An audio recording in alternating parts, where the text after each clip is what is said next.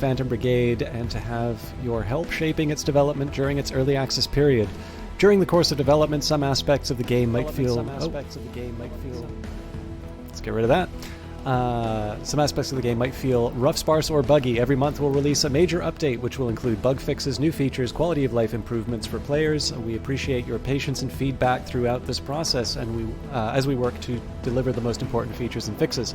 From the main menu, check out our early access roadmap to see what's coming next for Phantom Brigade. Reach out to us via the Brace Yourself Games Discord community, or read the latest patch notes for the latest changes and known issues. Thank you for joining us on this journey, and we look forward to making Phantom Brigade better and better with your help. Seizure warning. A very small percentage of people may experience a seizure when exposed to certain visual elements, including flashing lights or visual patterns. These seizures have a variety of symptoms, including lightheadedness, altered vision, eye or face twitching, jerking or shaking of arms or legs, disorientation, confusion, or momentary loss of awareness. Immediately stop playing and consult a doctor if you experience any of these symptoms. If you or any of your relatives have a history of seizures or epilepsy, it is recommended that you consult a doctor before playing.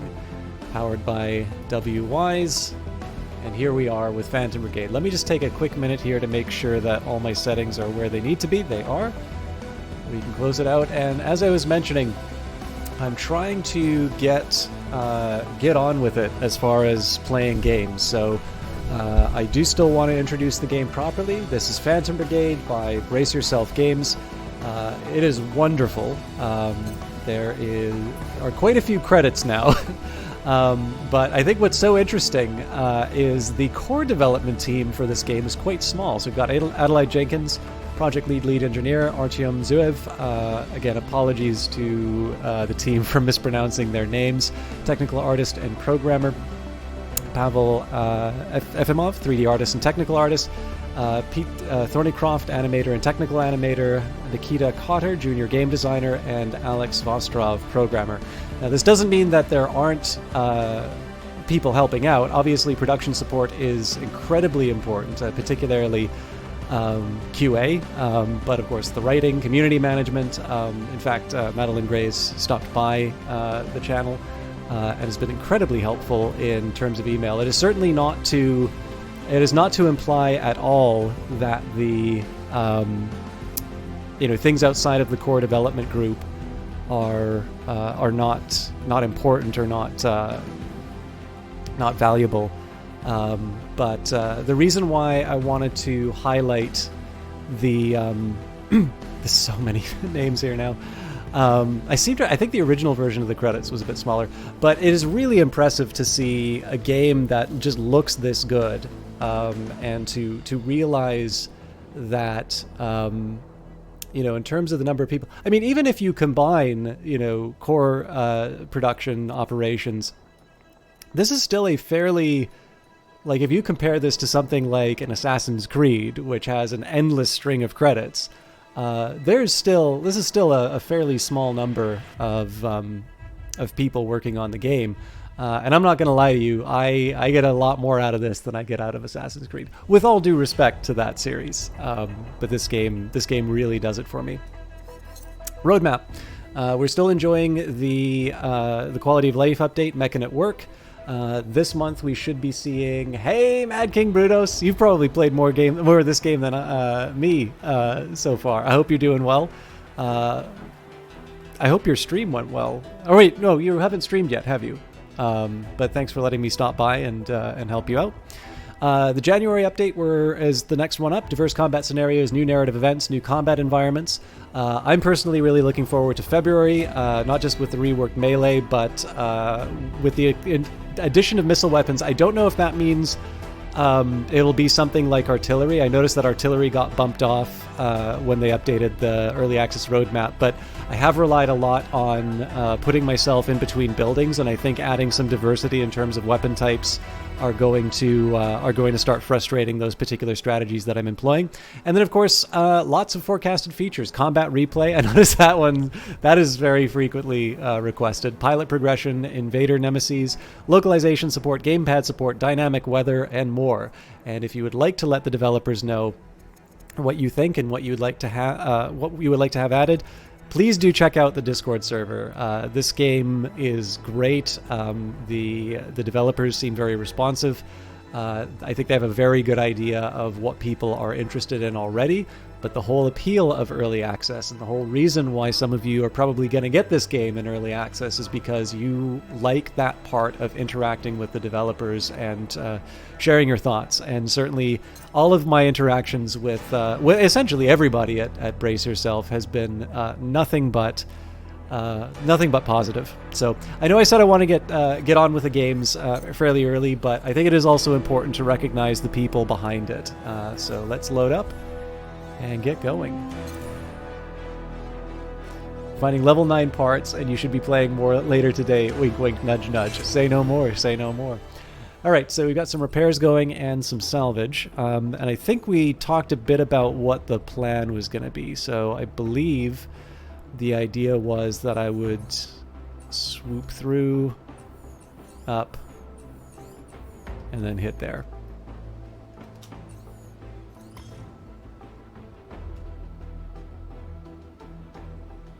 I think, well, we are the Phantom Brigade.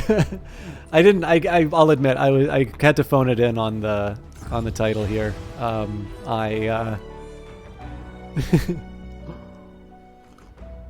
Great to see you again, Night Valiant. Actually, well, I'll wait till there's a bit more of a pulse in the channel. But I've been enjoying your Prey playthroughs. I hope you're doing well tonight.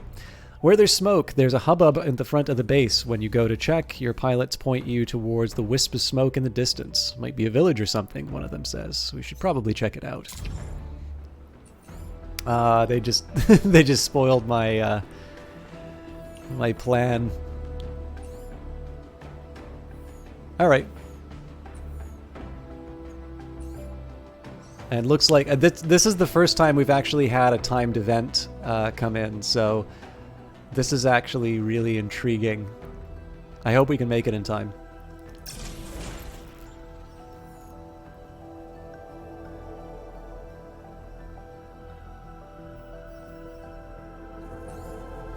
Well, it certainly brought our attention to everything going on in the area. Whoa, you can attempt to gain control of the structure by mounting an assault with your squad. We will disengage because I want to take the village. We should be fine.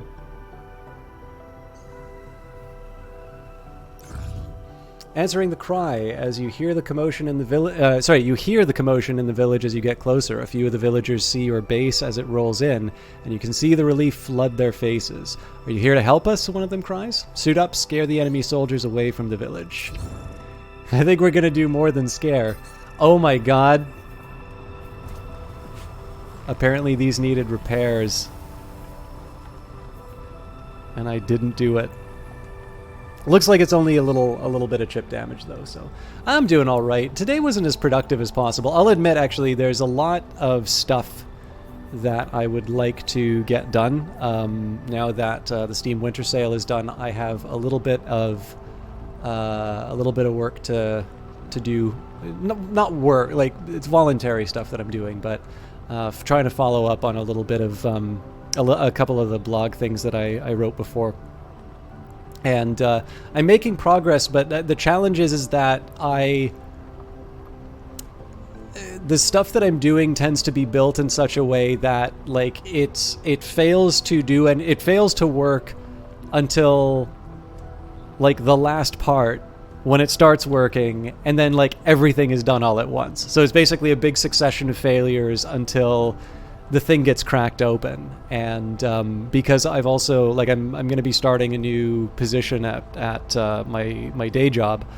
I have a bunch of stuff that I need to get done with that as well. And while I try to keep kind of the separation of church and state, the fact of the matter is I do tend to put a little bit too much of myself into into my day to day. So you messed up the progression and you did level 6-7 coast region at like level 4. Yeah, I did take on a couple. The first over leveled target that I took on, or like the first like more powerful than I should have target, was the first time I encountered like 1 billion tanks. That was bracing. but kind of fun in its own way. I really should be editing these units, but let's just jump in. Yeah, I really should get better at that, Night Valian. I do my best. Rebel units in range, engaging, requesting backup. So 5 new enemies on the field and new wave on turn 4. Okay. Oh, and quite a few mechs. Okay. Just want to... Just taking a second here to verify that we don't have... Yeah, our loadout isn't too devastating as far as the damage is concerned. I should maybe get a little bit better than I really am, but I don't know. I think as a whole, things are going to be quite positive. And one of the things that I'm trying to do right now is for some of the sort of volunteer work that I'm doing. The nice thing about these opportunities is that they're helping me sort of build a set of tools to answer questions that I think people may want to have the answer to, and in a way that works very quickly. But the problem is that the first time you build something like that, who knows what's going on. So I'll do my best not to overwork myself.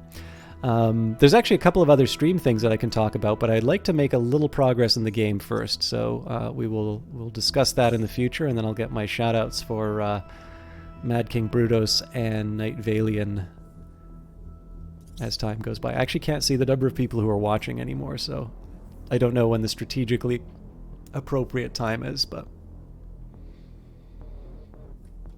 Okay. So the first thing I really want to do here is get my marksmen into a spot where they can just sort of draw... Like, so this road here is great. I'm not crazy about being on sort of the lower ground, but other than that, it's a pretty good little setup. The biggest worry that I have here, and this is where the AI is being pretty smart, is that they're firing their... So they basically fire their gun at me up here. So what my ideal move might be for this unit would be something like this. So we move up, we put our attack down while we're standing still. Who's in a good spot? Over here. So, boom. And it's not terrible because the submachine gun's range is 18 to 27. So I don't have... It's not like there's a world of hurt waiting for me if I just stay put and let them shoot at me. I don't really want to do that, though. What I'm going to try instead is I'm going to try and move so that there's the building between us.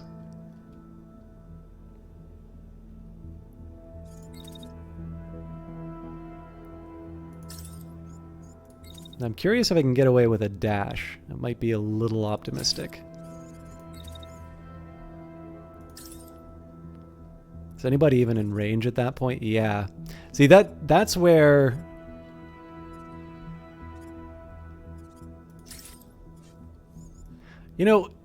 the heat's not as bad as I thought it would be.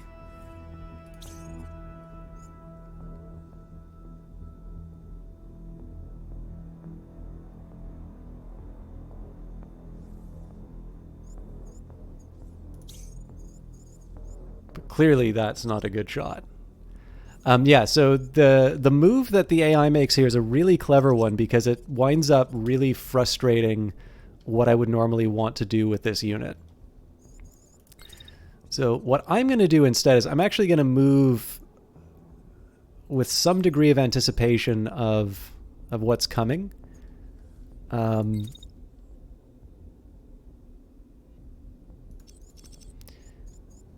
Actually, it might be better to dash it. That way I can sort of look at them as they approach.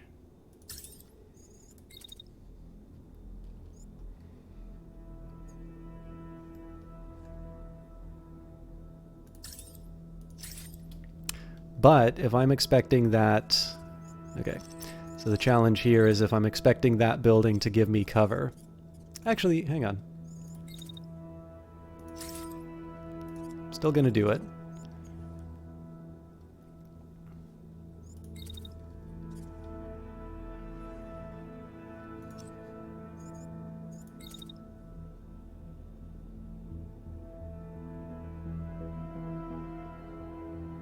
Turns out there was another person targeting me.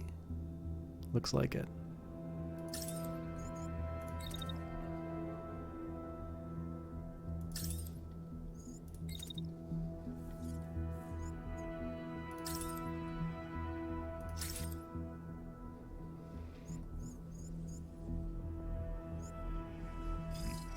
Okay, so obviously the first thing I gotta do now is find out...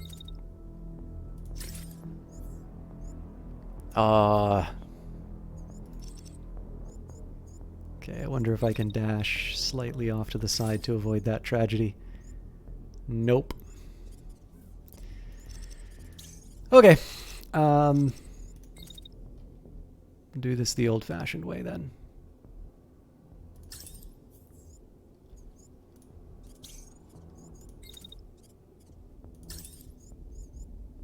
Wow. All right, this movement's tricky.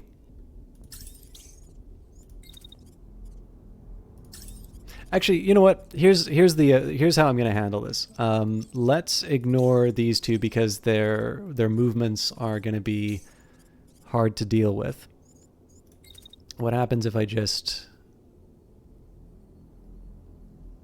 Okay, if I let this person just do whatever they want. So the thing I'm worried about here, so we run up, I'm covered by the building, that's fine.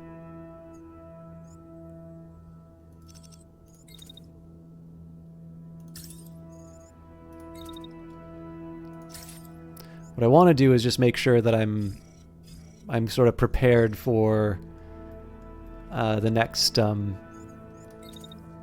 phase. So I may wind up taking a little damage, but nothing I won't recover from, I think. So I'm pretty sure if I try this dash here... Well... Nah, there's still problems. Okay, so if I just do a conventional run, take advantage of the building...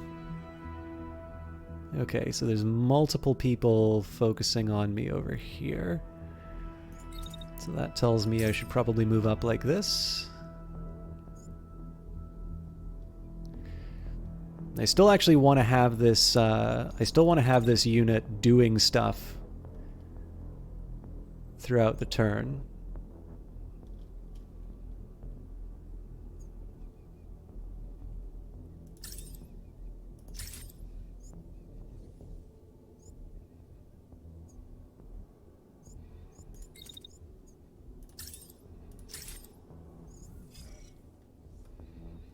Alright, I think that's the best I can hope for right now. This is starting to take shape. So if I just dash... I'm going to try something completely different on this side, so...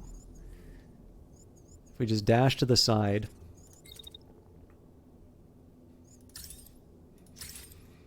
Now the dilemma with this one... is I have two units that are attacking me. It's this unit in the back, so I want to see what they're packing. That's a marksman rifle. Okay, I can't afford to... If it was an SMG, I'd be okay. I am very much not okay with the attack that they're doing. So here I'm just going to hide for a bit. And actually, you know what? I don't need to make this all that complicated. So if I just dash off to the side, what does that get me? It gets me a face full of marksmen, so we'll wait it out.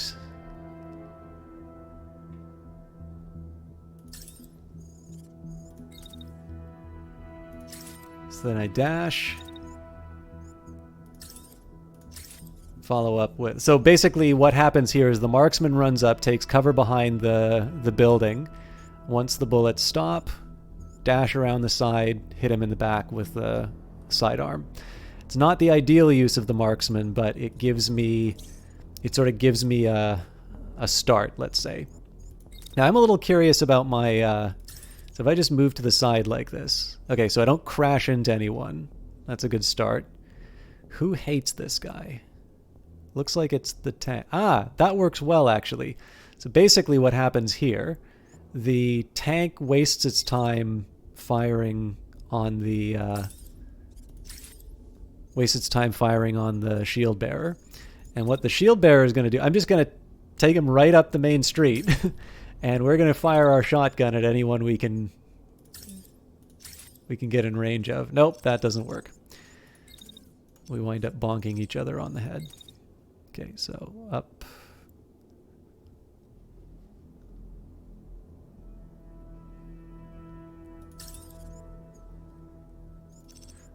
Okay, wait for it.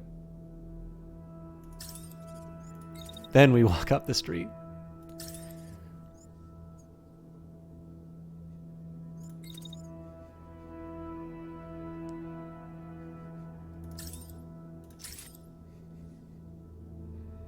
But then I collide with the other. Well, you know what?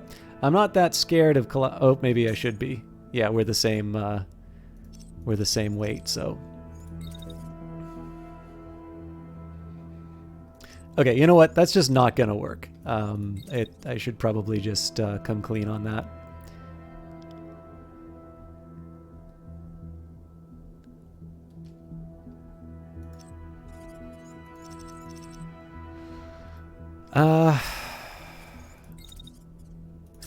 What if I dashed?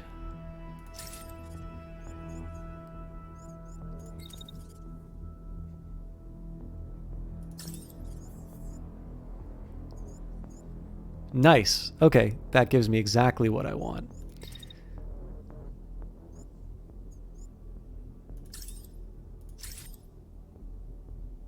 So running a bit hot at the end. But I'm probably going to have to toss my shield up anyway. The rest of these guys are... Ooh, they're all pretty heavy. It's the guy with the marksman that's... Okay. So it's a bit different from what I was planning, but let's see how the turn plays out. Oh, let me just, sorry, I'm spending so much time looking at the game I wasn't seeing chat. So Mad King Brutus says, I'm still photocopying keys. It's weird to look at your usual positions key, single key card compared to all the other sets. You have 10 plus keys. I keep forgetting you watch me during work. Speaking of opportunities, a bunch of Quebec companies were hiring Brazilians to work there, but French is a must. I mean, I'm learning French right now, Night Valian. If you happen to wind up in Quebec, now one thing you should keep in mind about Quebec is that they're in a full-on like lockdown and curfew because of COVID right now. If you wind up in Quebec, please let me know. And I don't know, I feel like I owe you some kind of a beverage.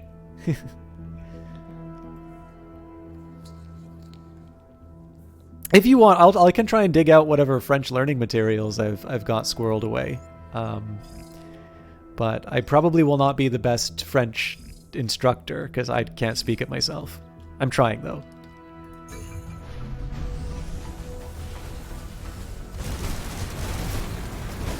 Okay, little damage, but that was a thing of beauty. I loved seeing that guy just unload the shotgun right into this guy. All right. So we got a couple of people who want to do us harm. Good news is I've got a shield. So we're just going to throw that thing up. And what I'm going to do here, so this is where this game gets super fun. So notice what's happening right now. This tank is going to be shooting. This guy's going to be shooting at me with his heavy shotgun. I, with my galaxy brain, just need to do this.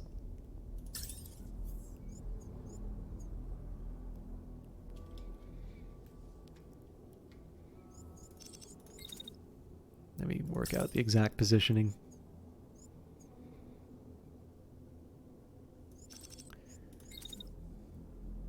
Probably here. Yeah, so you guys know exactly where this is going. So, I mean, it'd be nice if I can avoid the damage, right? But as a second best, you know, being able to turn around and inflict some misery on the bad guys.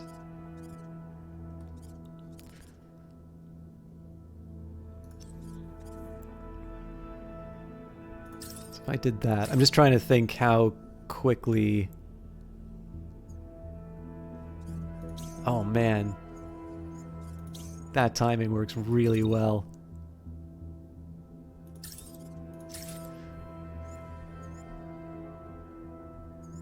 Okay, actually, I'm gonna make it even more precise. So we move up, so he hits his comrade in the back like this.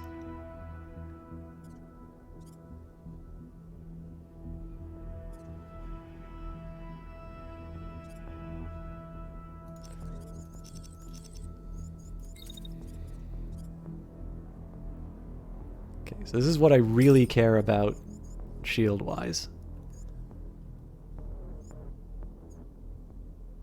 Now here's an important distinction. That shot actually runs a lot longer than I think it does.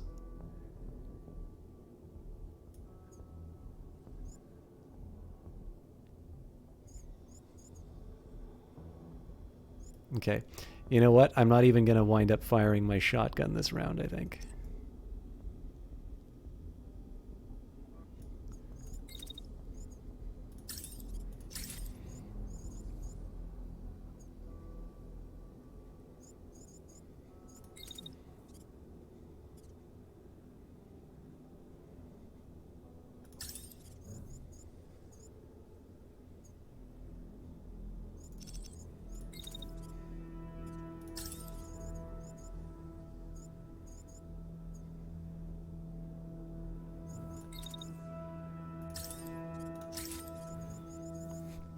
So I may wind up taking some damage off of the tank, but the idea here is, in addition to me blasting my shotgun into the into this unit on here, the tank's going to be taking him in the back.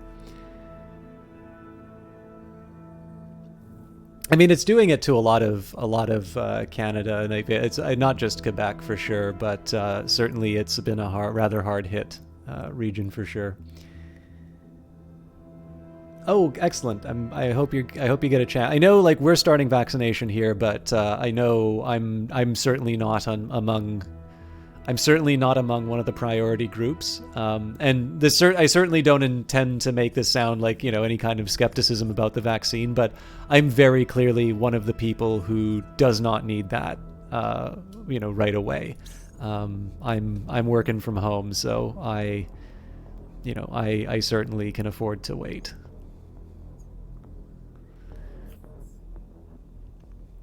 Okay, I gotta figure out sort of who moves where. Looks like... Alright, so after this thing's done crashing, it looks like they're gonna want to hit me. So, I'm gonna walk it off. I'm basically gonna walk it off and get myself in position for round 2.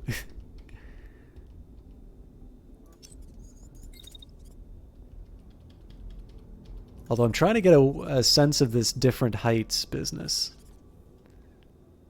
Because I think we're at the same height when we do that.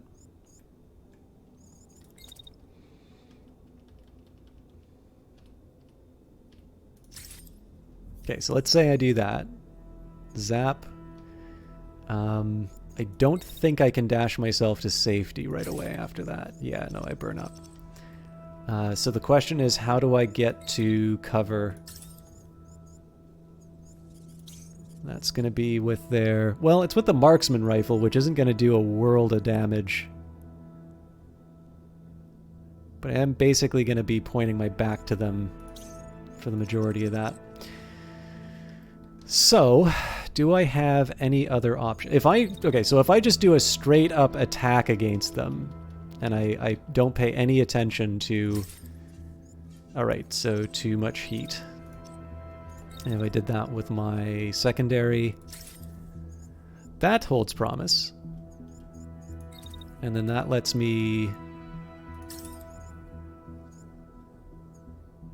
Yeah, so they just start the shot when I get behind the building, which is great because then I get to run around the side. Yeah, that finishes just as I get around the end. I probably don't want to do it from this angle. Yeah. Well, let's try it. I kind of need to get this different level business coming out, so.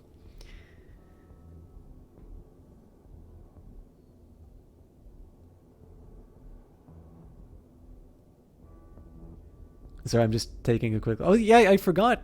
Things are going pretty well on your end.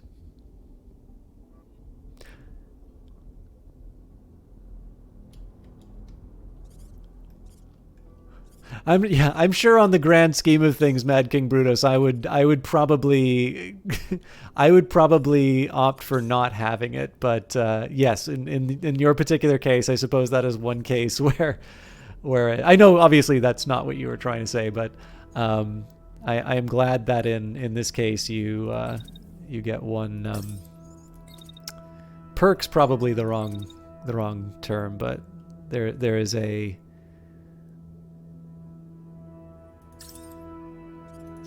I don't know, benefit, improvement, hope. Okay, I gotta think this through a little bit more. So I want to unload as much as I can on the target while still avoiding the damage. So, well, there's not much I can do about the damage, I don't think. So this gives me a chance to cool off a little bit. I mean, it invites the question why I'm even bothering to go around the building to be complete. Oh yeah, actually, hang on. This makes a hell of a lot more sense. So they're going to stay put.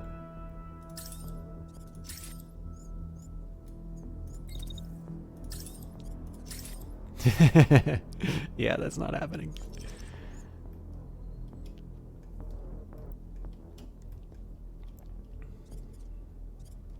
Okay. So I still need to sort out my marksman. I think the shield bearer is okay. Okay, yeah, so it's really just these guys at the end. Now, I do get a small advantage in the sense, so I have a little bit of my shot to finish off. I'm curious if I can just afford to dash away. It's gonna be a little tight, but...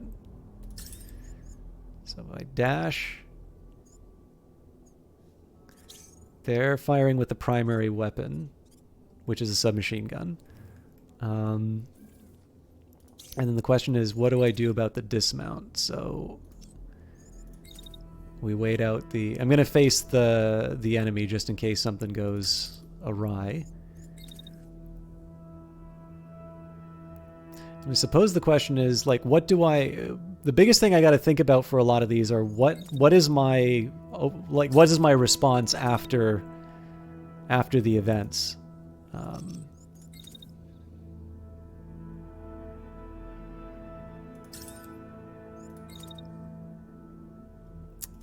I wish this were different, but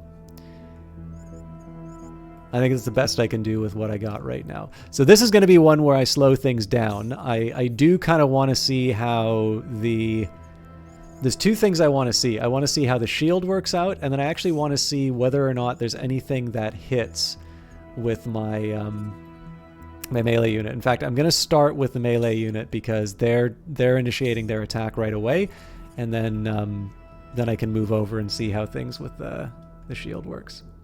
Let me just take a quick second here and enjoy some coffee. And let me give you a word from our sponsors. This particular chain of events is being brought to you by NightValian28, an excellent Brazilian streamer, currently playing Prey, which is, I believe, by Arcane Studios. NightValian's been a real treat to watch ever since I saw him playing Kit Fox's Lucifer Within Us. He is impossibly nice on his stream, and I strongly recommend you all check it out. He's got a wonderful taste of games definitely oriented towards open world and puzzle, but I've certainly been able to enjoy everything from Cloudpunk to Lucifer Within Us, Manifold Garden, and I don't know what's coming up after Prey, but it's really neat. And actually, it's also really neat to engage with him on his channel because I get a real appreciation of what it means to be in a different region and the prices that you face. Excuse me, playing favorite games. On top of that, I happen to know that Mad King Brutus is looking to get back into streaming. So I think he indicated that he might be streaming at the end of tonight. But failing that, if you drop him a follow, once he starts streaming, you can get the information. And I don't know what Mad King Brutus is going to wind up streaming first, but I did get a chance to play some Mass Effect 3 multiplayer with him. And on top of that, it looks like he has gone very deep into Phantom Brigade. So that has been a particular delight to watch. Anyways, this is for... Oh, excellent. Okay, well, we can... I hope you don't show me up too much. Let's watch the magic happen. So I'm doing it slow just so I can see how this turns out.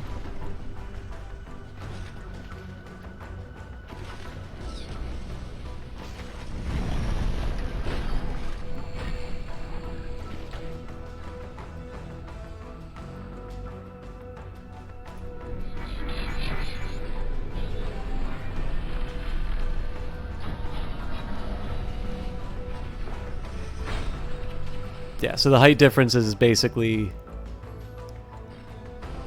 as if the attack never happened.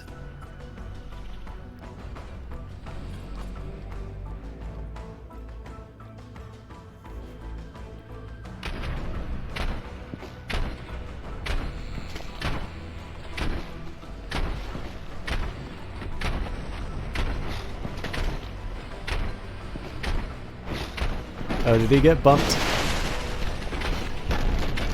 That's a thing of beauty.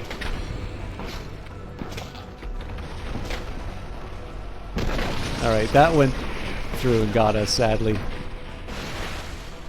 This guy got hit in the back from the assault rifle.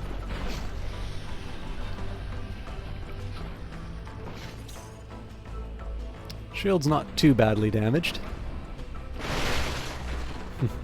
Spoke too soon.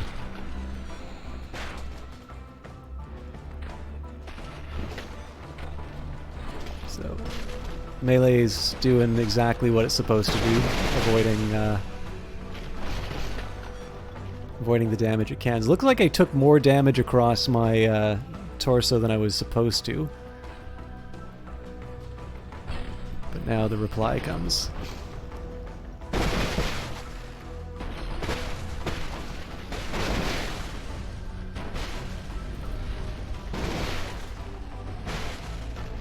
No, the strike doesn't happen until later. Alright, that was exciting.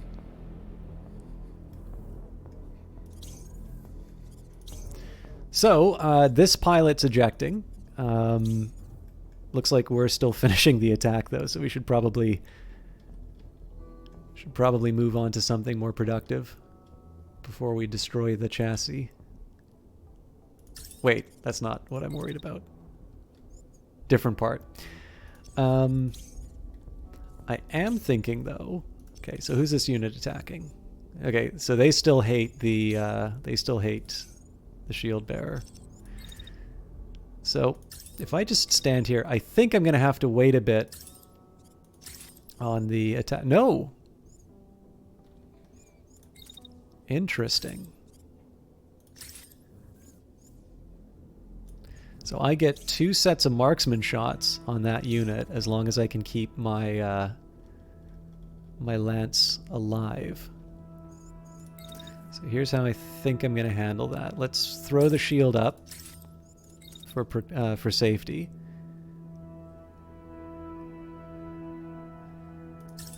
Okay, so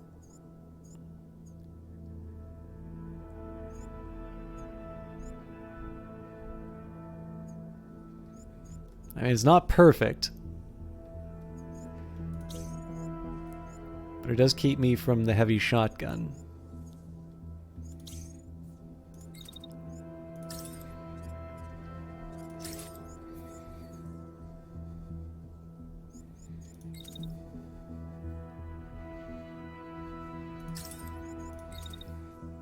Mostly this is about keeping this unit in place while my marksman does his job.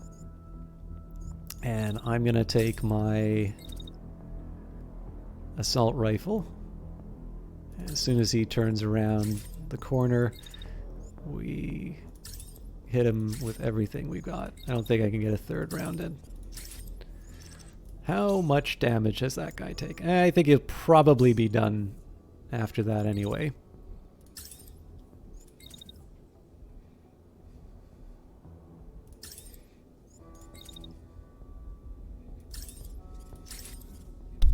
Oops, sorry. This is probably a bit of overkill because of the marksman, but couldn't hurt. Okay. So this obviously is finishing the job. What I think I'm going to do in between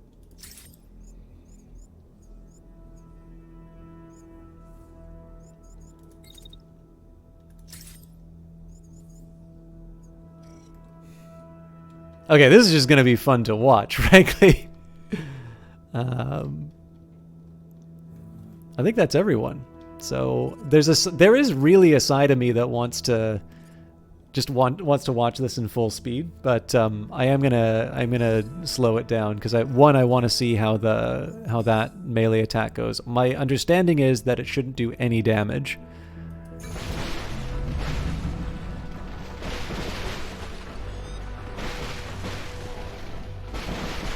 This is wonderful. So those are missing intentionally. We can take the full body. Oh, did I hit my own guy? Probably. Okay, so no damage there.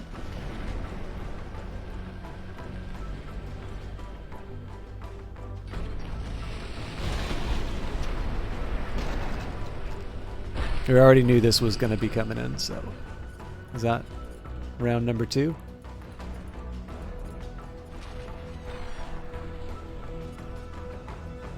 Oh, my cover's going.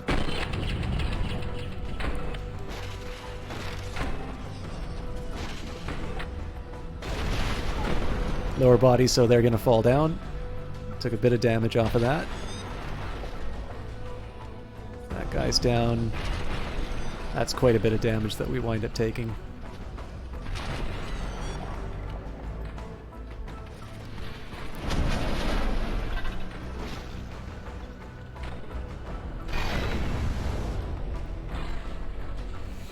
Only I would wind up putting a tree in front of the money shot. Okay, so this guy's just going to spend the rest of the round crashing. We're going to overheat a little bit, but I think we should be able to see the end of this. Oh my god, what's happening to the heat? Oh wait, that's probably calculating that after what I've already done. Stop, for the love of God.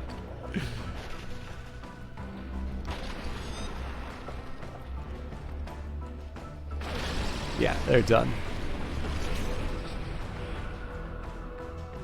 It's kind of neat to see us see the heat effects. Sierra 2 on the field. What's taking you so long here? Surround them and finish them off. So 3 new units. All right. So, I mean, as fun as all of this has been, we haven't actually done that much damage to this guy with this unit. And I am sort of out of resources to be able to, like, to do a lot of damage here. So, let's see where the enemy... Oh, I'm running hot here, too. I don't know if I've ever pointed this out before, but you do get a glow on your guys. I think for some units there might even be sort of like a shimmering. God, that looks good. Did you feel like there should be able to do this like extra slow motion and be able to play the Chariots of Fire theme over it while they...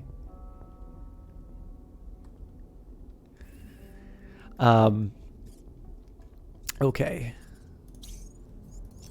Let's clear the decks.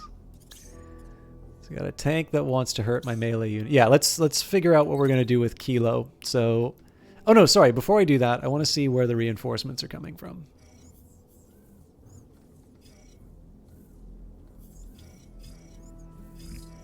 Okay, so we want to head off to the right. Actually, I'm going to be in a decent spot. This is not a bad place to get some shots off on the bad guys. That of course makes sense now why they want to regroup with their own guys.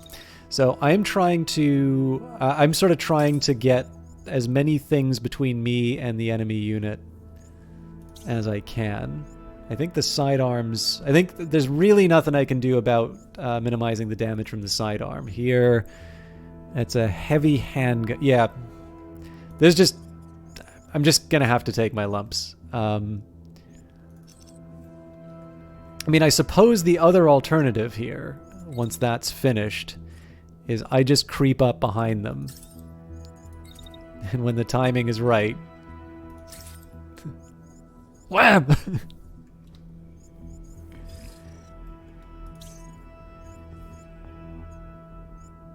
Actually, you know, this sounds silly. This is actually the right way to go, because that marksman's going to be...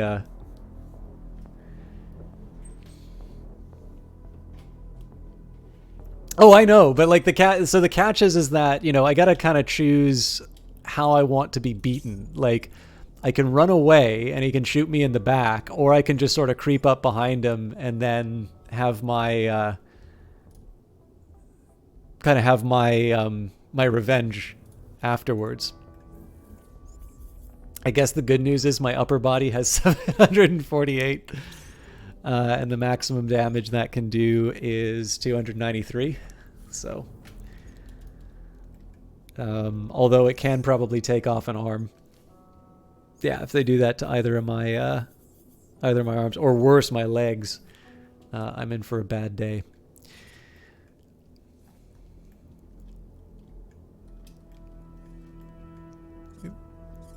What happened there? There we go. Does anybody have a fun caption for this position?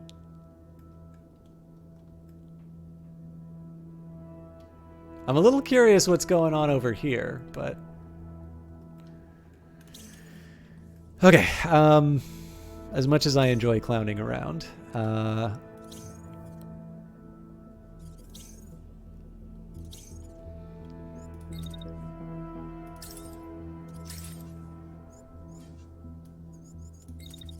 the one thing I got to do is I got to get my guy in and ready to contribute on this side of the fight. Everything else is sort of secondary. So as we move through... Who am I kidding? I'm going to do the attack as soon as I possibly can, so... Oh. Alright, that gives me an even bigger reason to take that thing out. Oh, I'm still not in range.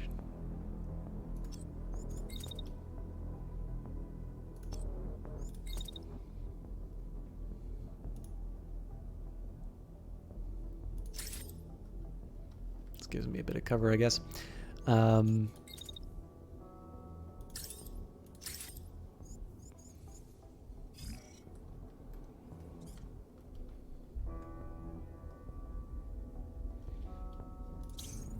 So I think Tango's got to be the one to properly deal with the tank.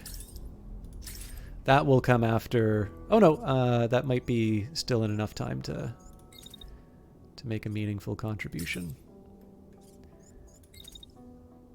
Do I get 2 rounds of that? Looks like I do.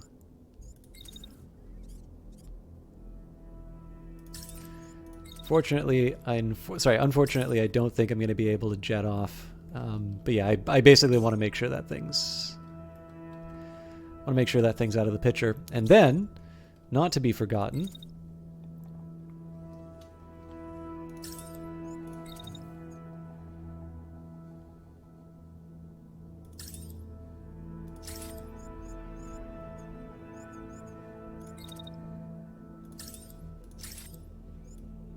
so I'll be running hot by the end of it, but it's also possible that they're going to be shooting at me afterwards. So And in this case, I'm just going to watch the magic happen at full speed.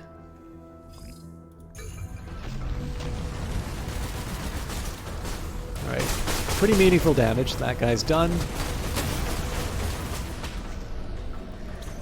Yeah, that was enough.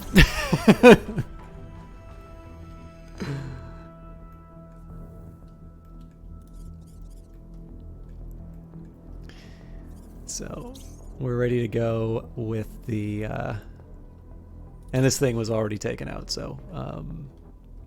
two additional units on the field. I don't think we'll have too much of a problem. So seeing as I'm probably already running hot, the best thing I can do right now is just walk behind the building. That thing's packing a standard cannon. So I suppose it would be kind of nice if I could... I don't know if there's a better route that I could take if I go around like this. Well... yeah, that actually keeps my unit safer. I am slightly curious if I can peek around the corner. Say we wait. So I peek around the corner and I try to get a shot off.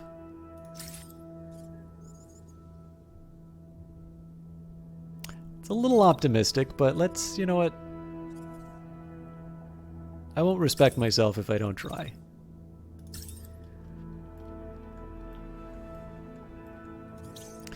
Okay, so the next question here is who's targeting... Alright, so I think there's an easy way for me to... Okay, yeah, so the sort of my assault unit is the one that's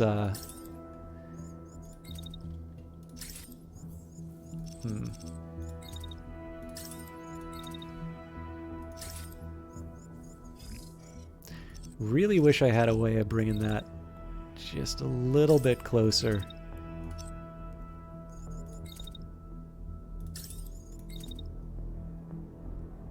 What I'm really trying to do here is finish this on the same round. How you doing, Zankoshu? Things are going pretty well here. It's always a good day when I get to play Phantom Brigade. Okay, so we march up.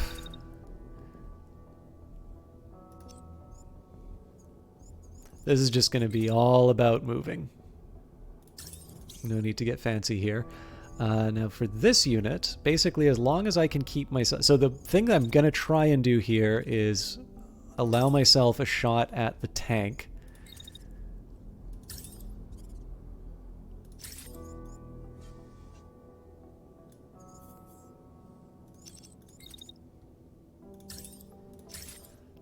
So the hope here is that the side of the hill still covers me.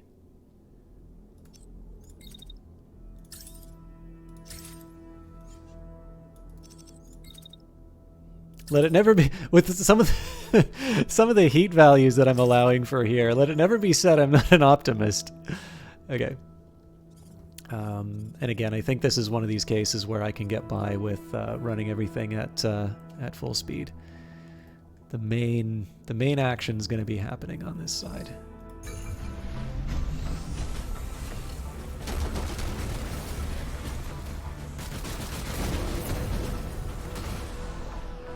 God, that looks cool. So he's going to be crashing for a bit after the big sword swipe.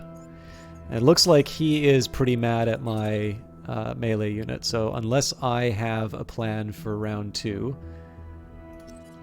which I do, obviously, let's go in for another hit.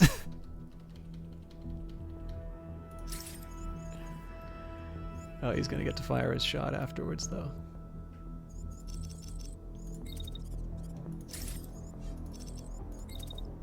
How long can I wait?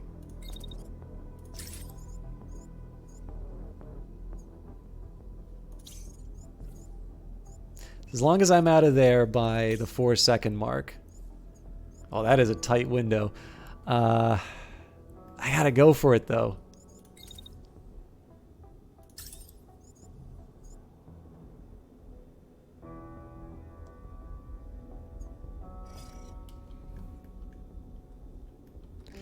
Okay, let's see what kind of help I can give my allies.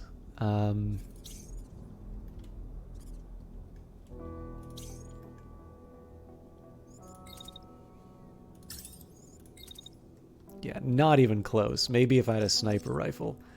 Okay, so we'll head up here. I am curious, though, if I move to the roof of this building, am I able to contribute something? Oh. Uh-huh.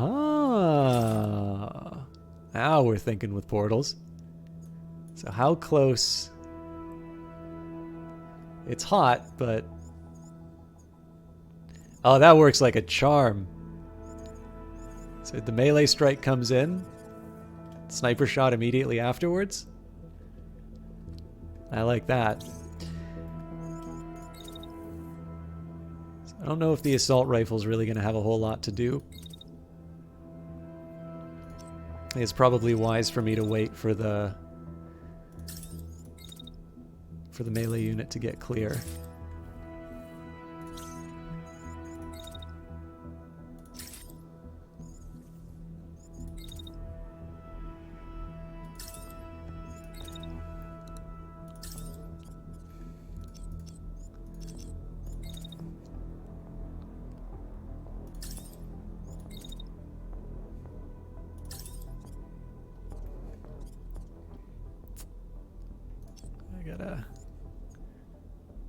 I curb my enthusiasm for a bit. There we go. All right. So as soon as they get the shot off on the melee unit, every other unit just comes in and lets them know their displeasure. So I'm figuring as long as we can get a good... Okay, I'm going to leave this to chat. Do you guys want to see it in like real time, or do you want to watch it build up and have me like move the camera around? Or alternatively, I can just do it in slow-mo from this angle. So I don't know. I can do a vote. Like I know there's voting tools in Twitch, but I'll just take it from people's participation and chat. Like, does anybody have any strong feelings about slow-mo over standard speed? Gives me a chance to sip some coffee. Slurp some coffee. Slow? Does anybody not want to see it slow? That was like the nicest thing that the developers could have let me know is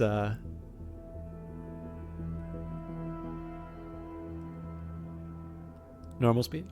Sorry guys, I just saw a comment.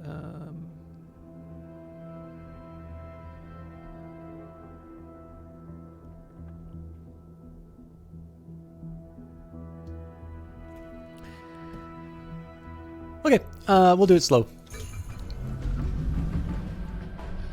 So marksman's going to be over here. We're going to see him jump up onto a hill. Assault rifle's going to be walking up the hill. But of course, the real excitement is right here. What are they going to be shooting me with, by the way? Oh, sniper rifle? I'm not worried.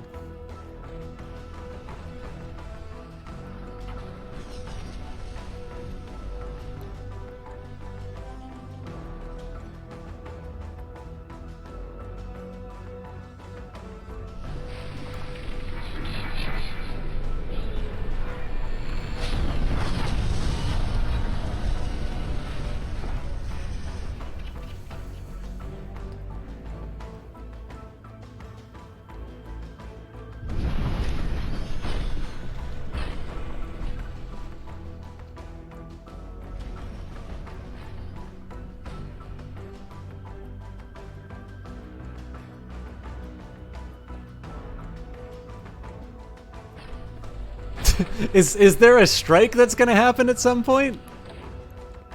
Guess not.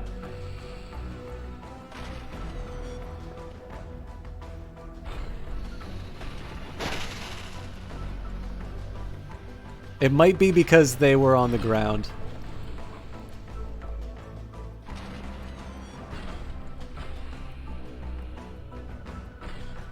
Wow, that marksman shot did nothing. All the smoke's getting in the way, so...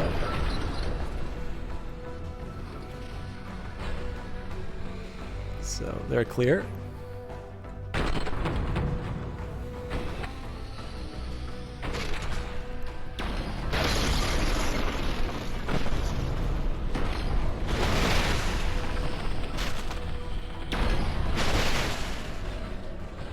It's a bit excessive. This guy's going to be ejecting, assuming we don't demolish them first.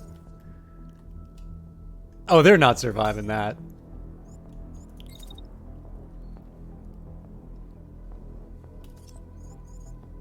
Gonna try and move them away, and then.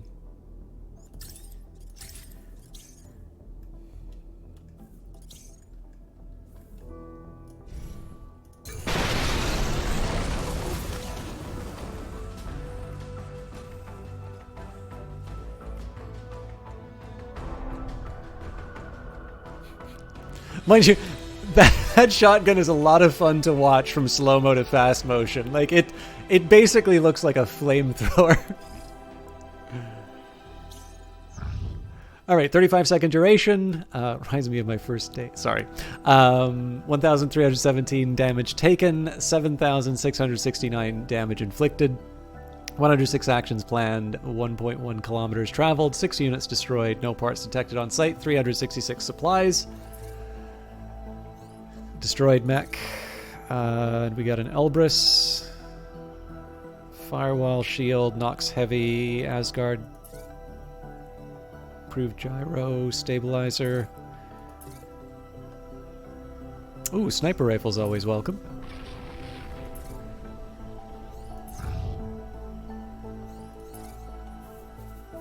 Although, maybe not so exciting. Alright, we can dispatch a salvage team to this site to recover any usable parts and supplies. However, the mobile base will need to remain stationary with them. So we will salvage, and we'll make sure that everybody gets proper repairs this time.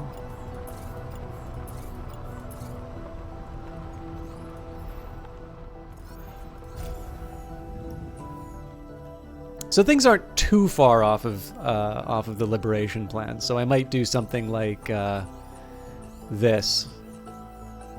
But we'll still focus on these in the absence of some kind of a special mission. I will mention as well. Actually, I should have said this at the start. I think I had meant to say so, and I forgot to say this.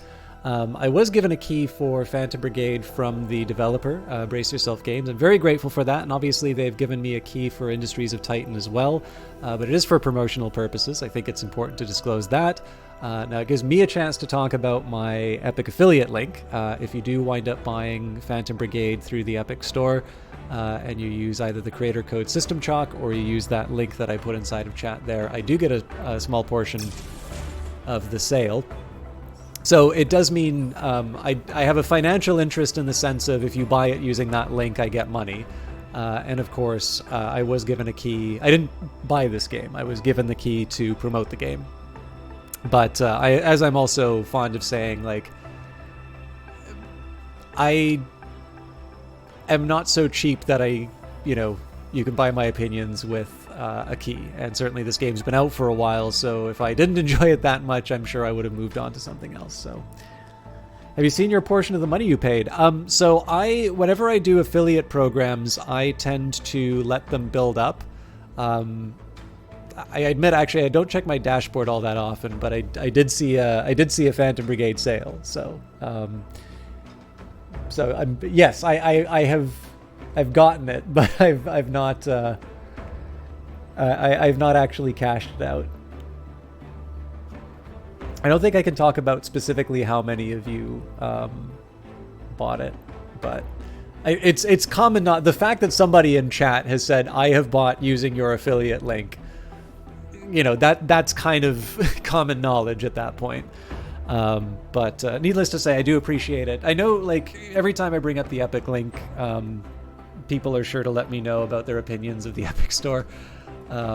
Actually, I was really annoyed with that one viewer during Industries of Titan who decided to lecture me and sort of by proxy Brace Yourself Games for taking the exclusivity offer, when it's like, the game was going to come out in 2021.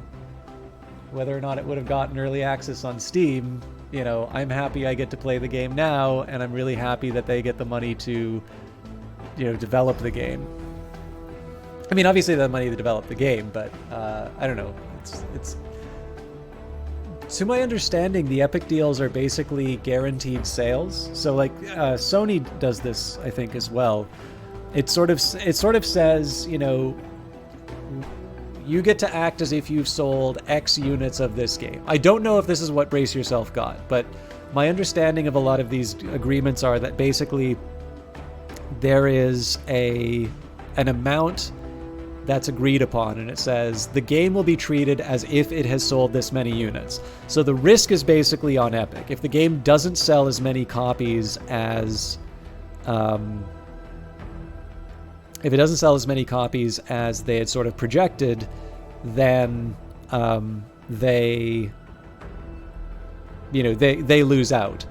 And then, of course, if the game sells exceptionally well, not only is there sort of the recouped amount for for the agreement, but the developer is taking part in those profits as well. So there may be like moral hazard problems with that, but I believe that is what those particular agreements are producing. And I don't know, like the fact that the people who are making this game are able to say, you know, we get to treat this as if X number of units have been sold for this game. And, you know, the whole question of, is this thing going to make its money back, is now sort of outside of the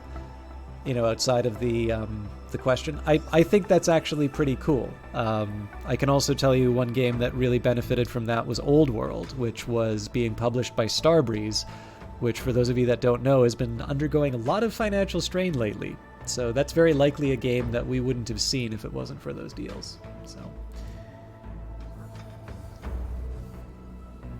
all right, have a good one, Mad King Brutus. We'll probably see you later tonight. Where else were we? Your understanding is that Epic pays a projected amount of game sales to the developer. I think it was 1 million copies for Borderlands 3, but you might be wrong. Yeah, I mean, your guess is as good as mine. I don't believe there's... I mean, you never know with NDAs, right? I suspect probably Epic doesn't want to talk about the specific number of sales that a given game is making. But I believe the developers have been allowed to just generally talk about the terms, so... Yeah, I would be surprised if it was just 500,000 units for Borderlands 3. Like, I don't know why Gearbox would take that deal for a game like that. I mean, don't get me wrong, I'd be really happy if I made a game that sold 500,000 copies, but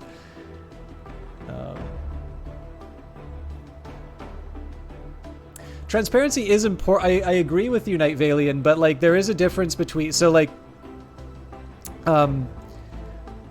Steam doesn't say how many individual units are sold. And I can see why, in the interests of sort of running a storefront in a competitive environment, why you may not necessarily want your... sorry, I will get back to the game, but I wanted to kind of give an example of this. You may not necessarily want to give your competitors information about specifically how well your storefront is doing. One interesting thing about sort of the store wars is that, you know, you can be the only operator in an environment, and, you know, most people will say, you know, monopoly is bad, you should never have a single person operating in an area, and to an extent that is true.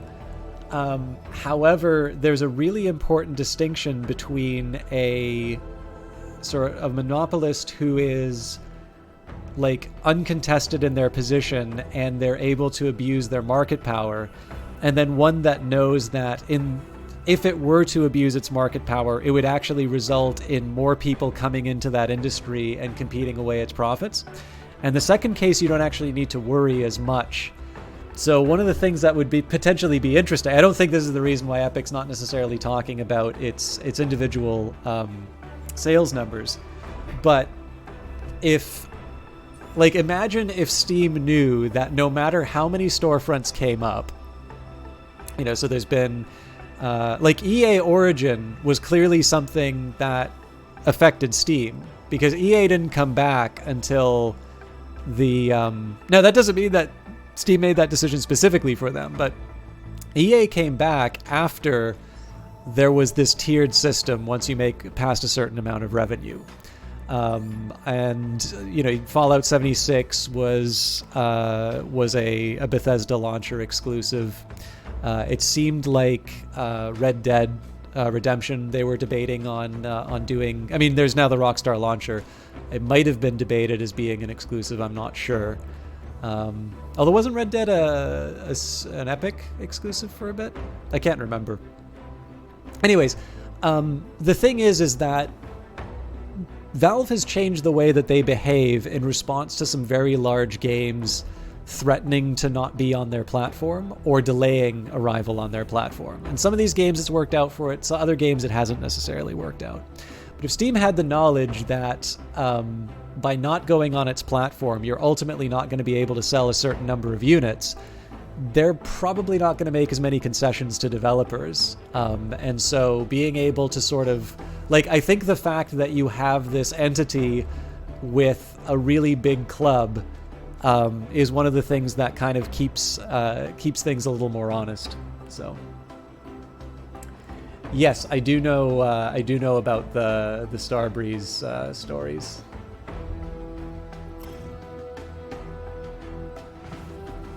Anyways, obviously people have strong feelings about the Epic Store. I'm never going to convince people. You know, so the big thing is if you don't like the Epic Store, you know, nobody's going to make you use it. But yeah, I don't know. Like, I think the development has been a particularly positive one. And actually, speaking of the brace yourself. So the Clark tank has gone away, sadly. But in the last Clark tank, well, the live stream Clark tank, I believe the deep dives will still be happening. But there was a Ryan Clark, who's kind of the founder of Brace Yourself Games, actually talked about. Kind of did a recap of an article that they wrote about the idea of the indie apocalypse, and the entry of the Epic Store kind of came up as a development that sort of maybe suggested that perhaps things were different than what the doomsayers were talking about. Yeah, there's a lot of people who have their launchers now, and the thing is, Bethesda can kind of afford to do it. I mean, obviously now they're part of Microsoft, so maybe the need for a Bethesda launcher isn't quite as strong as it used to be. But I mean, if the revenue share is 30% and you're a company that's making Elder Scrolls style games, Grand Theft Auto style games, like being able to recover 10-20% of your costs, or of the revenue share of the revenue from your game, that really is the point where you can say, yeah, making our own launcher is actually a financially sensible choice. So. Oh, you like Prey, huh, Zankoshu? There's someone you should check out.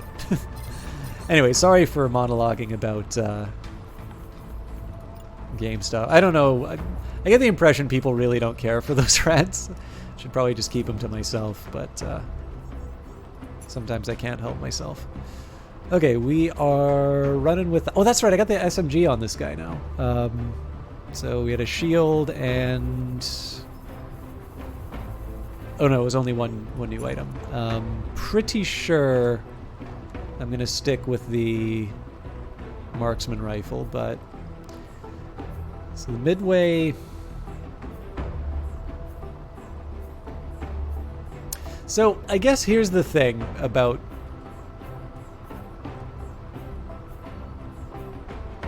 I am kind of tempted to try the midway because of the higher base damage. I know the damage per second isn't as exciting, but I don't actually think the damage per second is the right thing for me to be focusing on.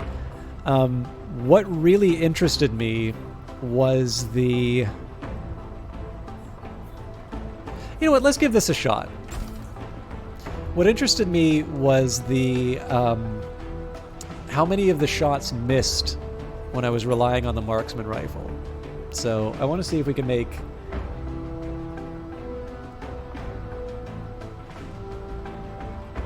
I mean, that's true, Zenkoshu, but on the other hand, like, that doesn't mean that I feel like I should just, you know,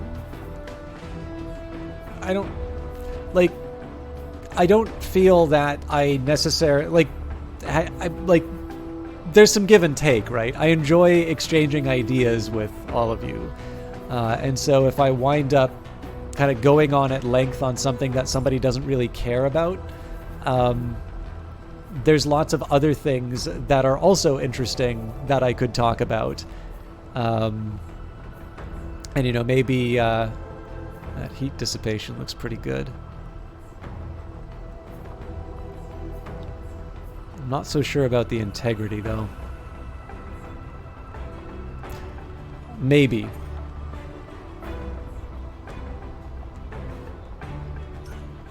I'll leave it for now.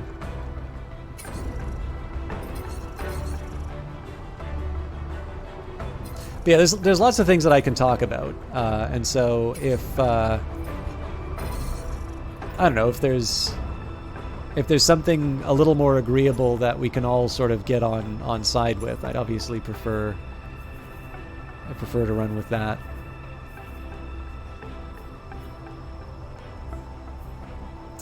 I always keep checking out these swords, and I always know that I'm never going to go back to them. So let's think about my arrow. So we've got an arrow medium here. So everything's worse. So that's not happening.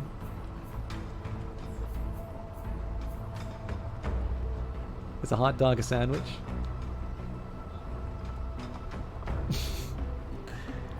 I prefer my favorite is the our Pop-Tarts ravioli. That is my favorite.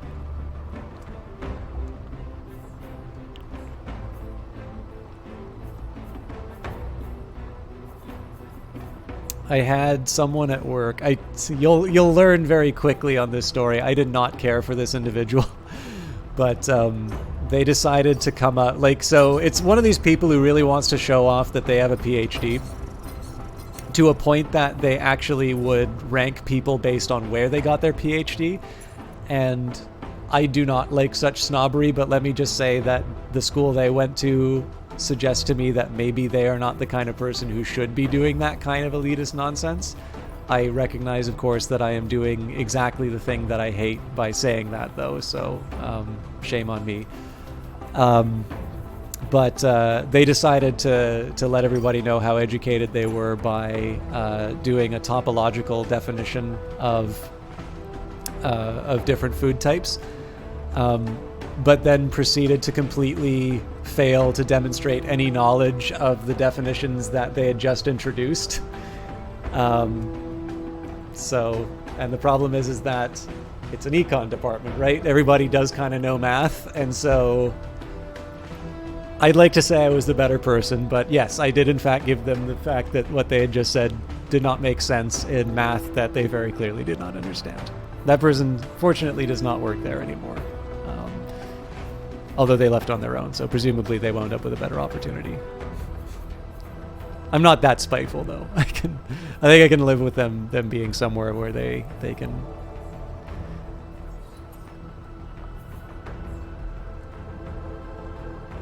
Yep, they absolutely are. The thing is that with people like that, people like that are not as hard to deal with. Well, okay, they're hard to deal with in the sense they're annoying to deal with, but once you kind of get past the bluster, there's it's not a surprise to find out that there's not a whole lot of substance there, right? So, to suddenly find out, I really got to figure out what I'm doing with this arm, because this integrity is not great.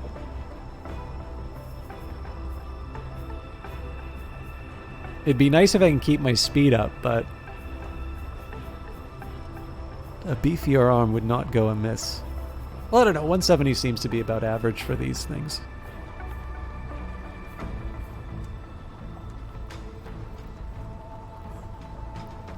Well, I'll stick with the Elbrus for now.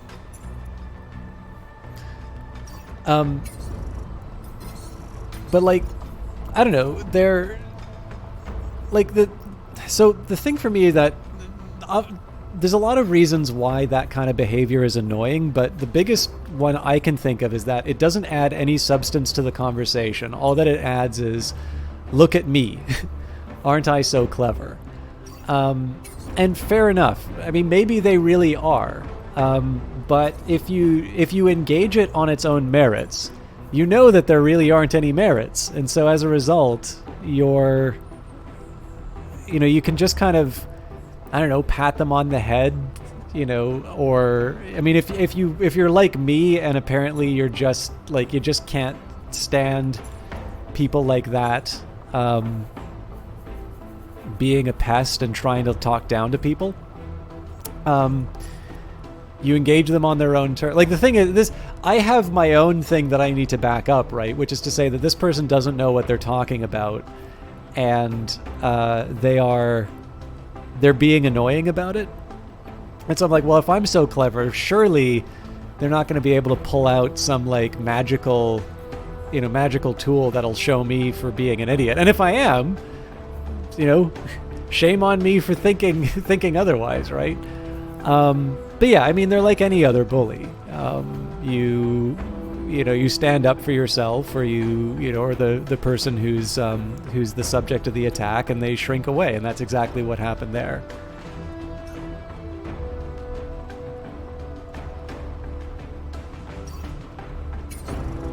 Yeah, well, I mean, like, this is a person who they had one smart person term.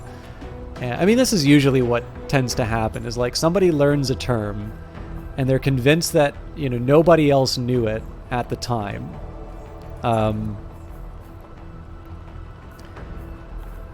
I had a pair of legs, I'm pretty sure it was legs, that I was thinking of switching out. Was it these? It's a big loss to the integrity, though.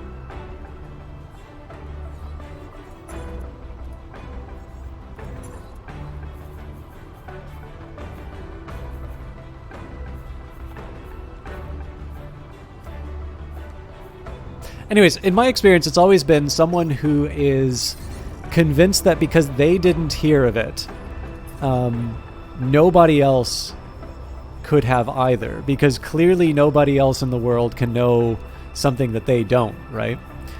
And so, they obviously don't know what they're talking about, and you can either let them twist in the wind, or if they're being particularly annoying, you can stick the knife in. There was a different set of loadouts I wanted to try, but I obviously griped about work stuff, so I'll... Oh, this is a challenging one. This will be interesting, but I think there's a couple of good sniping spots here. So, Sierra 2 on the field, what's taking so long, and I missed the rest of the dialogue. Okay, so let's see the arc on the... Good God!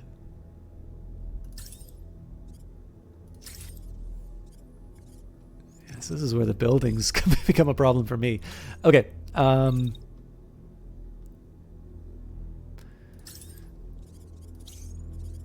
gotta get my sniper in position, or I gotta get them on top of a building.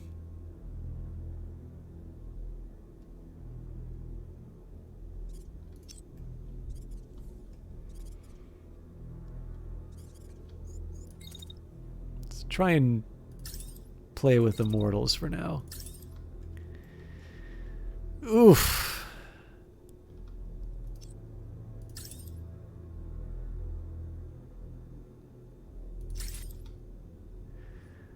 Really using a sniper rifle on a tank?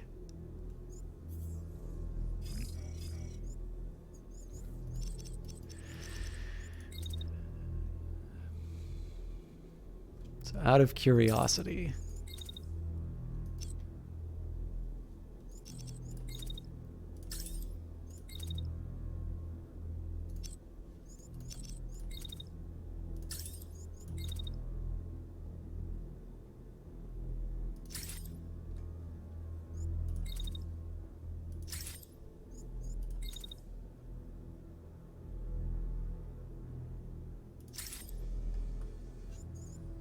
interesting.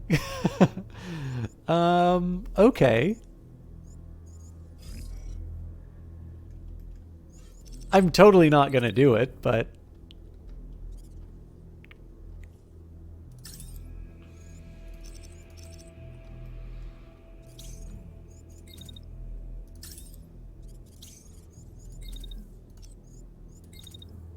I'm assuming they bonk their heads together. Oh, no. I'm lucky. Okay.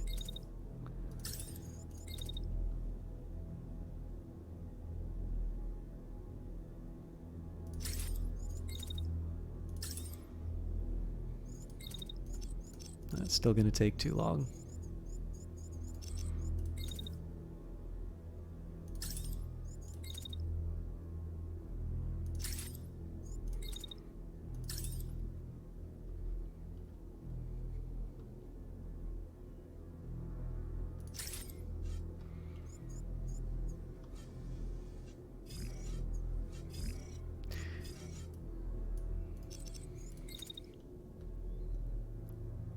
Again, a lot of this is really about me practicing with my new toy.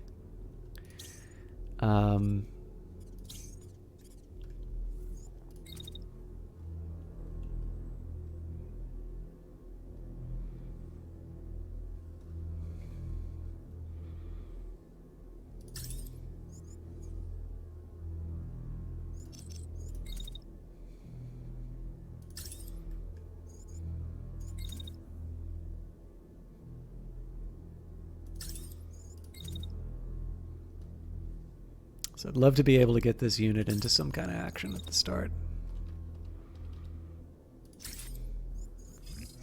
No point in doing that shot because I can just start it on the next turn. In this case, I'll just move them as close as I can to the front. I might have been able to make that happen if I ignored the shots coming at them from the side, but I do want to do something.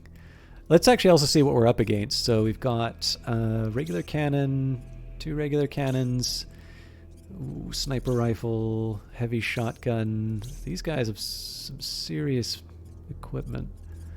And a flat cannon.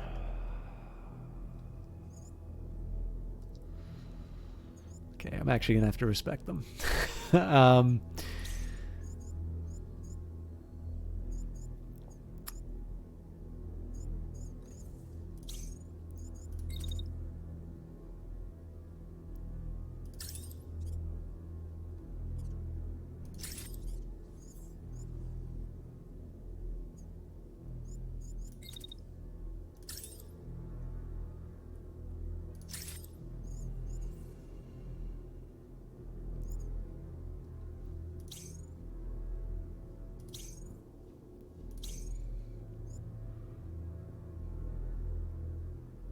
So I was originally going to, you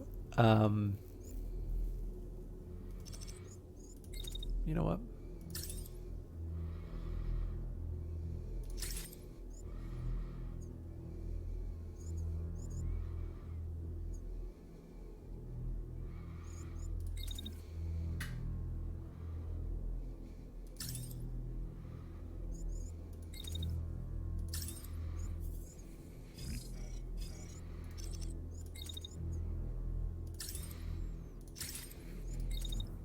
Just gonna throw my shield up and start pushing people around. I think part of this is more exploratory. This guy seems to have gotten off scot-free, so what I'm going to try and do there is basically as soon as I have somebody who's able to gotta hold off a little bit on that shot.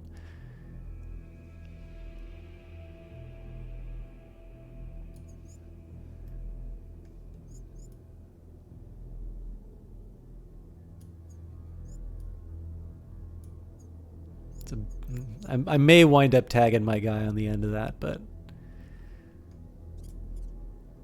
Alright, honestly, I just want to see how this turns out.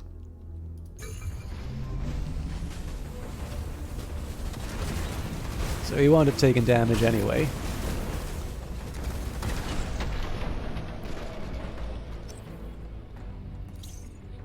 Alright, so he's crashing, that's good. That thing did not get destroyed by the sniper shot, so I'm already somewhat dim on the prospects of using this in a real fight.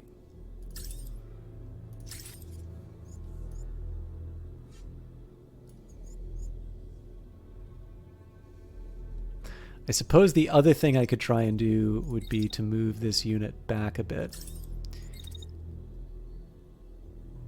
And then deliver on this guy. Even then, the chances are... Yeah, that's not the done thing.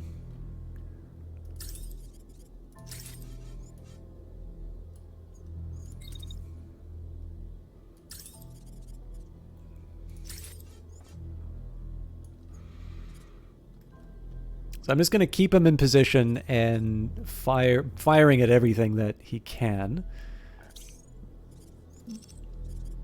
So who wants to hit my...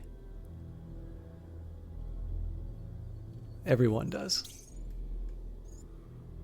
Ooh, that sniper rifle means business. That thing... How much damage does that do? 500, Jesus.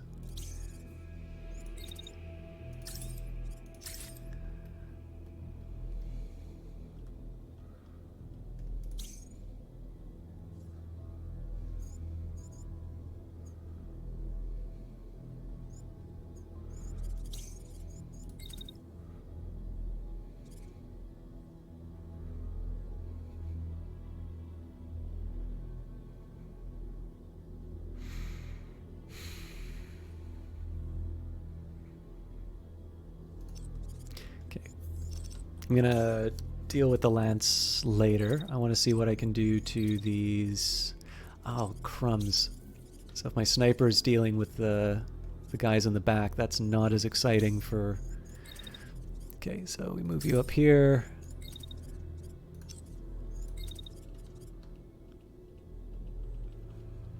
Physics!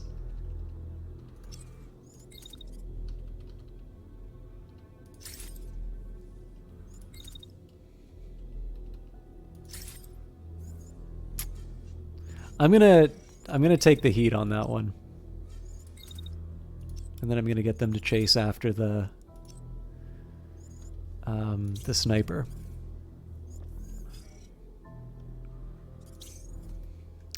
Okay, so this unit is going to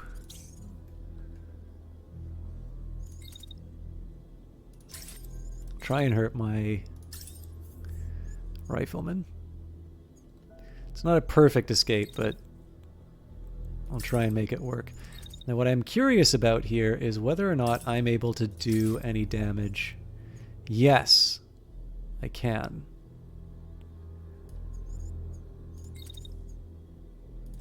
So even though it's not an optimal distance, I'm going to try and do what I can with this.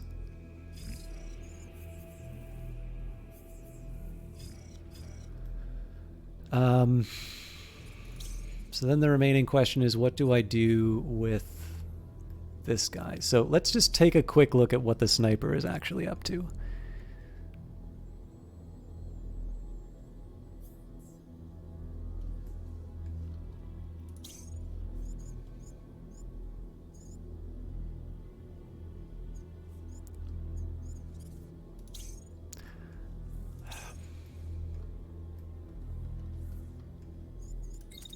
I hate how cautious this is, but I really don't want to find out that he had a clear shot on me there. Now, the drawback is what I would have liked to have done with this unit is move back, but what I'm going to wind up doing in that case is crashing back into this unit and potentially screwing up the rest of the... Well, you know what?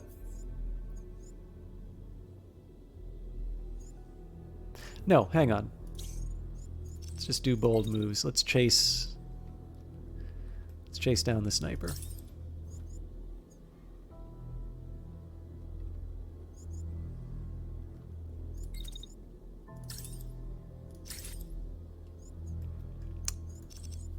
That's maybe not such a good idea now that I think of it. The reason that's not a good idea is the sniper is actually specifically gunning for me. So if I can put the hill kind of between me and them. I suppose the next best I can hope for is just to get closer to those cannons that want to hurt me.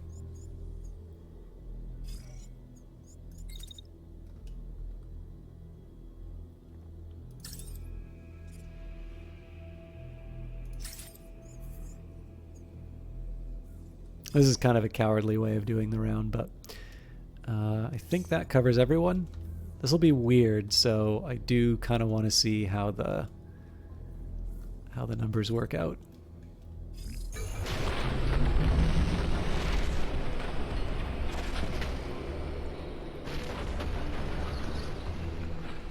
Okay, so I was overly cautious with the sniper rifle, which means I'm going to take a hit to the back. I do want to see how my sniper in the background does their job.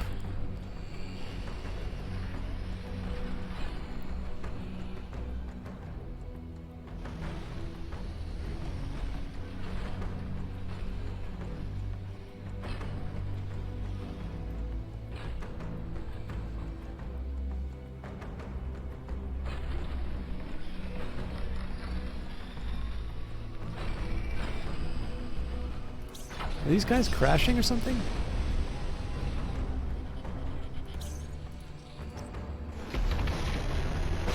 Okay, well, they're ready to defend.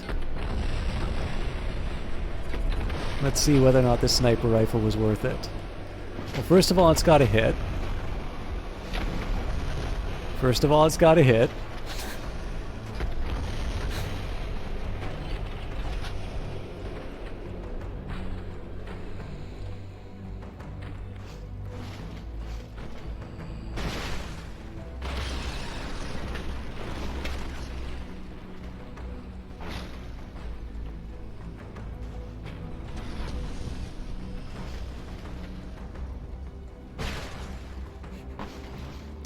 Turns out this building's not the greatest cover after a couple of hits.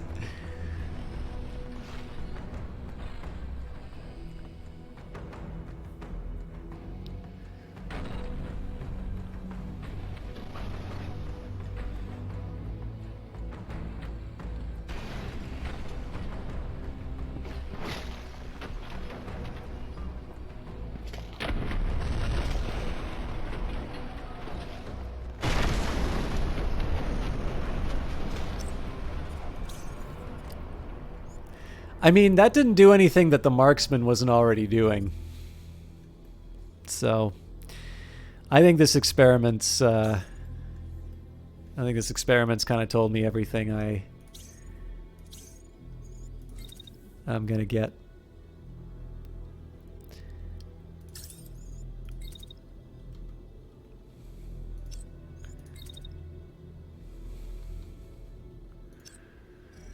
Alright, so I gotta do something about the heights.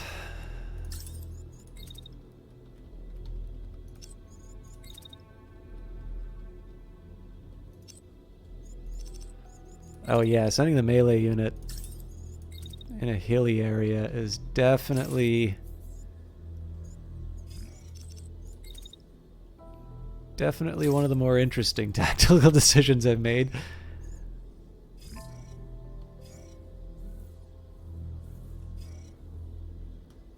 Alright, well honestly this shouldn't be that hard to finish off, so...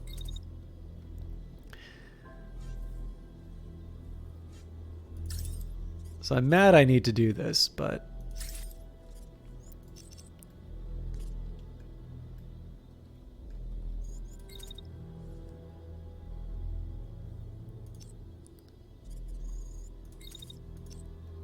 Well, let me move there. So I guess in... Oh, that's interesting.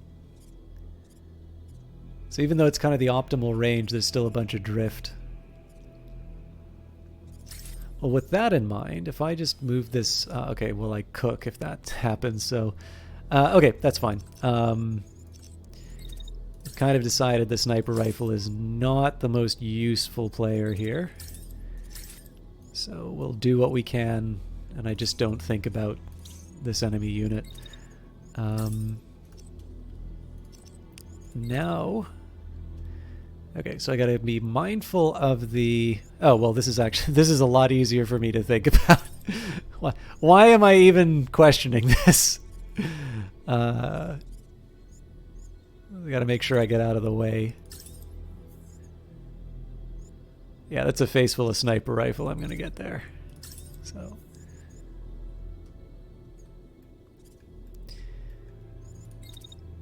What miseries can I inflict on this poor sucker?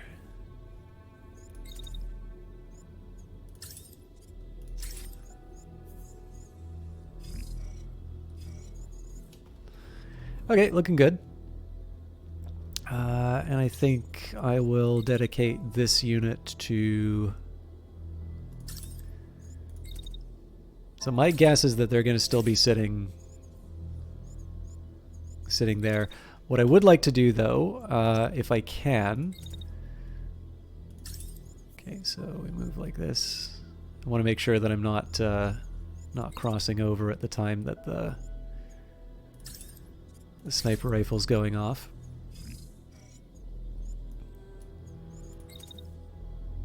So the idea here is that I'm going to be... I'm going to be making a move on the sniper.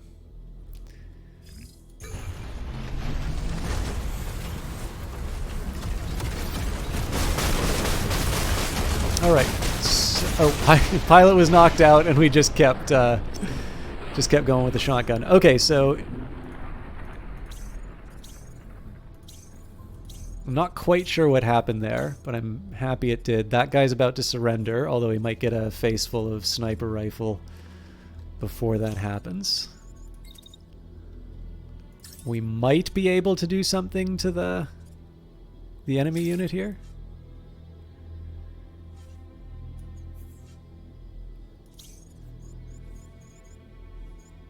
So they're going to be attacking the...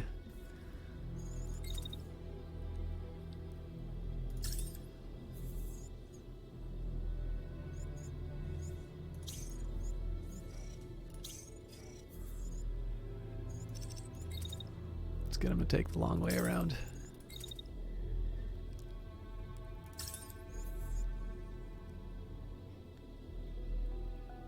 Okay, so the shot's going to come about here. I don't really know if they'll be all that protected.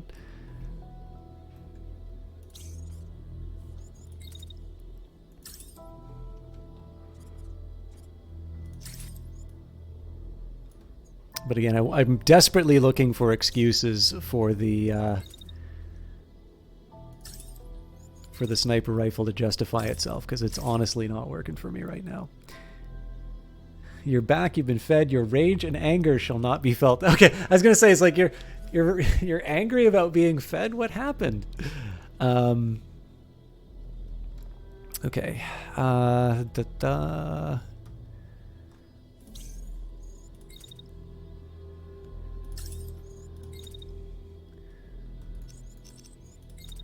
This is, of course, completely excessive, but...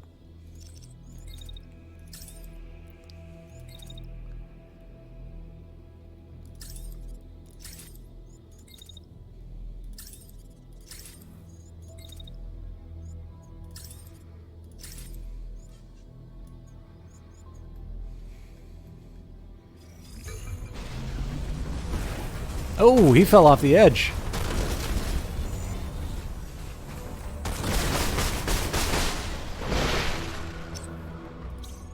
Presumably he is ejecting now.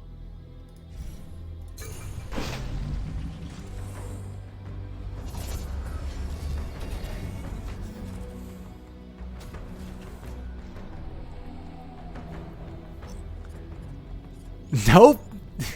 Full Black Knight mode. All right.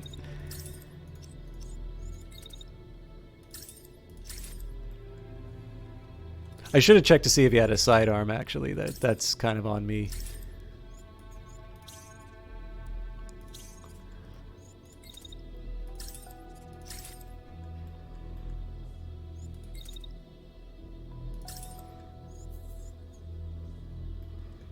Just gonna toss my shield up. Oh no, we're the same weight, so that's not gonna count for anything. Put my shield up. let my allies do the work.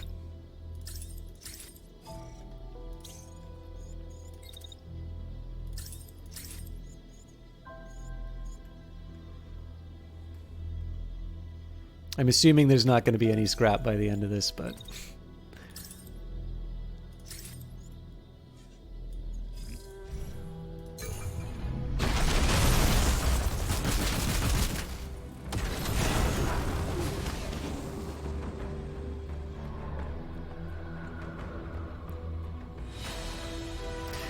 Alright.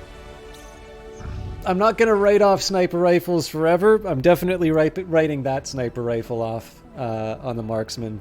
So 30-second duration, 869 damage taken, 5,231 damage inflicted, 70 actions planned, 720 meters traveled, 3 units destroyed, 204 supplies. We have an Nox light, flat cannon.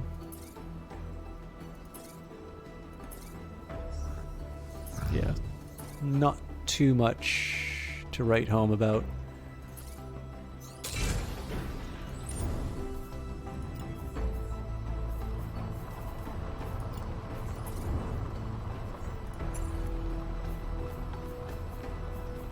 I hope I can remember which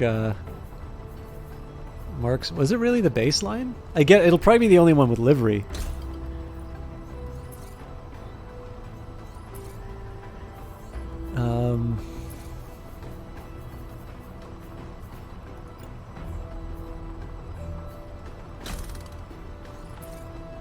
Yeah, there we go. I thought that was a weird one.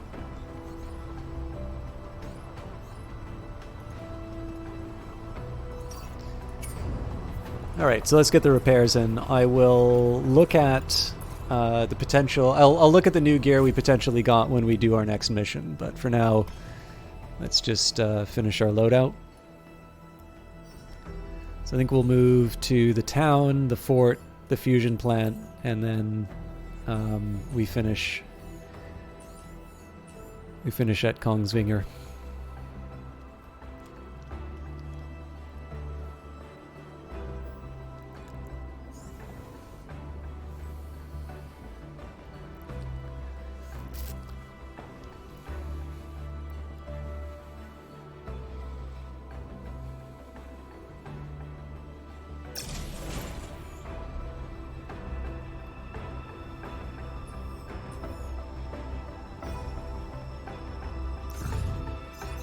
We can attempt to gain control of the structure by mounting an assault with your squad. Suit up. As always, we'll do a quick look at the parts I have available to me. So, Paranox light, not that exciting. We've got an active heat sink, I'll leave that be. Potentially a new sidearm, doesn't excite me. We can ditch the filter here. New sniper rifle, huh?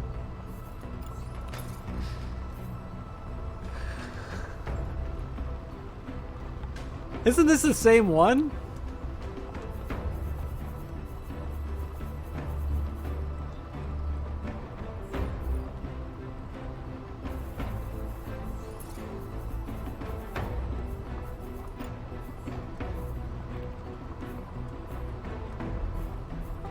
Yeah, it's two different models of Midway I'm looking at here.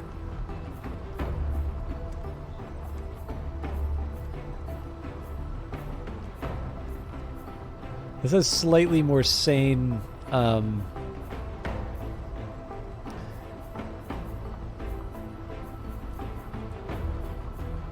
slightly more sane range.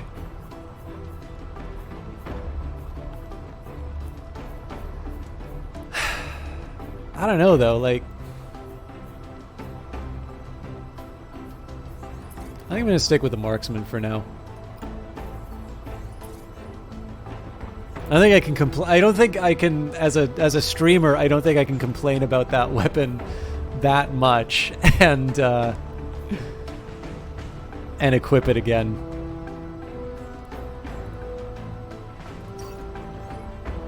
So I have a feeling that for these units, probably heat capacity is like for something like the marksman. I know there's going to be a wait between attack. Actually, yeah. With that in mind, So I don't think I have any new arms, but let me just... Oh yeah, and it's all heat dissipation here. So the only way I can get capacity, I guess, is with the upper body. So with that in mind, the Nox medium will give me better heat capacity, not as good for... Okay, so as an overall evaluation, going from an Aero to a Nox, slightly better integrity, worse mass, better power, worse thrusters. I don't know, this Nox might actually be a good idea.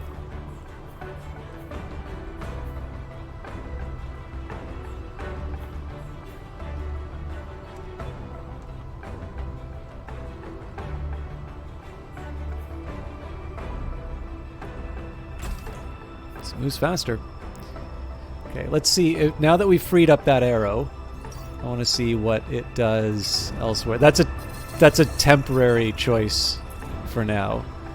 I want to see what the effect on the rest of the loaded is. Okay, so let's see what I'm trying to do with the Hermes. So the Hermes has always been about being able to move with its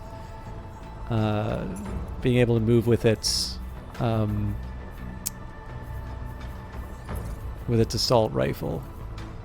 I could potentially give it a machine gun, but then it's got to stand still, which is not what I want to do. I could maybe one day see this thing... Oh man, they don't give us much as far as rifles, do they?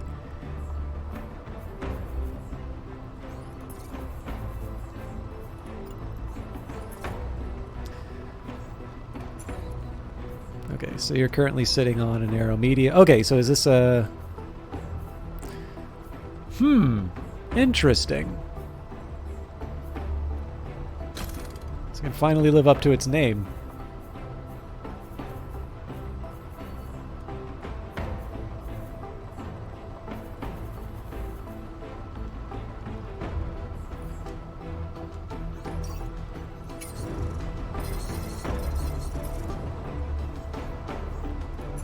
So I should have checked about sidearms. Medium handgun. Both are medium handguns, but not a whole lot to commend.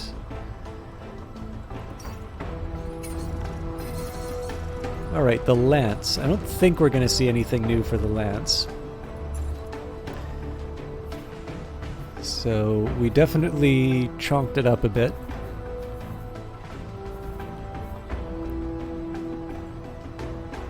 Slightly better heat dissipation, but I'm not quite sure that's what I need on this unit right now. I mean, really at this point I just need to see if there's another level of mass that I can wind up putting on this thing. I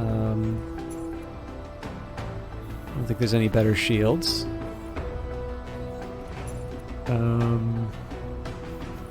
We already decided I didn't want that sniper rifle. The rest of the gear is not that exciting. We are currently rocking a Vidar H. I don't think the Asgard sparks joy. Worse integrity, slightly better mass, and deplorable heat dissipation. This thing's got an active heat sink going, so I could switch it to a passive heat sink. No, I couldn't. So what would that do for my speed? I would turn it to a 14, but didn't seem to like that.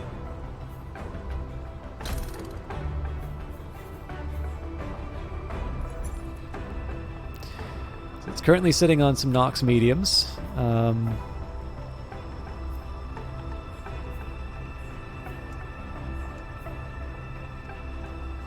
It's trying to see if there's any better mass that I can say. So if I were to put the Helgas on it, it's a 420. I mean, it says the integrity is not as exciting, but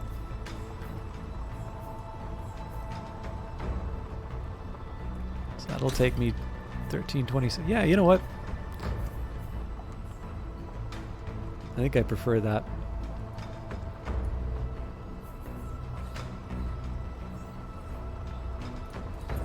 And it is with excellent hydraulics. Okay, so let's just get a read again. So Nox heavy for the body. Big shield, big shotgun. My left arm is an Elbrus M.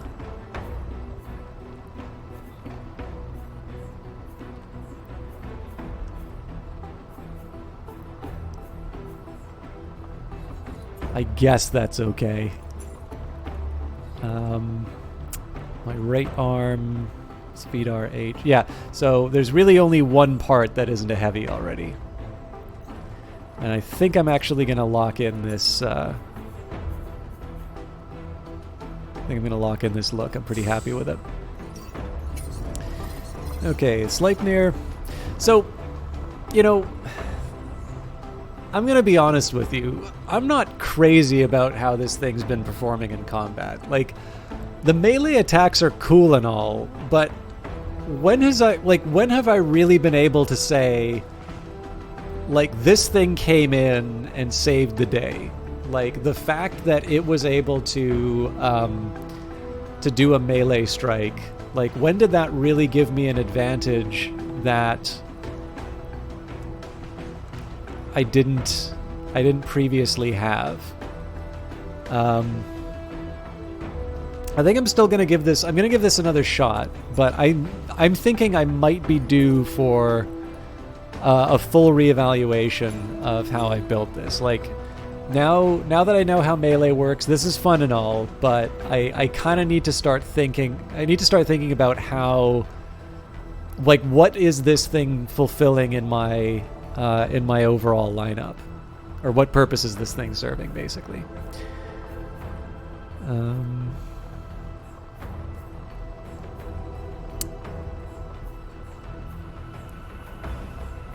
I don't hate this Nox. I'm a little worried about the integrity difference. I guess the thruster power is a bit of a worry too. I might change that out at some point. I don't see any...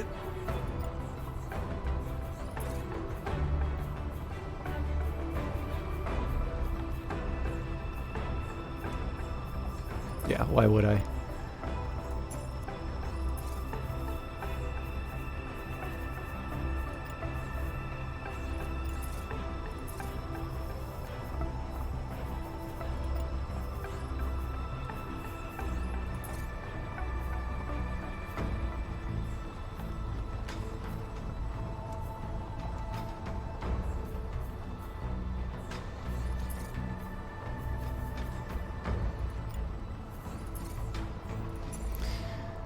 As always, I'll keep myself open for potential new parts.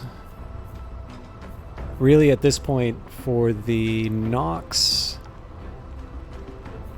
I think it either needs to give me better protection or be lighter. I don't think I'm going to find... I think this thing's already got some kind of augmentation that makes it... no. This is just apparently a really good light arm. Fair enough. So we were currently rocking an Arrow Light. It's pretty unlikely I'm going to find a better replacement, but let's keep an open mind.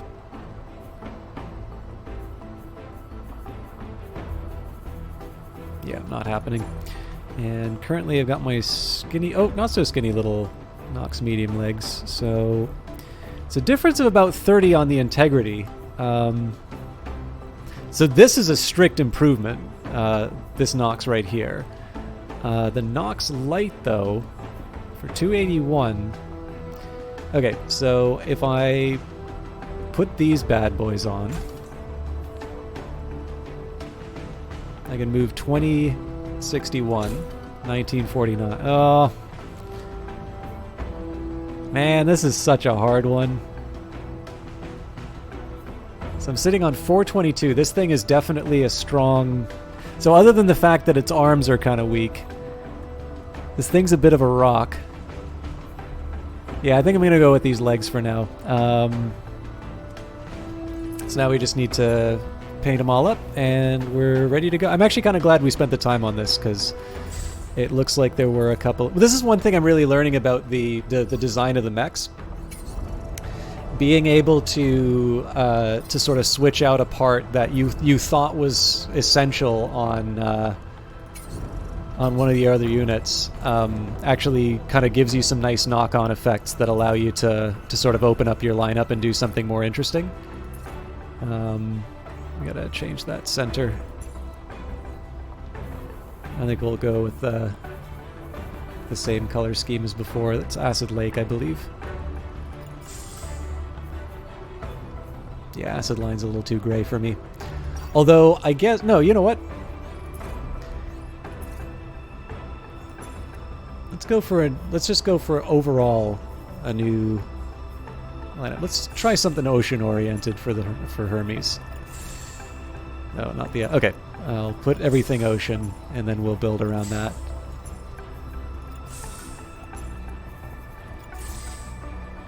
Okay, so start by changing the items. Let's make it the right item. I was thinking something yellow might work, but I don't think I have any good yellows. Oh no, I was wrong. The industrials may be a little dirtier than what I wanted, but...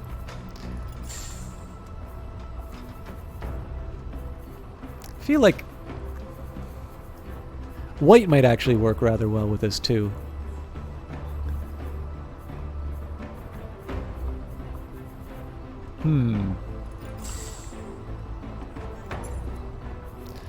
I wasn't originally going to go for monochrome, but this has some possibilities.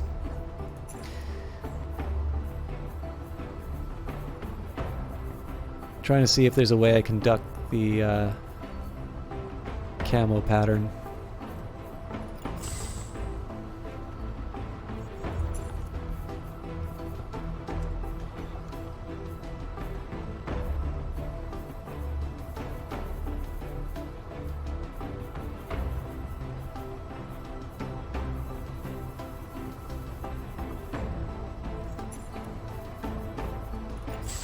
I'll learn to love the camo. Yeah. It's a start. I'll admit that unit is not exactly the looker anymore, but I'll work on it.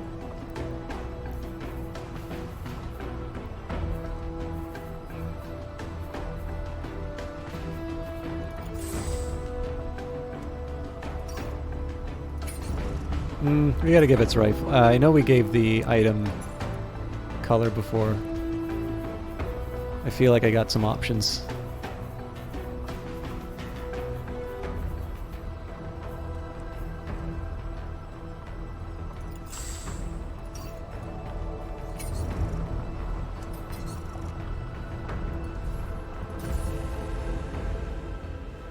All right. Good looking squad. It's a better performing squad. Rebel unit sighted, requesting immediate reinforcements. Let's make this quick. So new unit, so 2 on the field now. Reinforcements arrive on turn 2.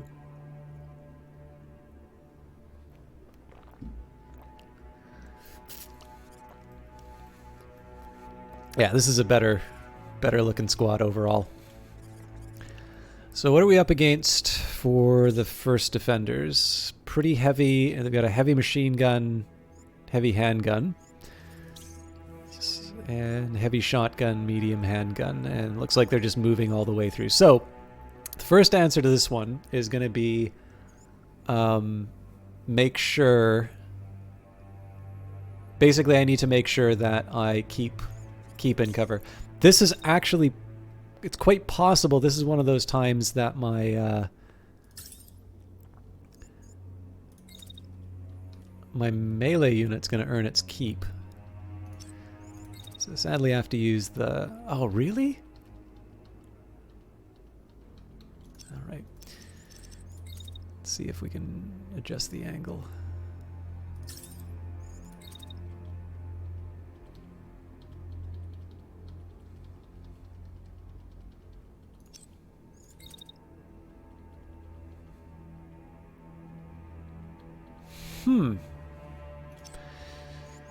Yeah, going through those narrow narrow passages is...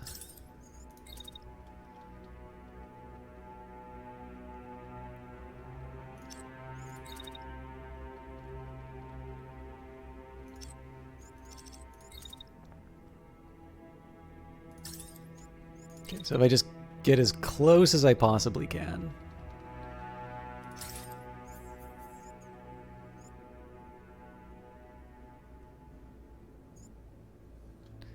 The thing that worries me about this, so I want to see exactly how this attack's going to work from this guy's perspective. So run through.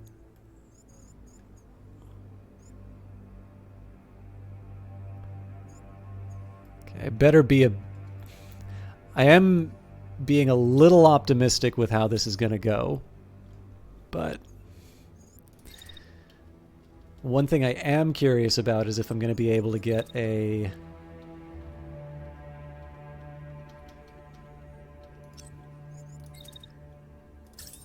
I'm going to be able to get an encore. Close. But I can't quite work it out. So my next best is just to sneak around the corner. Okay, so that's about as good as I can get it with the heavy sword. Next thing I need to worry about is the shotgun aiming for my marksman. Okay, so actually the marksman has a slightly easier time of it. So I'll try and time that attack as early as I can.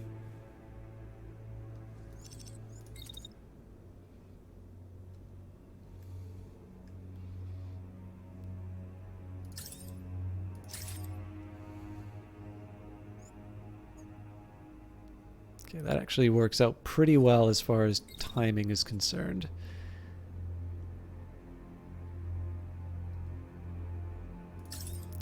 What I got to do, though, is get myself into some cover immediately after.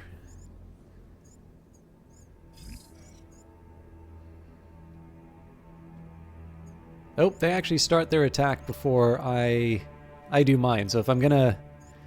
Oh no, actually there's a there's a much easier approach to this. So I'm just gonna move this unit off to the side. So I'm gonna move myself back.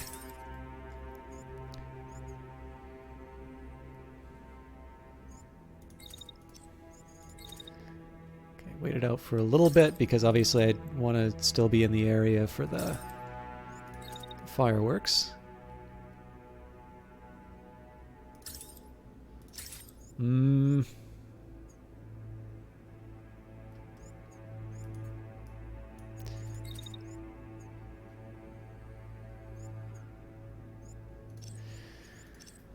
All right, I'm going to try and tighten up the timing on this thing a little bit. So I still want to take advantage of the... Actually, hang on. Maybe I'm overthinking this. Maybe I want to get on the building afterwards. So if I do that... Yeah, they're still moving closer towards me at the end of that, so...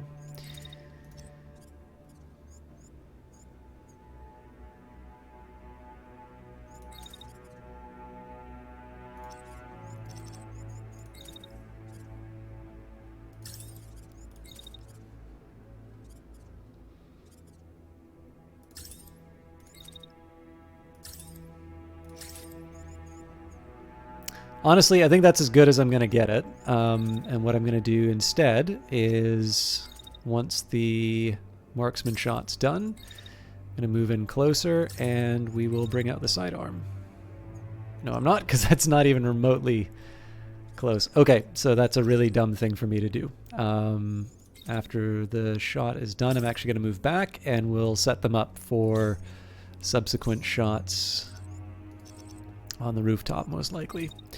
So, for the assault rifle, one nice thing here is I do have...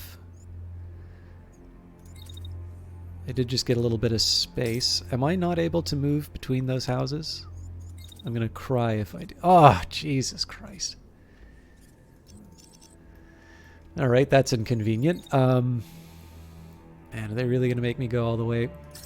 Okay.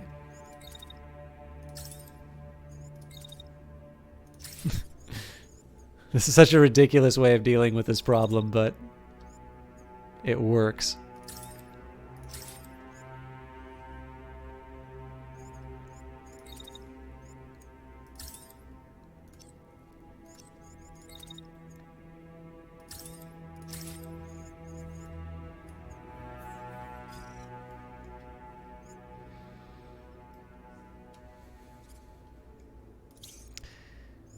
And then as a finale,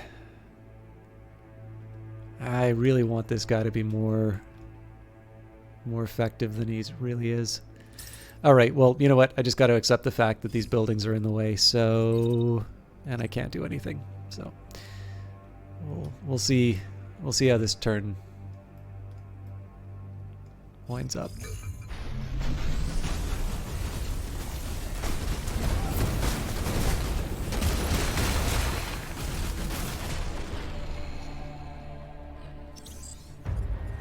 I don't even think the marksman shot did anything. Okay, decelerating. Let's flank and finish them off. 3 new enemies on the field, 2 tanks, and a machine. This thing's in act. Wow, that thing got demolished.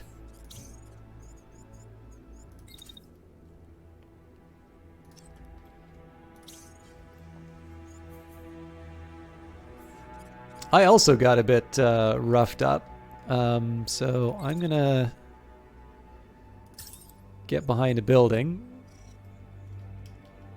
and hope my allies take care of it. Now, unfortunately, I don't think the game lets me... yeah,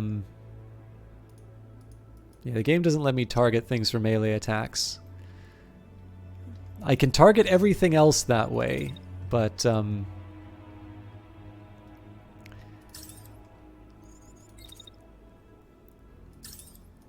this is really just about putting as much firepower out early as I can. Somebody's got to deal with the bad guy, so we'll move my lance in to show him what's what. And the marksman... marksman's a good question. Let's close the distance as quickly as we can. Now, the interesting question here is, how do I deal with the fact that my ally is kind of in the way? Try put him on the pedestal? No.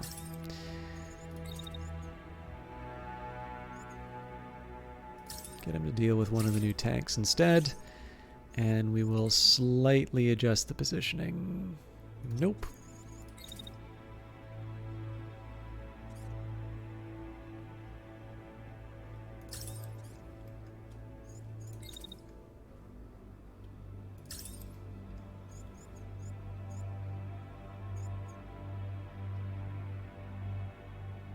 That is not a lot of cover for that guy. Okay.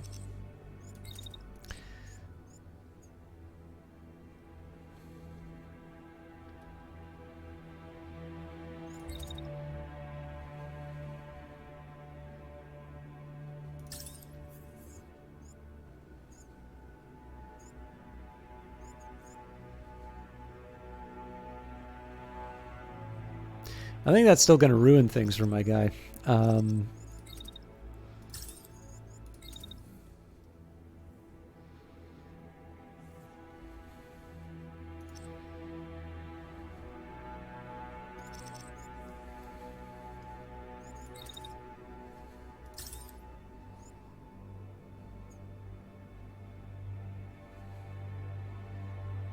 Okay, the houses should still provide protection. What I'm trying to do here is find ways. Yeah, I think I'm going to have to walk back. You know what? I'm not going to worry about it, though. I think I could have got another shot. Yeah.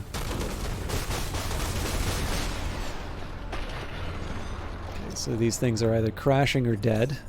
Crashing, dead.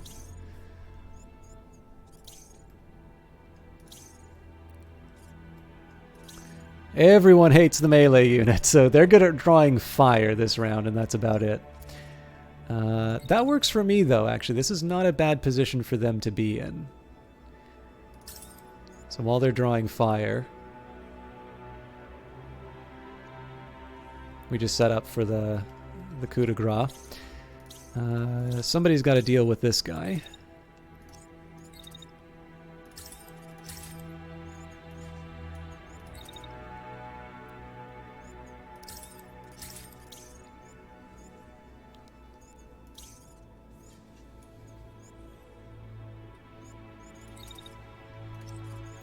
I'm going to run with the guess here that this thing's dead by the time it matters. Actually, you know what? This is probably a more appropriate.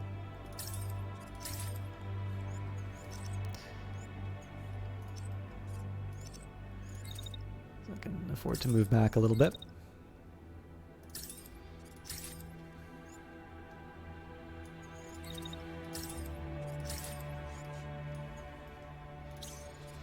So if I say suddenly I don't need to worry about this unit anymore, I get to sneak around the corner, close the distance as much as I can, and just generally make this unit sad from behind. Okay. Finally, so they're going to be focusing on my melee unit, but they do hate my shotgunner. So the mission here is to empty the shotgun as much as possible and have that shield up in time for the reply. Shield goes up at 3.5, attack starts 3.5. Okay. I kind of want to do this in slow-mo because I want to see how the timings on this stuff works out.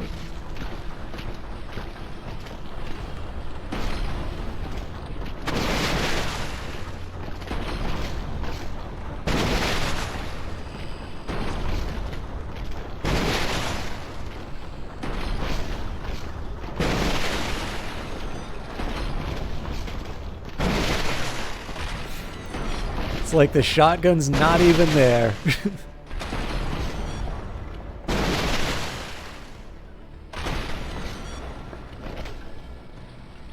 Okay, and that thing just went up.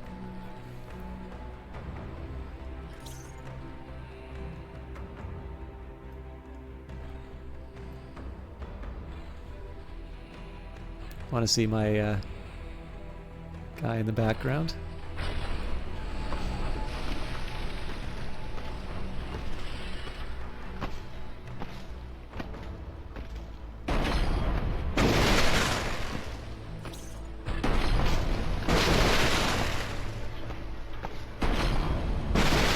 Still not enough.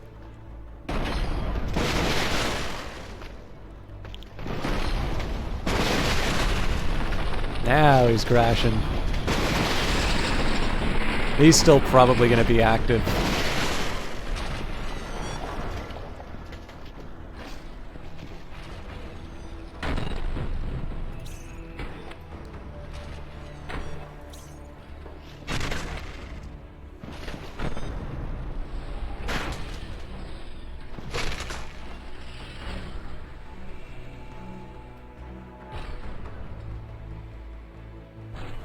I do kind of like this look. He's just hiding around the corner with a big club. Ooh. That makes me happy.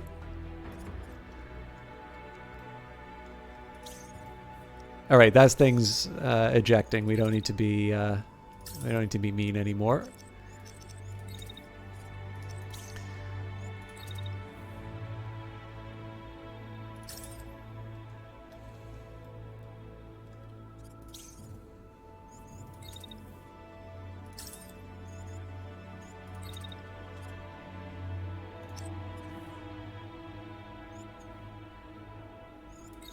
So what I'm doing here is I want to see whether or not this guy surrenders. I suspect they won't. And what I'm going to try and do here is just make sure that, so it looks like from this position I am going to be able to do an attack if I need. And for the rest of it, basically I just want to make sure that the enemy unit is is sort of in the optimal attack zone. So I'll move myself a little bit to the side.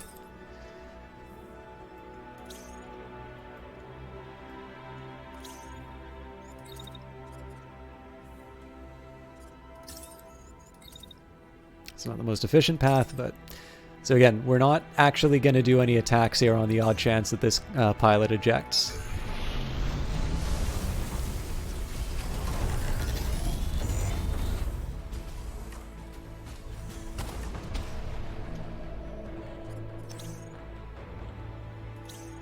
Yeah, no need to do anything special.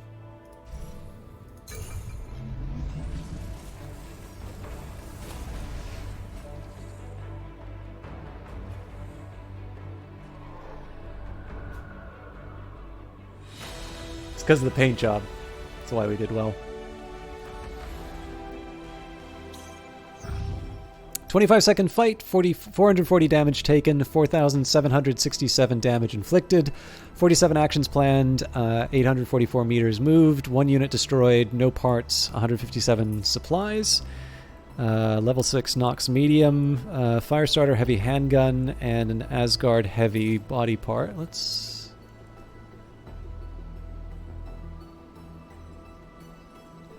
They don't look like Asgards. Anyways, another Asgard heavy, but level 4. Spark medium handgun. Couple of Nox lights. Elbrus M. Probably won't do anything with that. Basic reactor.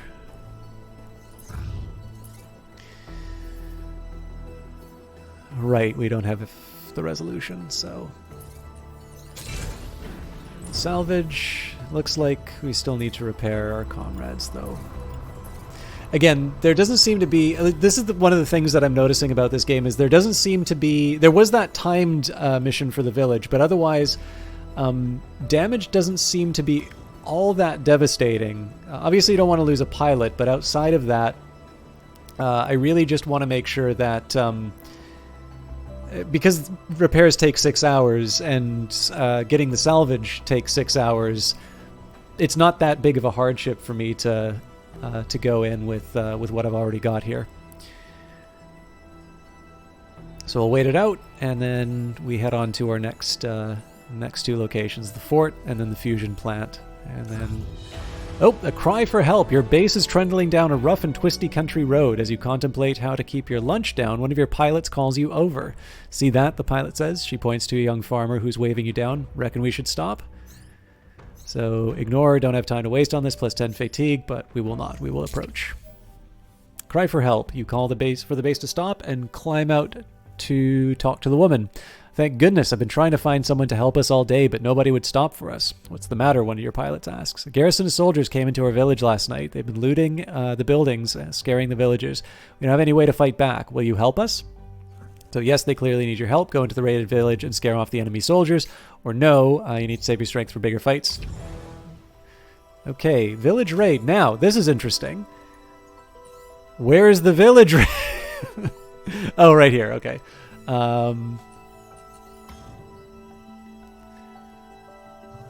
I think that'll be one of my requests. That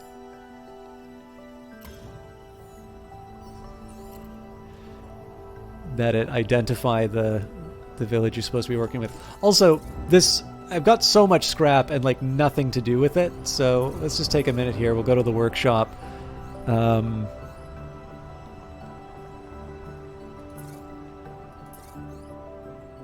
Oh, part build.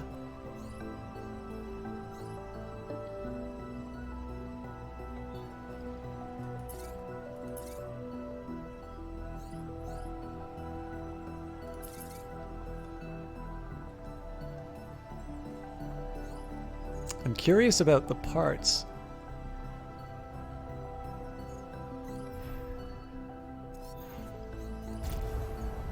So I might have been thinking about that the wrong way. And it could be that I can actually get some cool new toys by taking advantage of this.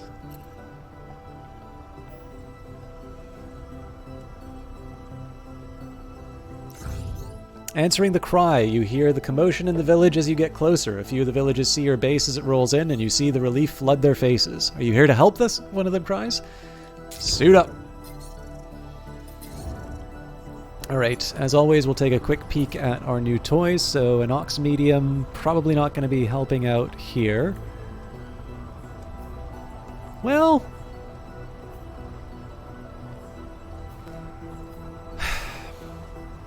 this is not disqualifying, let's say, but I do like the extra heat capacity on the other one. Left item, I think we're currently using a submachine gun. Yeah, so there should be some possibilities here. The heavy handgun, so I'm currently looking at an 1836. I might want to consider... actually might want to consider the handgun. Not that I mind the submachine gun, but what am I looking at for... so my baseline's a 60 to 81. If I take that heavy handgun...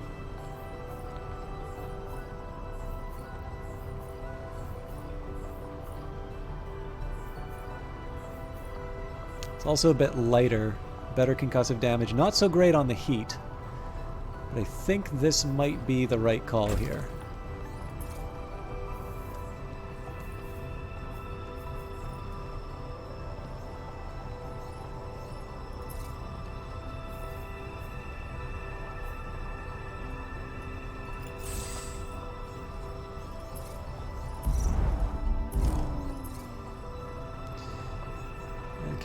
I don't think we're going to be changing out the right item here, but let's... oh yeah, we're not changing that. Alright, what arms are we looking at? So I'm currently rocking an Ox Heavy on this, so the Asgard isn't out of the question. Heat dissipation's not so good, mass isn't so good, and I don't care so much about integrity on this unit, so we'll leave that for other units. Hermes, which always seems to be undergoing the most radical transformation, so I don't see myself switching out this arrow body, but never say never. Definitely much better overall integrity. The mass, it's a bit too heavy. The heat dissipation's attractive, but I'm not sure I want to give up the... well, let's just see what happens to the speed. So 17... oh, God, no. God, no. No. Okay, medium handgun. I frankly don't see this thing getting replaced anytime soon.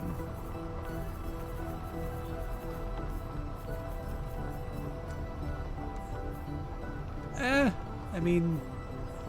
oh, wow. Didn't I put this on my other unit, though? Yeah, this fire starter is great. So much more damage. I give up a little bit on the long range. Yeah, this thing is a dream.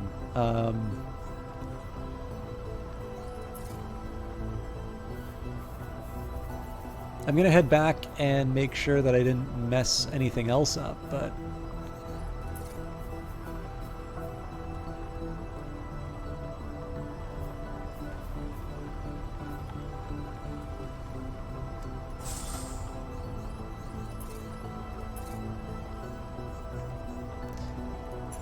unless they magically created a new assault rifle.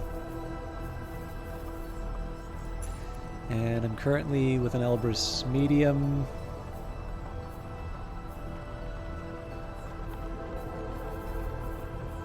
Yeah, this is a pretty good arm.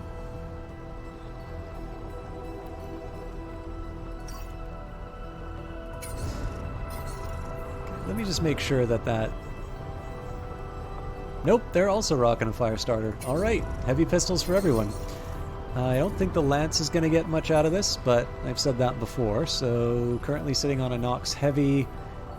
Yeah, nothing new there. Left item, unless we wound up with a new shield. No new shotguns, so why am I even looking?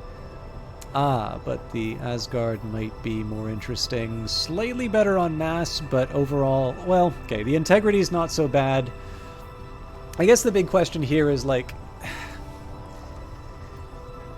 Do I want the extra speed at the cost of losing a lot of my heat dissipation? I think the answer to that is no. So we'll leave that. And then finally the melee unit. Melee unit actually kind of carried its weight last round, so I'm not quite ready to throw out the plans. But I'm also not entirely convinced that we found anything to really change the design on this. He's got a skinny arrow right now. And yeah, I mean, if there's one thing I want this unit to have, it's speed, so it's pretty hard for me to see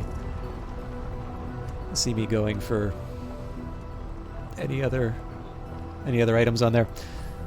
So we will deploy. Let's see if those pistols will carry their weight. Okay, 6 contacts on the field, dropping in, commands getting impatient. Let's get this over and done with. So we've got 3 tanks. Oh, wow, it's like all... No. Sorry, it's 4 tanks, 2 mechs. Okay, so this time I actually want to see what I'm up against. So cannon. Oh, no, autocannon. Cannon. Okay, so if we engage them at close range, that's mostly to our advantage, except for this unit. This guy is rocking a heavy machine gun and a shield, so if I can find out who he's pointing the shield at, I'm going to be able to get around the back and make them sad. This unit's rocking a heavy shotgun and a heavy handgun, and I'm going to guess, I'm going to guess that shotgun's going to do, 402 damage. So this is the kind of unit I don't want to engage at melee range, let's say.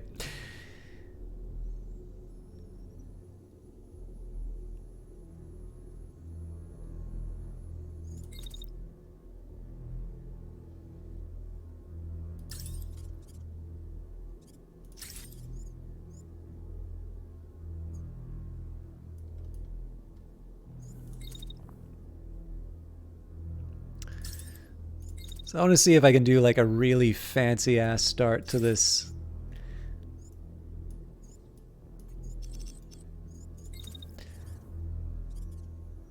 So the basic idea is this. I'm going to attack and wait.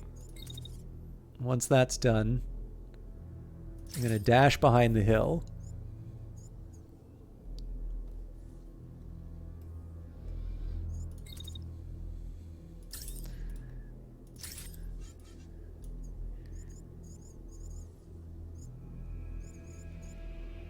So it's possible that thing may still be sitting on the hill when the time comes. But basically the idea here is that this unit has a clear shot on the autocannon. This is the one that I'm kind of scared at being at close range.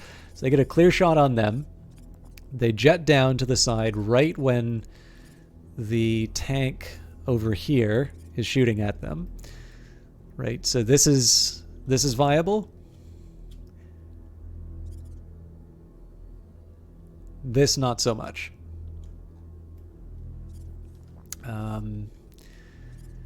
Now, I was always under the impression that you could get an idea of where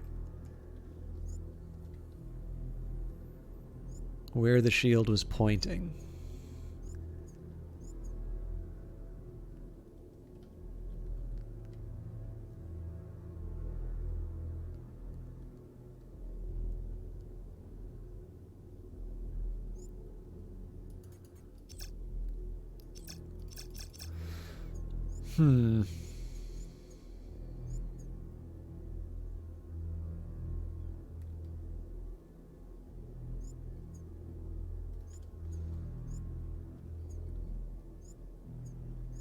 Yeah. So my guess here, notice how, see how there's that second ring that pops up on the lance, and it's pointing right at that unit. So watch what happens if I move.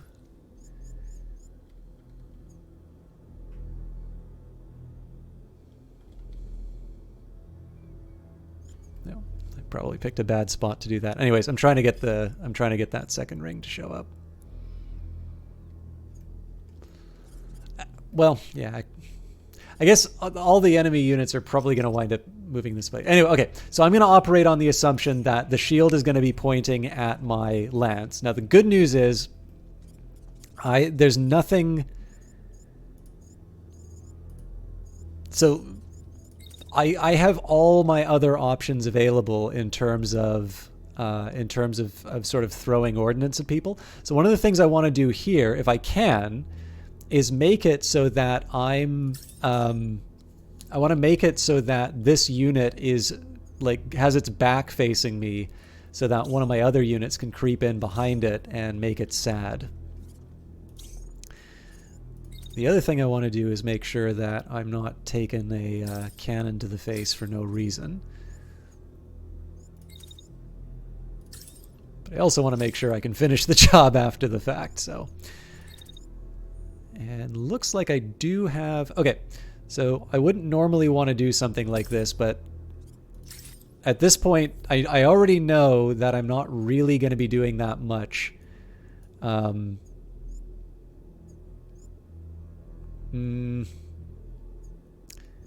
have a feeling that I'm going to wind up taking a marksman shot in the back.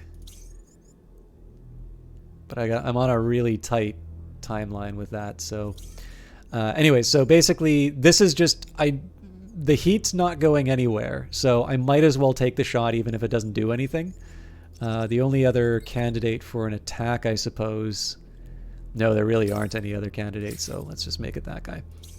But yeah, the main purpose of having this unit move up like this is... What the hell was I thinking there?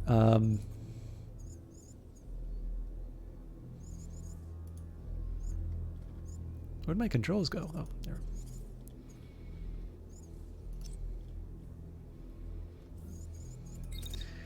Okay, so...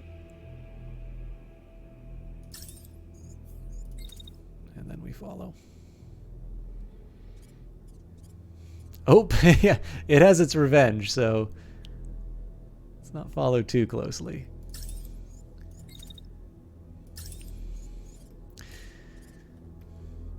Okay.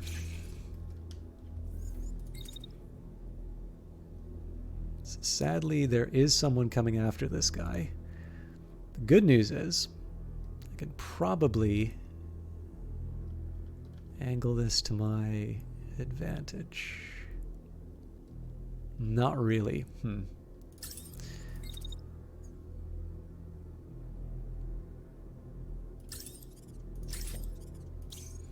So what's this thing's range? 12 to 27. I mean, it'll still probably hurt.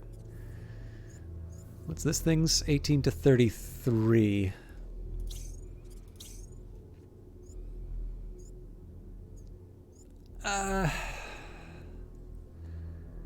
I mean, they only fire it once.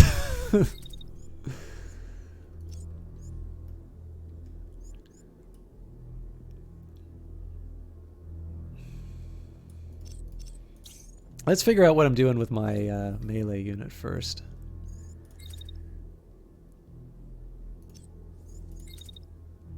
I think early and aggressive moves are probably the way I'm going to solve this dilemma.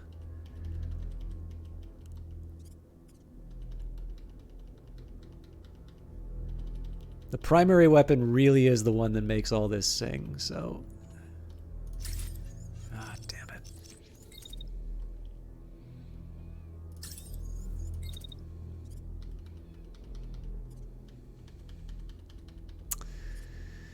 Oh, different heights. You make me so sad. Okay. So I wind up taking something to the face. That gives me the all clear, but it's a bit late for it to be useful. Okay, so we hit this guy. And they come back for seconds. Or I cook. You know what? I'm getting the feeling my best option with this unit is to take my ball and go home.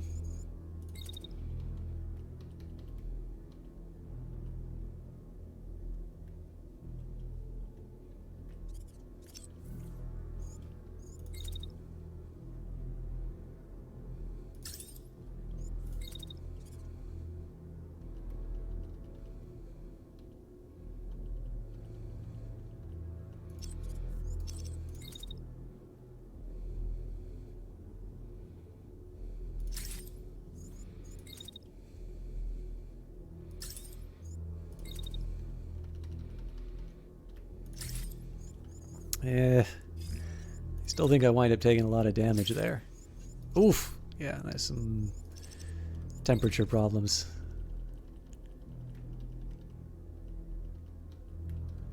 I'm really just trying to see if there's a way I can get myself between my enemies and a mountain. Or, not mountain, hill. Okay, that pretty much takes me out of the fight if I do that. So we jump down. We take at least one cannon to the face. We do minor damage to shotgun guy. Oh, at a time that they're going to be fine. Okay, well, that's maybe not so bad. Surely there's something more exciting I can do with the primary weapon, though. Okay, so if we just commit and we go like straight on into the actually here. Again, this is not nearly as hard as I'm making it out to be. We just step on the tanks and then they don't bother me anymore. Okay, so that leaves me open with my rifleman. Now, the best case scenario for me with a rifleman is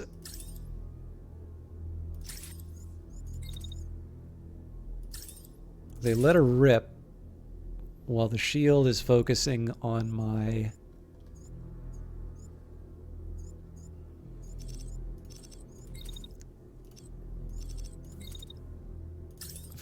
ally. So they kind of move into the optimal zone here. It's a tight window. Then it gets too hot. They're not really in that good of a spot. Well, it's okay. So I'm kind of acknowledging that they're going to take the shots from the shotgun, but this is like the one round where I think I can afford to have that happen. So let's see how well this actually turns out.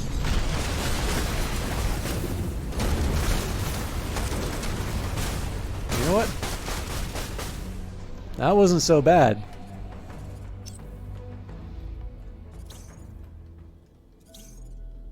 So how many tanks are crashing right now? Yeah, it's Charlie Foxtrot there, so that's good. This guy's ejecting already, so we're in good shape there. Which means we get to bully the hell out of the remaining guys. This guy wants revenge right away, but instead of giving it to him, let's just get ourselves into position to cause more damage on the deserving. Ooh, this is going to be tough.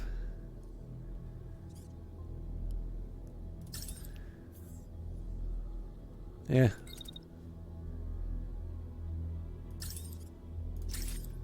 I'll get used to disappointment.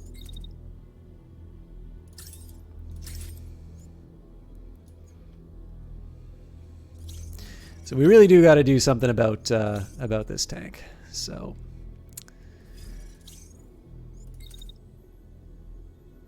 yeah, I arrived just in time to get in the way of the shot. But if I use my rockets, okay, so zip.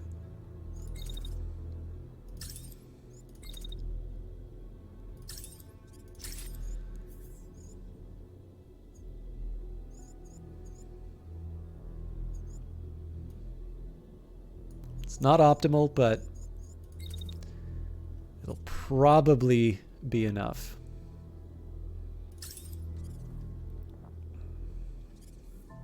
And if nothing else, you know, it's a close range cannon on the marksman. It's not the end of the world.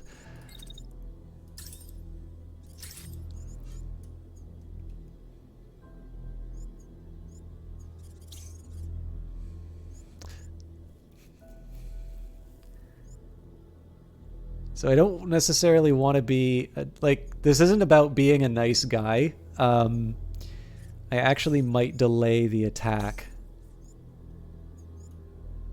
for when that unit is clear.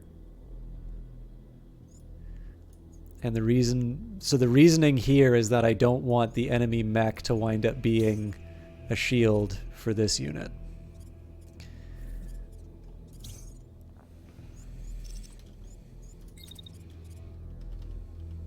Okay, so let's get rid of the target at different height. Warning. Which of these... Okay, they're basically both full health. The best melee strike is one that lets me crash into both. Oh, that's going to be a beauty. And I get to do my circles. Oh, this is going to be fun. I'm probably going to do that one on slow-mo. Okay.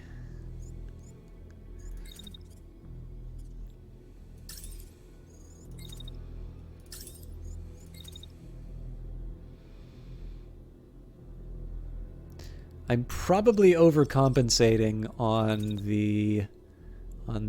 this unit over here. So I'm gonna get the rifleman in position for.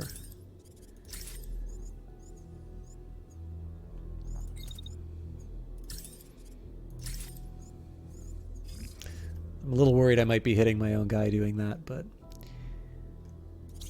I think that covers everyone, so let's watch it all in glorious slow motion.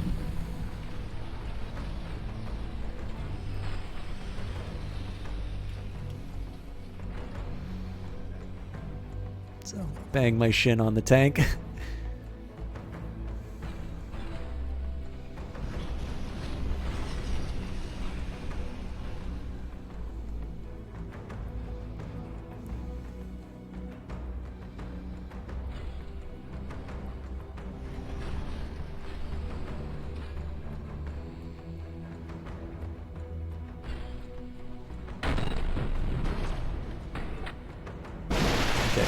That landed, which is what I needed.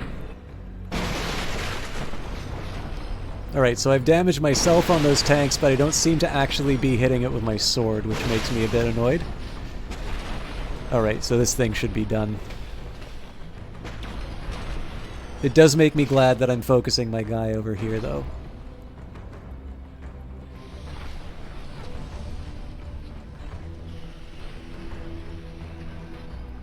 So this unit's going to take some damage, and I suspect my melee will as well.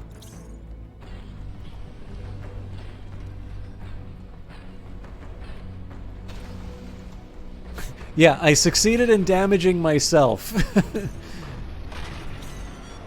on these guys.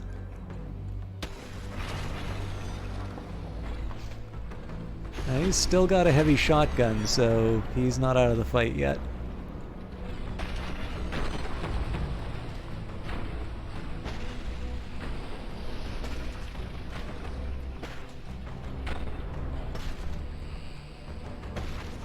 Okay, that one's down. This thing's crashing, which is good.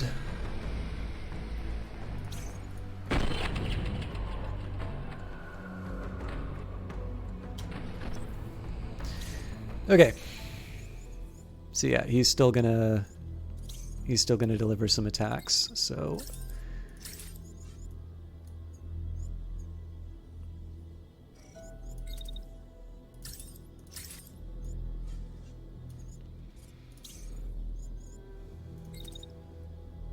So at this point, it makes sense to try and do some hits to the back. So what I want to do with my lance over here is try and get in front of the enemy as soon as they're going to do their attack. Although I may want to walk around the salvage that I'd like to get. I mean,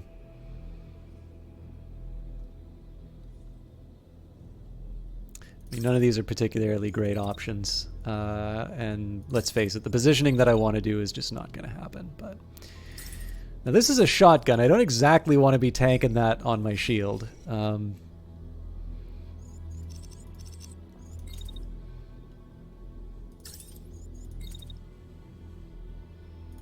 if I just go out and around, what happens? Well, he damages my prize for 1. Could be worse.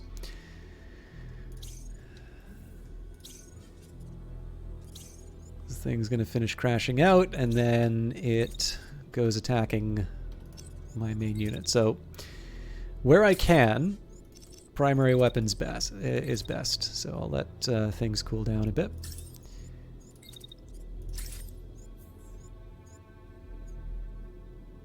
So strike happens at 177. Their attack happens later.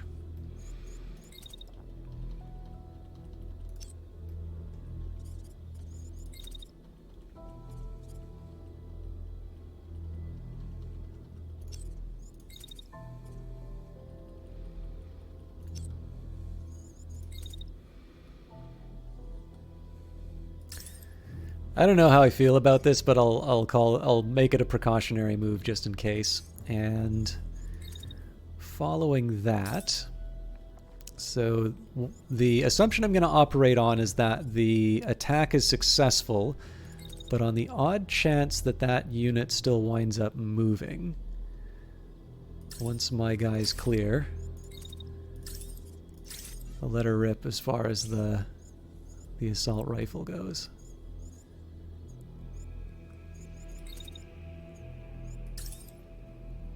They're not exactly in range at that point, so wait it out, move a bit closer,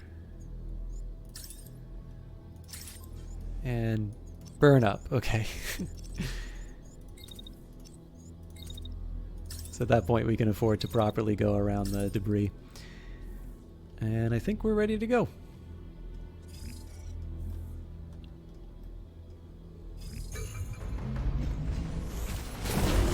Okay, right arm's down, so this guy's out of the... Oh, we would have got salvage.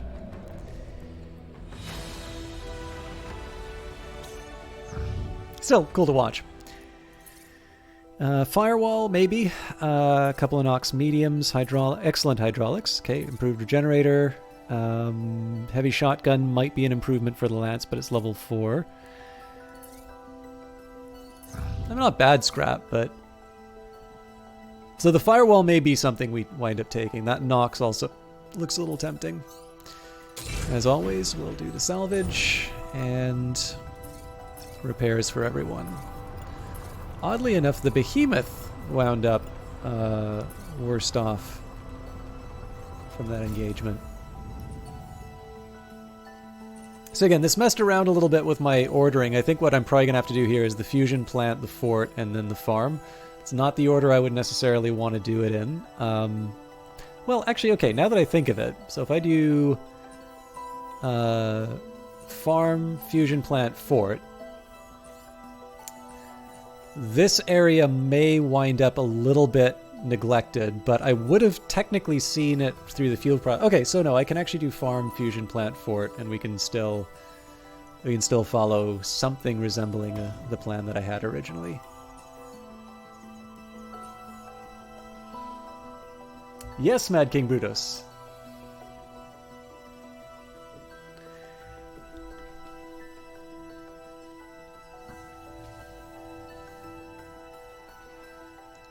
You have me in pins and needles now.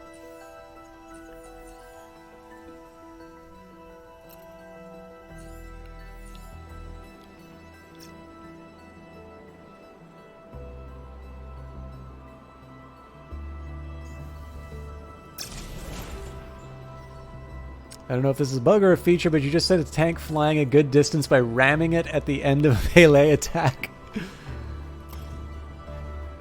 Pixar, it didn't happen.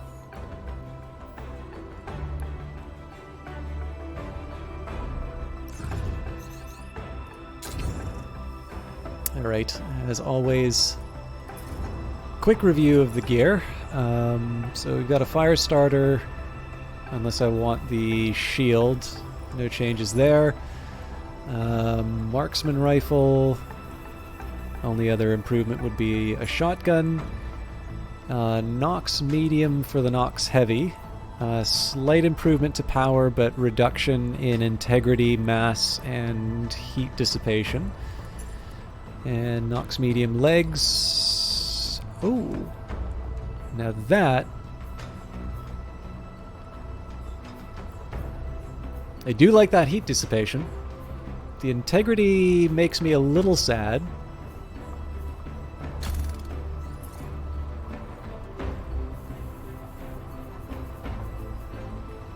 But the marksman does always stay... The thing is, the marksman stays kind of out of the fight, so... Let's see if those legs can help me out elsewhere.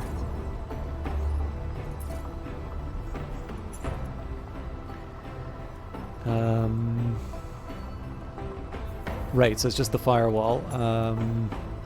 That's a heavy shotgun, so I'm not going to mess with that. So an Elbrus for a Nox. Better power, slightly worse oh, hang on. So this thing may wind up making me faster. Yes, that makes me happy.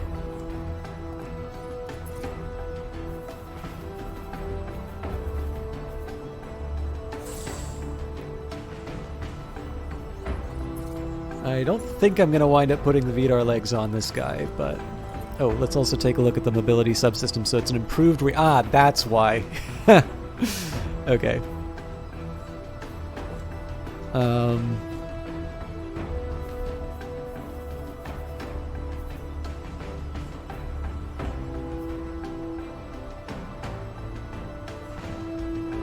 So if I give this the hydraulics...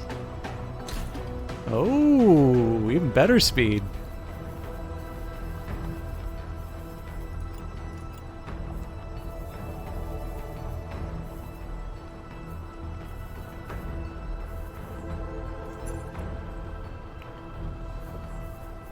Okay, first things first. So if I give it the VDARs, yeah, too heavy, not enough heat dissipation. But these are some pretty special legs, so... I'm currently sitting on an excellent gyro. I mean, maybe this will make the level go up. I don't know. I genuinely don't know what the number on the side to the right here means.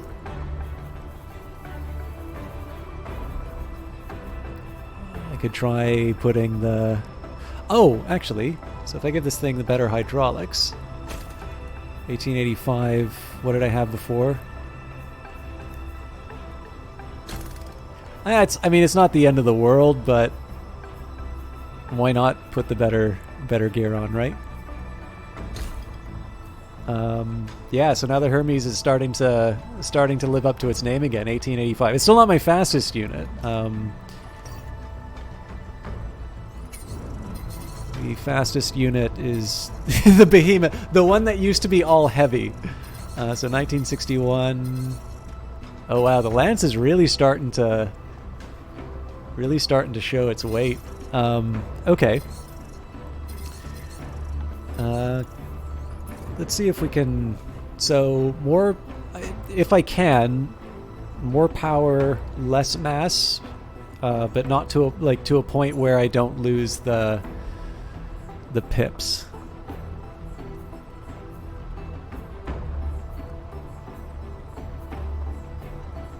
I should like this, but I don't.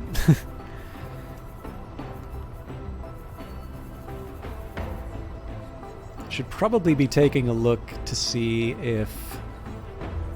So I'm sitting on a few good bodies here, like this Aero Medium. I feel like there could be some upgrades for my people that I'm ignoring. Alright, so we're sitting on a rare shield. It's got a barrier.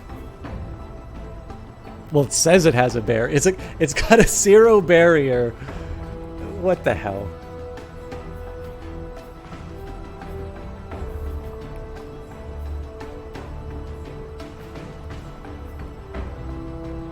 Slightly better mass, though, so I bet I'm going to be able to make this work. So let's throw this thing up. Let's give it probably a basic plating. Maybe empty plating.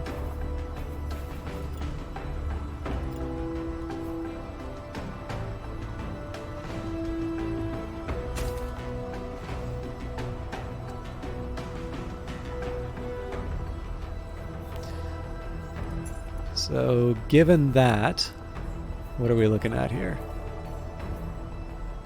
Alright, so this thing winds up being lighter.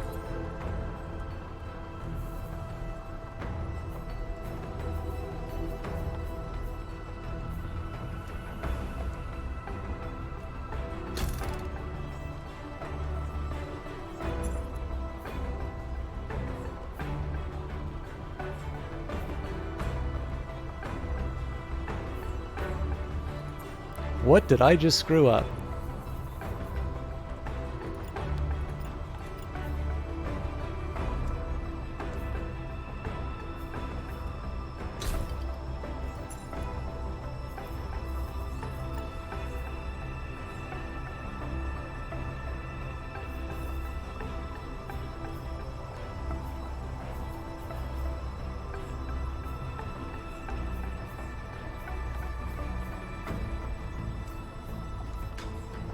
Okay, so I've shifted the weight a little bit.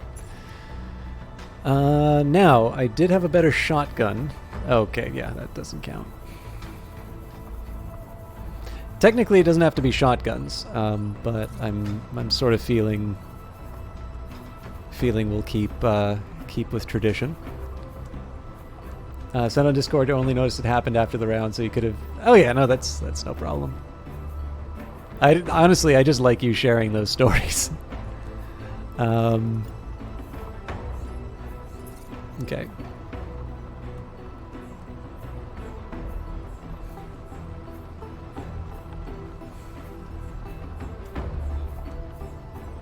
I just don't see how I don't see how I can justify that switch out.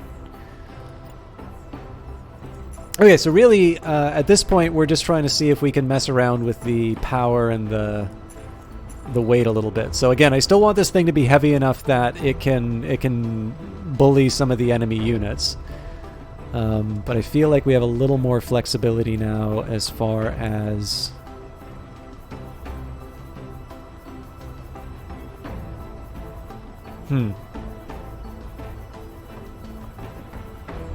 So that particular arm is actually really good. So the right arm is a Vidar H. So better mass, but the dissipate. You know what? It's because of the heatsink. That is almost certainly. So if we give you the Asgard and then we switch you out to.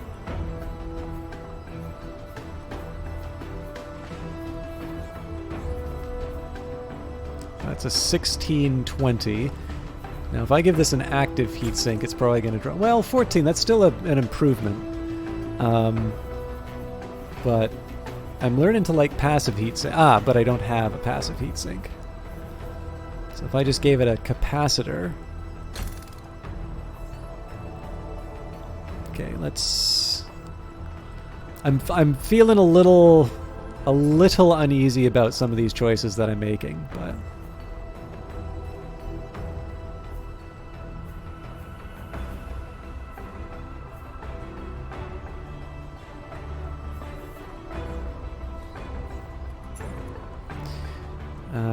Now we're currently rocking the Helga legs. We got the Vidar heavies, better heat dissipation, worse mass. We could go for the Nox lights, but I don't think I'm going to be able to keep my chonk if I do that. So 420, yeah.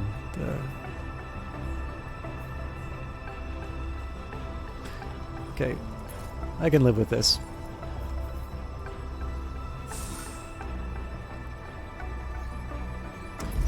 Definitely a good improvement on the speed, which is what I was looking for on this guy. I do have a shotgun equipped, right? Yes, it just doesn't show. Maybe if we change units. So again, I have the feeling that I might have unlocked some pretty good improvements. Actually, yeah, so I took the Vidar legs off of the Behemoth. So now that I know that I've had sort of dominant choices on other guys, let's just see how the rest of this works. And it's just an integrity story, so I think for now, I'll live with what I got. I should have compared the starting levels too. So we're 4.85, 5.3. Yeah, our levels are getting better. 1961, 1885, 1620, 1945. Yeah, this is starting to look... Oh, damn it. I lost the weight on the lance, though.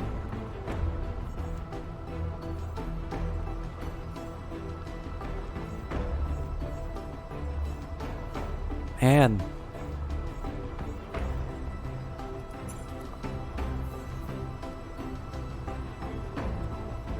Well, that's not a huge hardship. Better heat dissipation? I can live with that. Yeah, there we go. Oh, god damn it, but it's 1240 for the weight.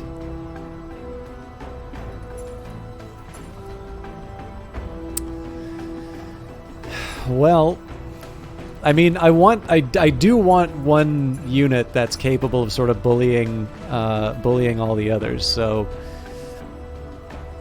I guess at this point, so we've got excellent hydraulics.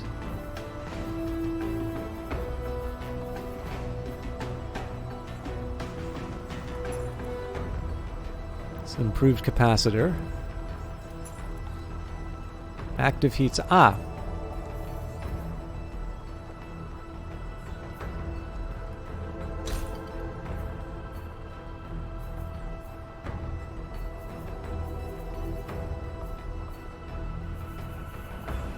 Yeah, so the rest of this is just going to be about freeing up.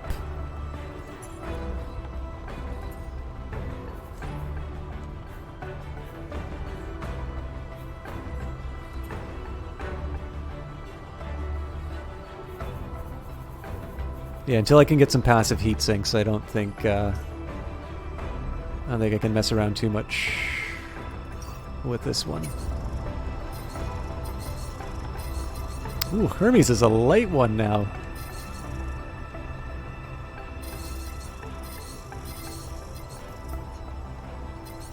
Really, what I should be doing is probably just reworking the Hermes to look more like its companions. The Hermes is a really light unit. An integrity of 831. I guess it has a little more of a barrier than everything, though. So once you take that into account, it's like 1100 something, but still.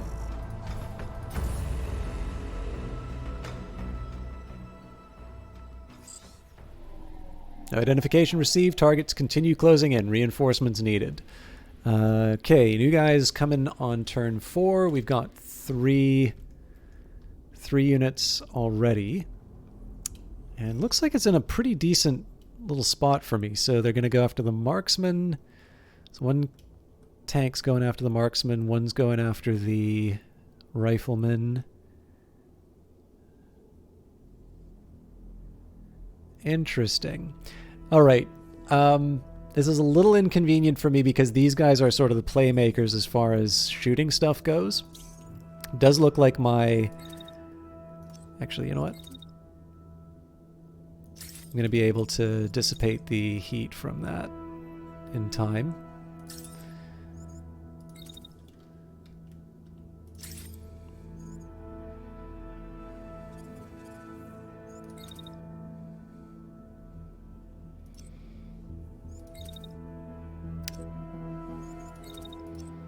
Okay, well, let me wrap it up.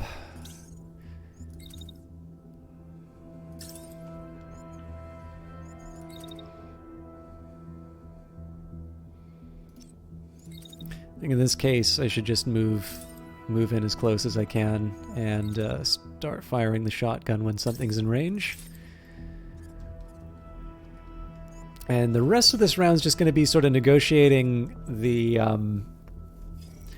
sources of danger. Although I should find out what kinds of weapons these... Okay, so these are cannon. I need to take these seriously.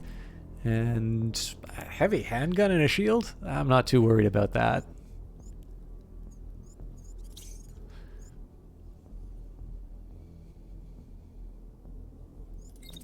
Okay, so if I start by moving up like this, I get a clear shot on me, so wait it out.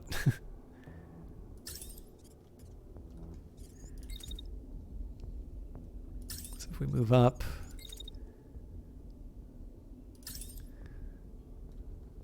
huh. Alright, well that gives me a different idea. Move around the side like this. How you doing, Captain Zerge? Okay, so now I get to peek around the side.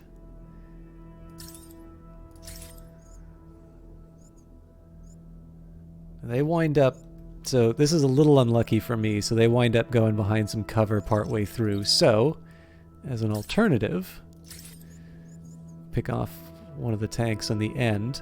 Oh, that's tasty. All right. But that obstruction that caused me difficulty actually gives me some cover over here. So I'll admit, I was hoping I could do a little bit more with my with Polaris, but this is not a bad little sort of second best position.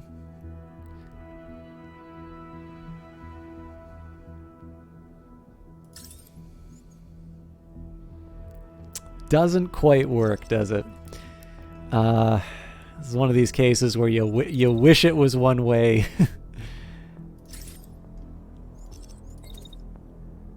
Okay, so if I did that and then just... Now that has some possibilities.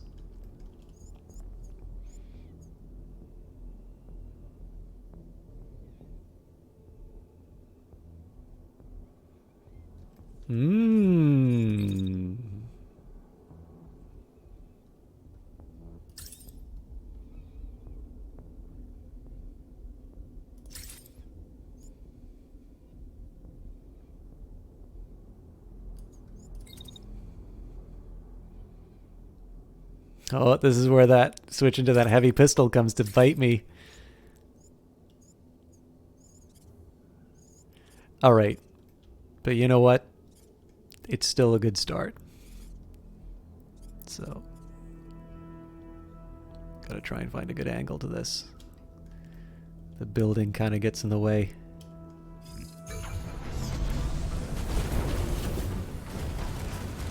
Ooh, still got tagged.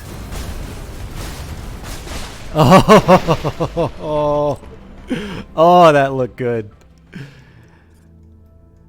Oh, Jesus, that was a lot of fun. Okay, so... Stop for the love of God. So they're putting the shield up to protect from this guy. This is a big advantage to me because now I get to make sure that they're turning the other direction. So this guy's crashing and surrendering, so I don't want to do anything else to them, although it looks like the shotgun is certainly going to have its own opinions about the best way forward.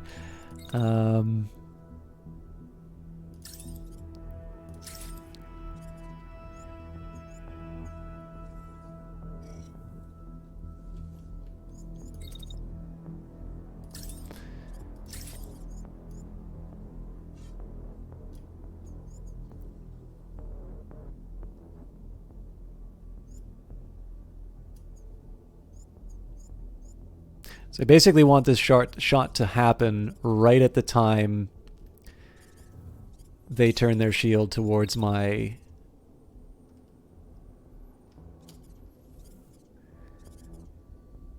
melee unit.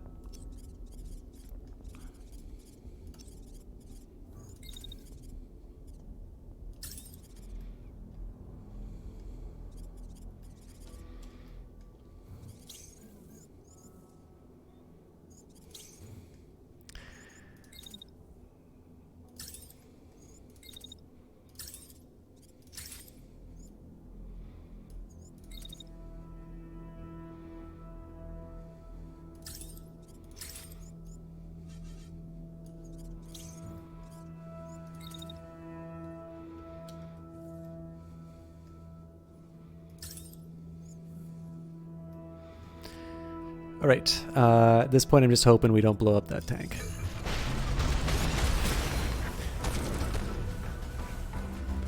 Okay, so watch the shield go up. A bunch of shots to the back. I probably could have done a little bit more to sell that. Okay, so they're going to do an attack part way through, so the best defense is a good offense. There's not much cover left here, but I will wrap around. As is always the case, Marksman does its job.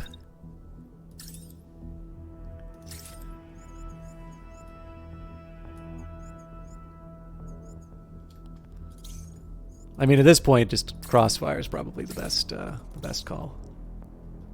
And really, we're just waiting for the new units to come in. I think this thing should probably be out of the picture by the end of this turn.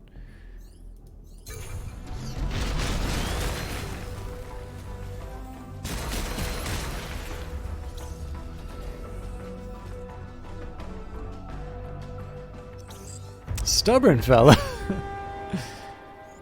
Man, they really want my melee unit there.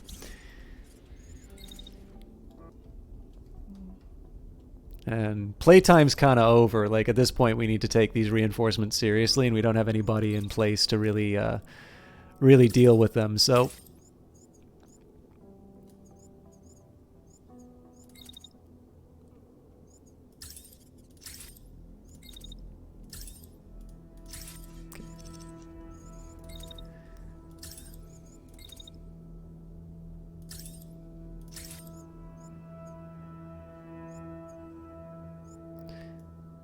I'm doing this kind of on the assumption that nothing's going to be in range for the rest of the round. I want to get that attack in as early as I can so we can be cooling down in time to meet these guys. I think at this point, I think the Lance should get into the fight as early as possible.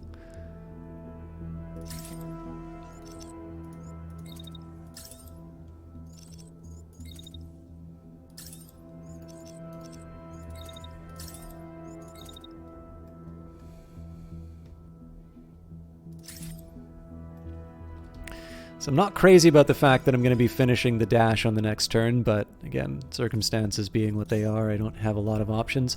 I also kind of feel like I need to get this unit in the fight as early as possible too. Okay, clearly I can't. Ugh.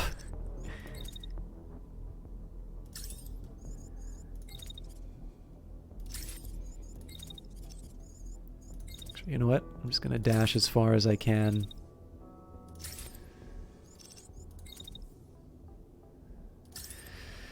Alright, so that leaves the marksman.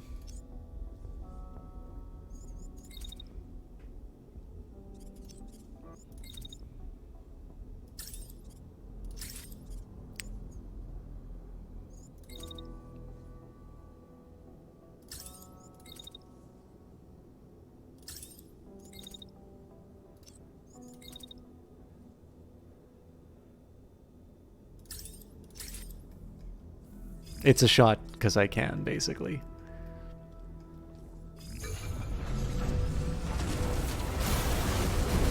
Okay, well, that guy melted.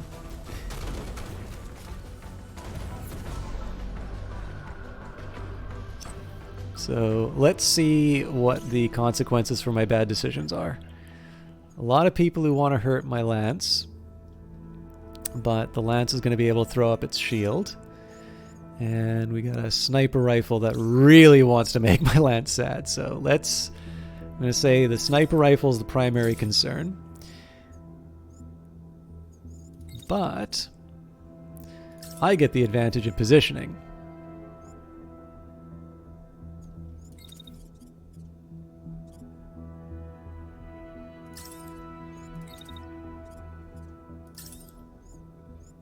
And I get to step all over all of the people I don't like. Okay, so we run up, shields up, stomp, stomp. Technically I can start shooting my shotgun at this point.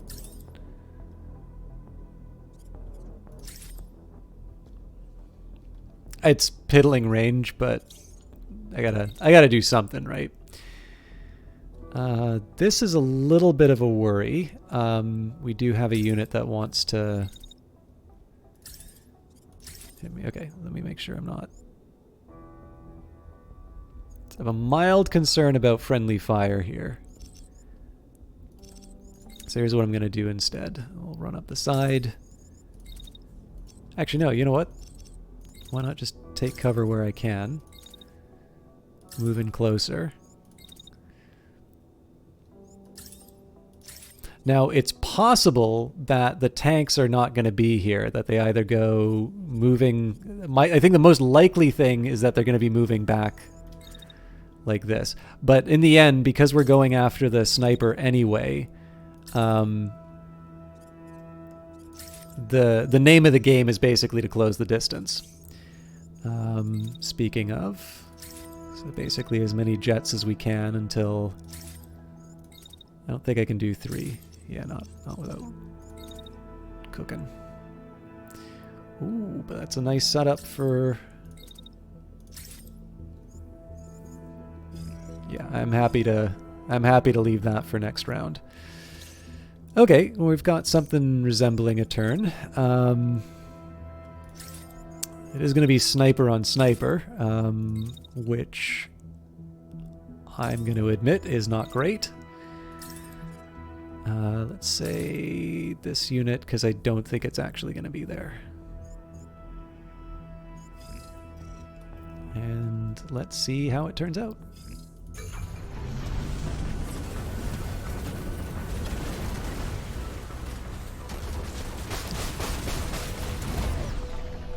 It's like I wound up hitting my own guy a bit, but that thing went up. This guy's still crap. Oh, am I still... Okay, good. I was like, did we just smash him into the building? Sort of, but not quite the way I thought. Okay, so this guy's going to get hit with the blade first. The attack is focused on my melee unit, so immediately after... I wonder if I can just do another primary attack.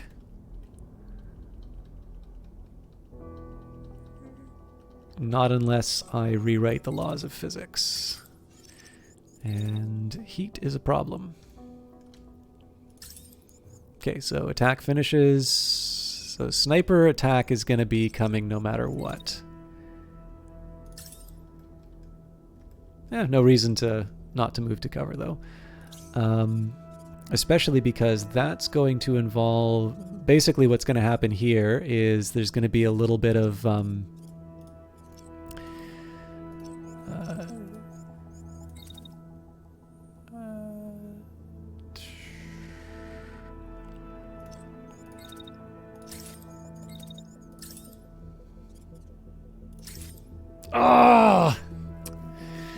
So what I was hoping to do was get there in time to shoot him in the back with a shotgun. No such luck. So open up when we can and just do as much damage as possible. And hopefully that'll clear things out for my allies. So again, I want to be a little careful in terms of where everyone is when the magic happens.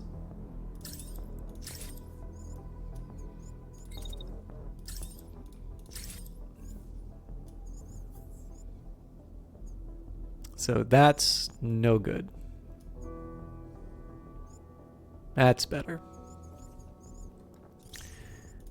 Let's see if we can get the marksman in on it too. So they gotta move up right along the side there.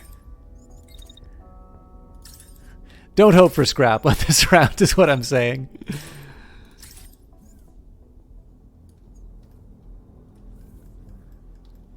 It's gonna be fun though. Trees really like ruining my shots. Okay, but they're gonna move ahead, so the tree's not gonna be as big of a problem.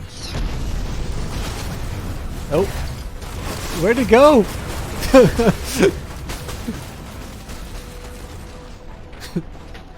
I did not anticipate. Oh, Jesus Christ, that's really bad for us actually.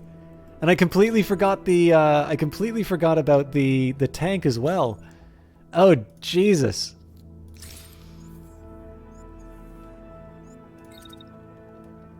Okay, just beat the crap out of this guy forever, as much as possible.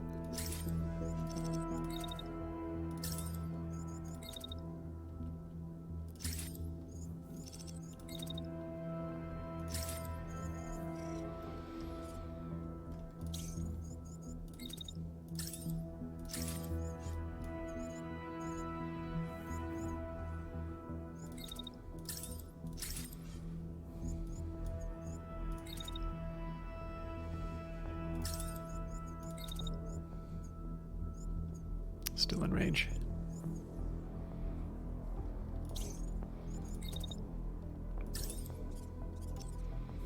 Man, that was a screw up on so many levels. Is that even in range anymore? Sort of.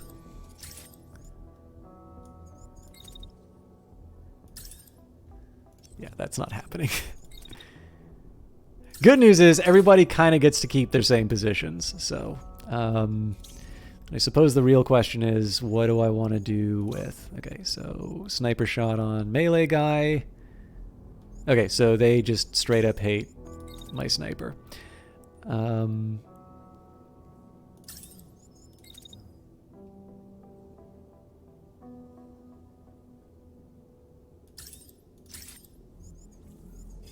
I just kind of want to see what happens at this point.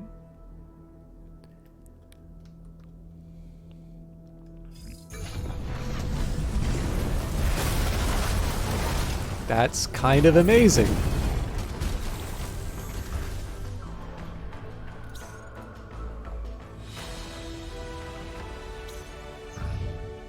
Okay, 35 seconds, 481 damage taken, 5,288 damage inflicted, 92 actions planned, 1 point, almost 3 kilometers.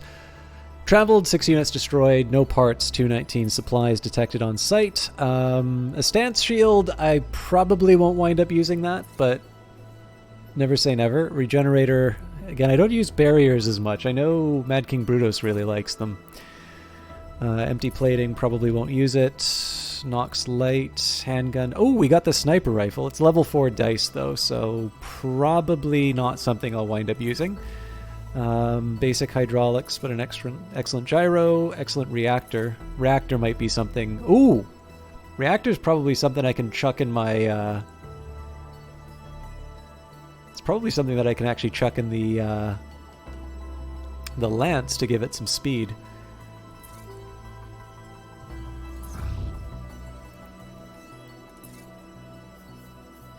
Yeah, I'm not going to use that. I'm almost certainly not going to use that sniper rifle. Captain Zergay, are you still around? Because I know you just started. I was actually going to make that the last one, but I don't know if I can liberate the entire region, but I can do my best.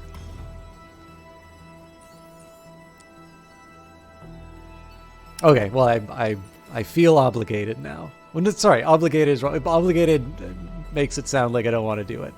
So I will run things a little late, and let's see if we can get more liberation in. There's a lot more going on in this area than I thought. Oh, Jesus Christ! What am I doing?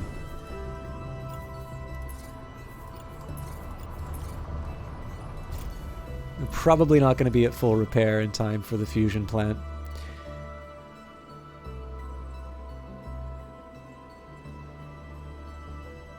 Oh, that's probably going to mean that I can't switch out the gear, too. 3.5 hours.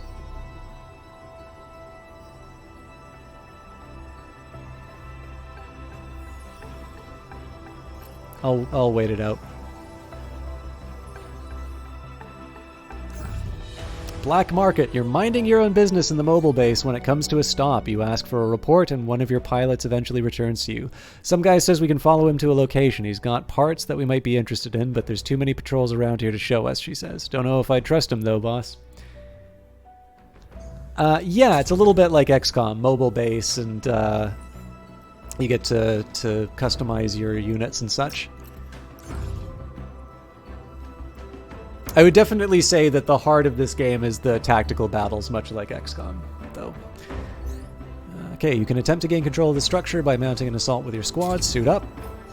And let's see if there's any funny business we can do.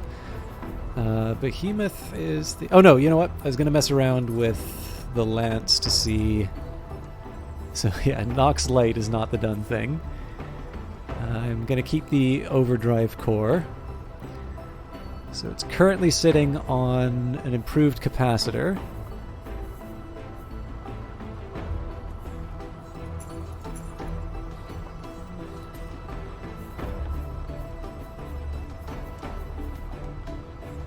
So where do the reactors go?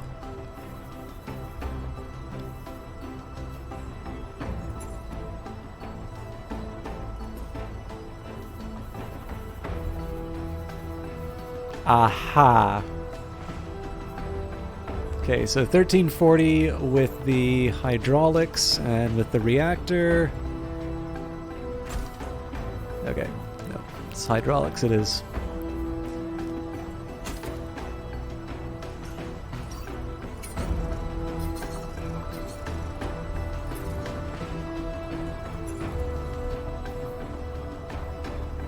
Slightly better mass. I don't like that heat dissipation, though.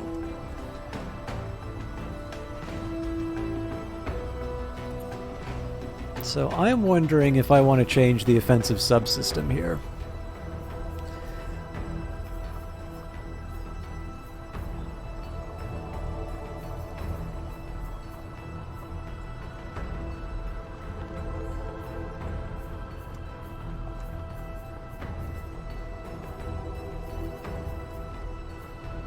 Yeah, let's give this a right multi-purpose stabilizer.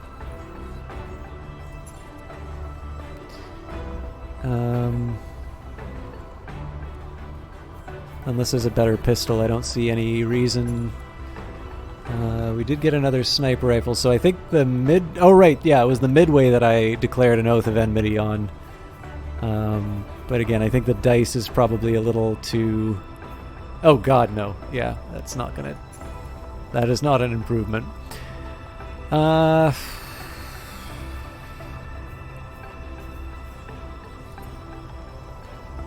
So this gives me an improved heat. So here I'm thinking an active heatsink makes a little more sense on this unit. So of course I can put more stabilizers on, but I'm curious what happens to my speed. 1961, 18. I think I can deal with one unit of speed getting knocked down.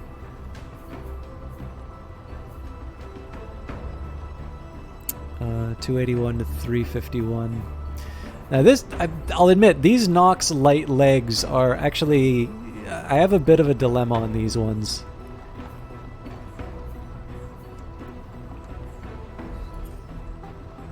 Basic gyro. I can definitely put a better one on this guy.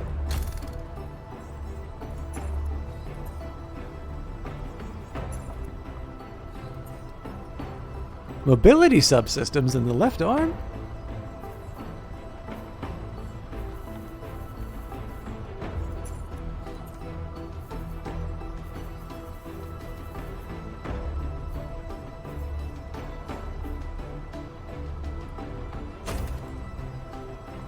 It's taking up all the hydraulics, but it works, right?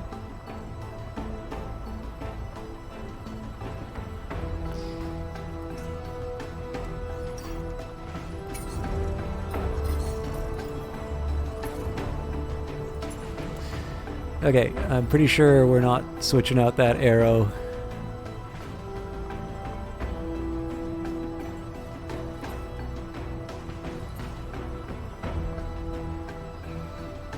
So it's the active heatsink that's sinking me here. I'm gonna stick with it though. I think it's just the shield that, yeah.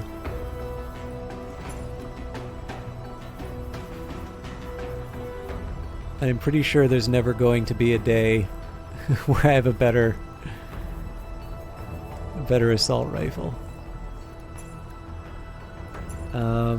I am curious. So improved. Oh, this is why the Hermes wound up being so much slower, because I packed it full of these heat sinks.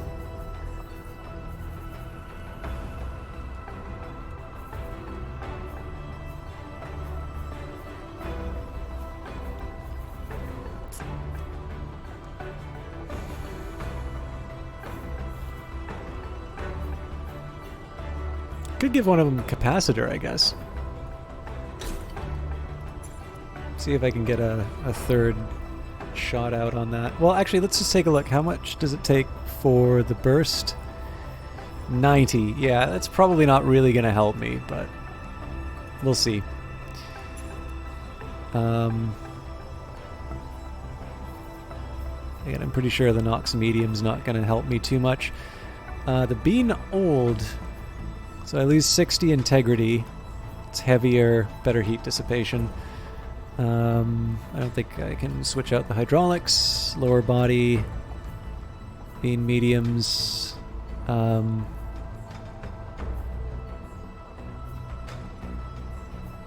Slightly worse heat dissipation, otherwise I'd probably consider those Nox light legs.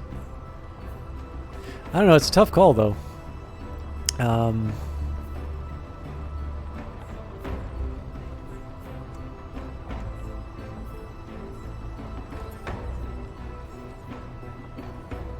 Let's face it, I'm not going to change the hydraulics.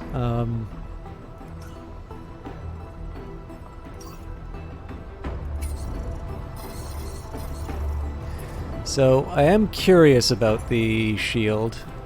Absolutely not.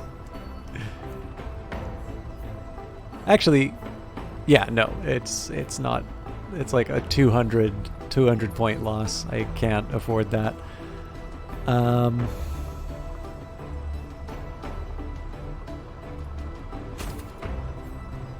How does that work? Whoa, whoa, whoa, whoa, no.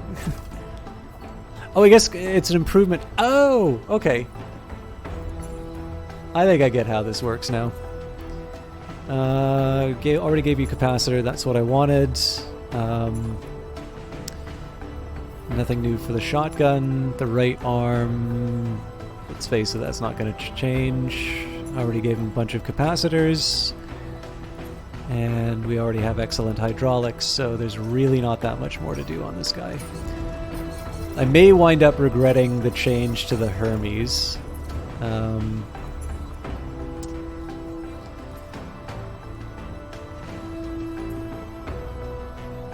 Passive heatsink.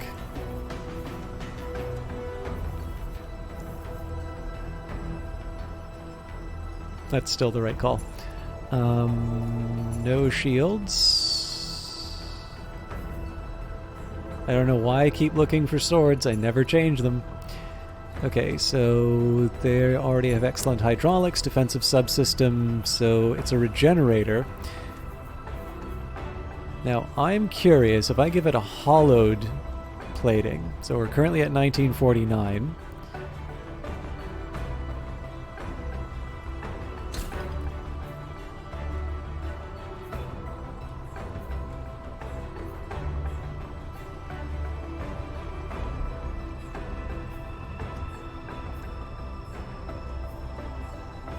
Yeah, so there was no reason for me to keep that.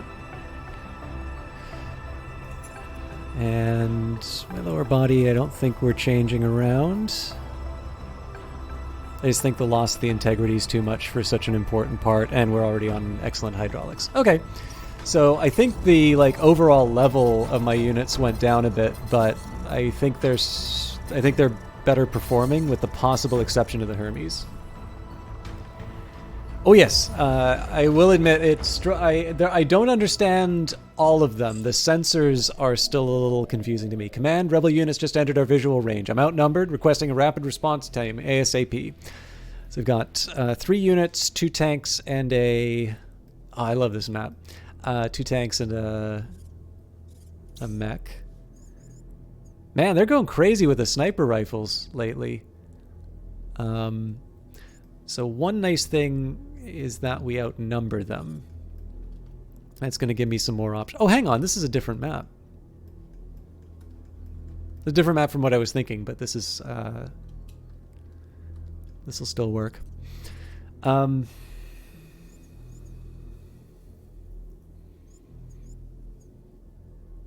the fact that we outnumber them, well, normally would be good. In this case, it is the Lance that is going to be... Oh, but they're only focusing on 2 units, so this will be a little more straightforward.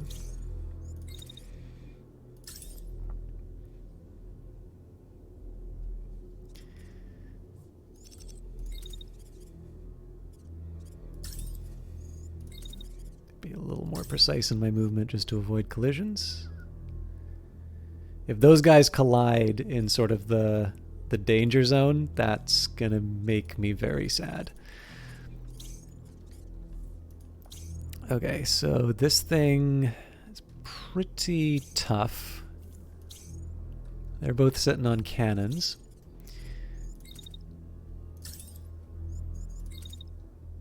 So really, this part for this unit, especially because I gave him the capacitor, should be all about putting as many bullets as possible out in the area. Wrong unit, my friend.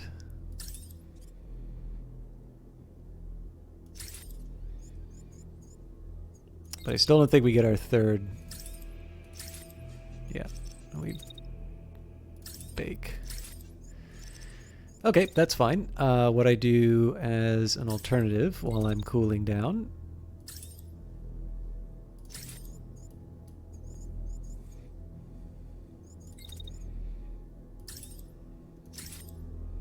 Too hot.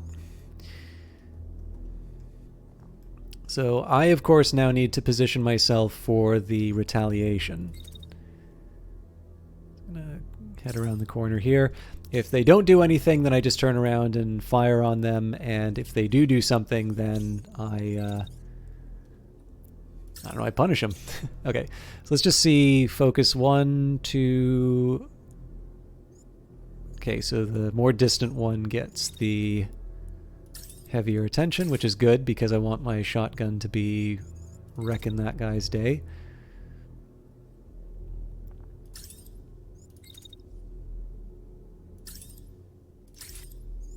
And again, this is more about just doing the damage rather than any particular goal.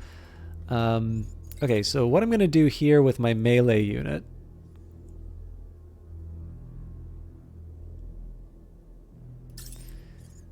Move them a bit deeper into the complex. Okay, so we wait it out.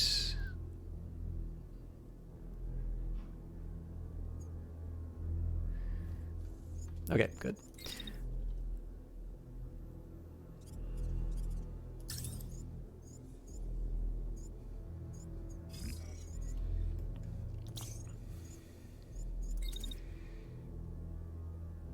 And we wait it out.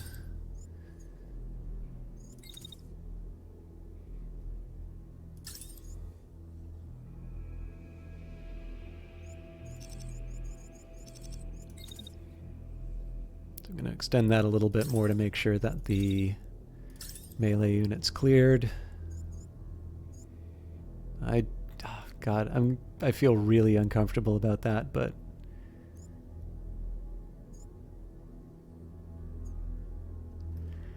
all right, let's see how it goes. If these guys bonk each other on the head, I'm gonna be raging so much. Okay, good.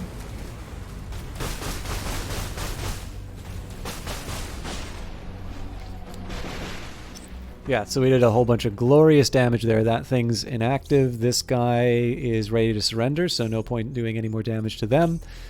This guy is going to take a shot on...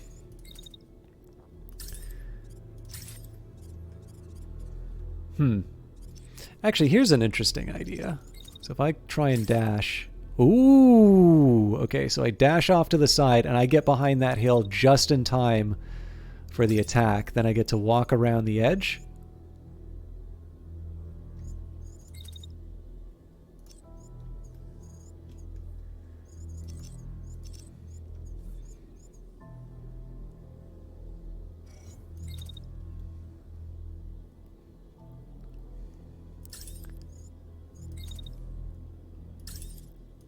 And I get my revenge.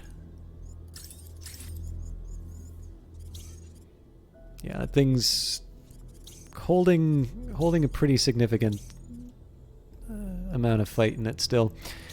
Okay. It'd be great if we could know where the next wave comes from, but it's possible that we're actually going to take these guys out before the reinforcements arrive.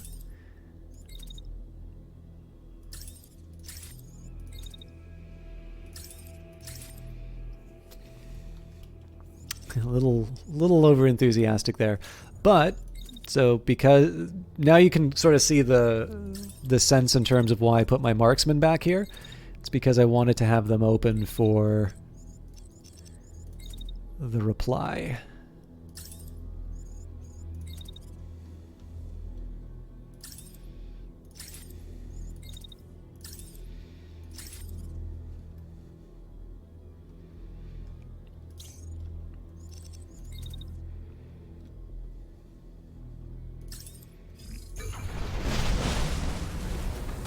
Okay, so dodge the shot.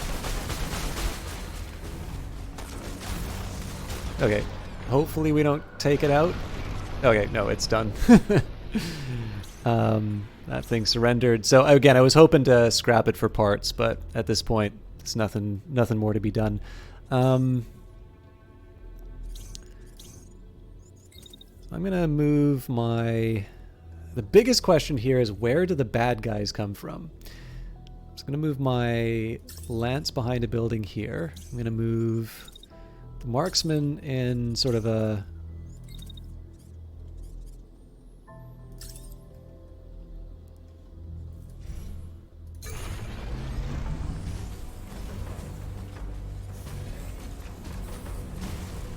Oops! I wish the game would have warned me about... Well, you know what? It probably did. What a persistent bunch. Command won't commit any more drop squads on site, so let's get this over with. Alright, I severely misjudged where the bad guys were going to be coming from, so let's get as close as we can, as quickly as we can.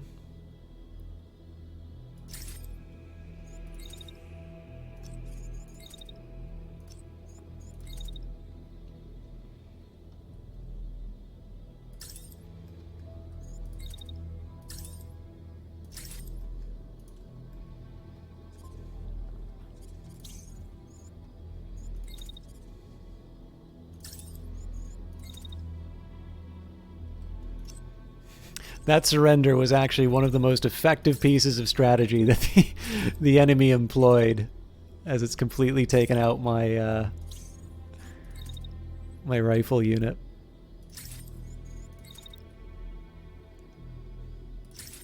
I believe we can only do 2 jumps before...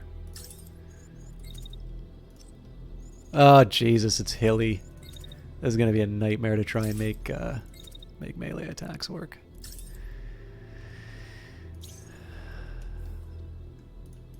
Alright, so once they dust themselves off, in this case we just run straight towards them, and anything that gets in range gets shot.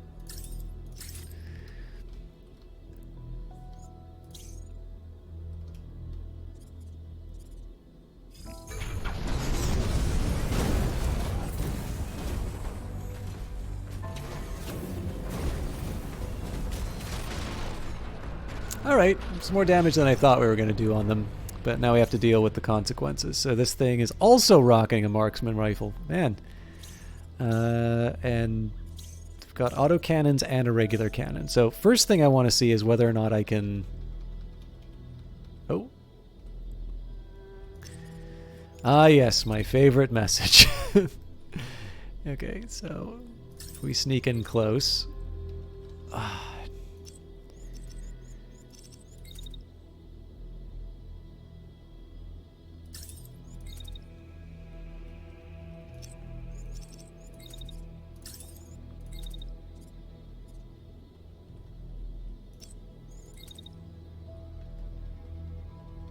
Okay, so that's fine. My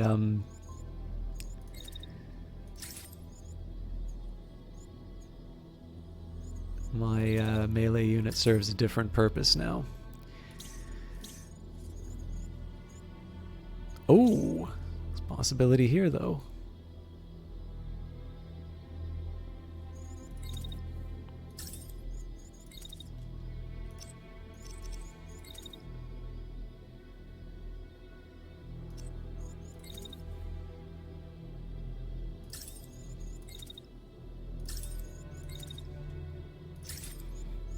Okay, so I got to figure out what to do about this guy. So their attacks come at 1.5 and 4.5.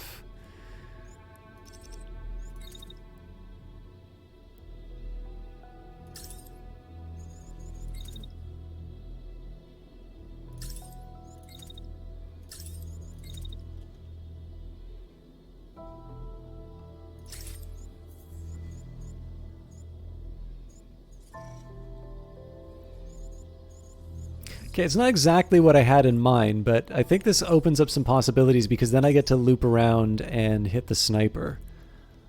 So I'll admit, this thing makes me a little nervous.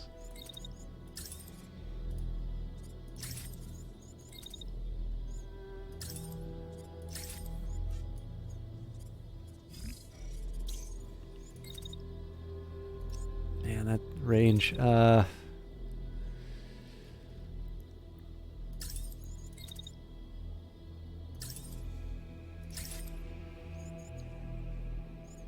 Surely that's enough.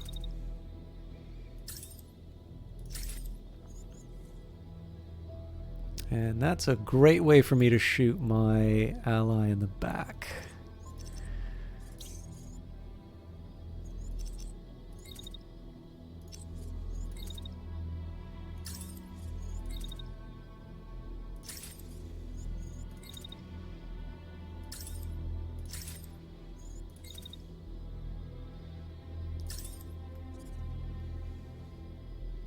I think that's everyone accounted for. Well, sort of.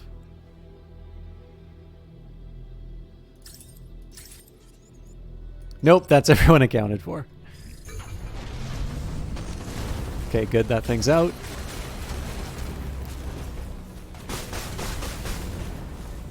Okay, so it's just a matter of cleaning up the sniper now.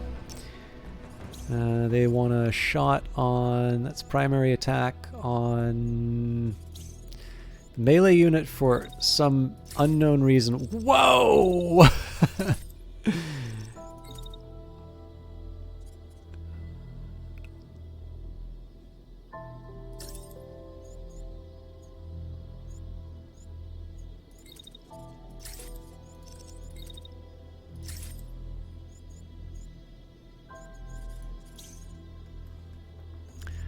Got to work with what I got. It's going to be tight.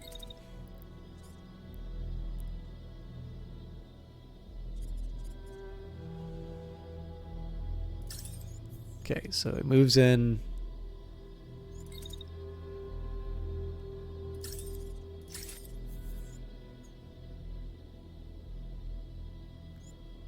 That doesn't work for me. I'm trying to find a way of getting the lance involved without obviously screwing my melee unit.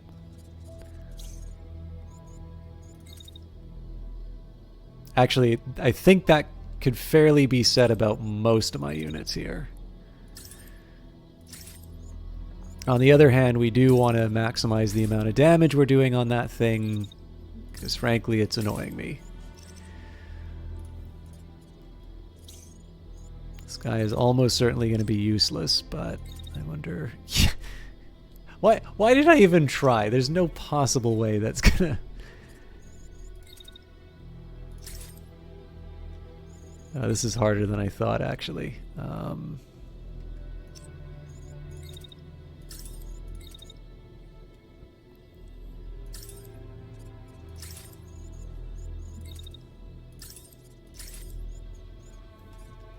That's what I got.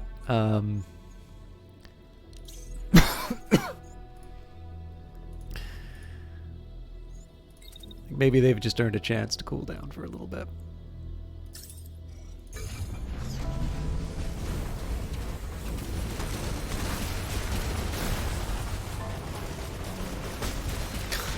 It's friendly fire. All right. Yeah. I think I really need to figure out what I'm doing with my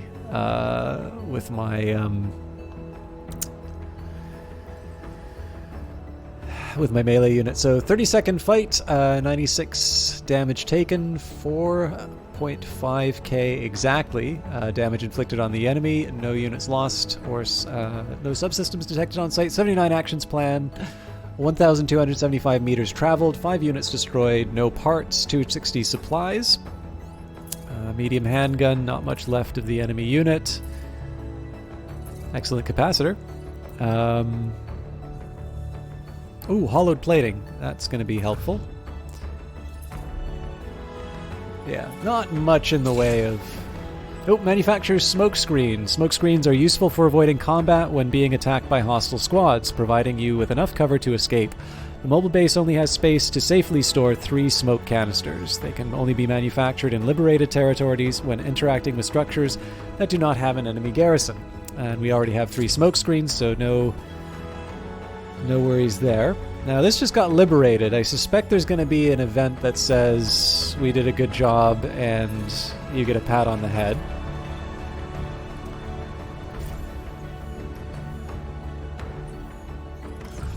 Freedom! You've successfully liberated this province, and the people rejoice. The relief is palpable. One of your pilots wanders over to you as you watch the people dance in the streets. I know there's a lot more to do, she says, but shouldn't we celebrate the small victories? We will celebrate, seeing as we're already taking the 6 hours, and I have no idea what we're supposed to be doing with supply. So, we have liberated, but I did promise that we would take care of everything. So, we will head to the fort, and then next stream we will do even more liberations.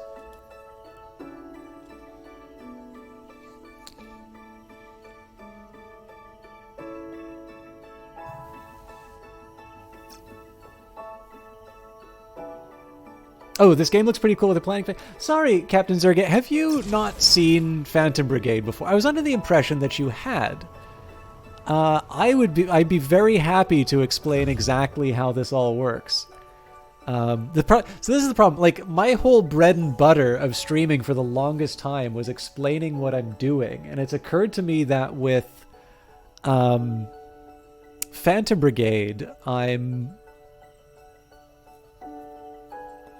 really locked into the game, and so I'm not explaining the thought process as well. So let's see if I can do a better job on that.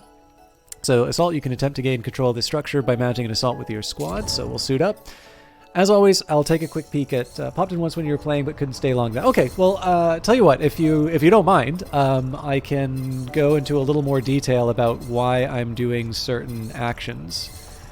So let's look at the Behemoth. I don't think there's going to be much in terms of improvements. So we've got a new upper body. That's just a Nox medium. It's pretty vanilla part.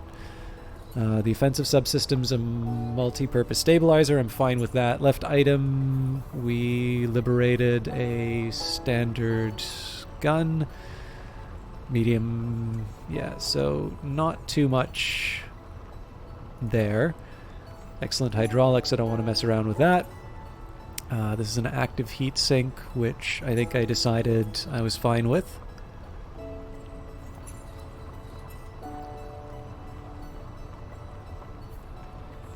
Right, the hydraulics were better. So nothing new for Behemoth. Hermes. So it's not clear to me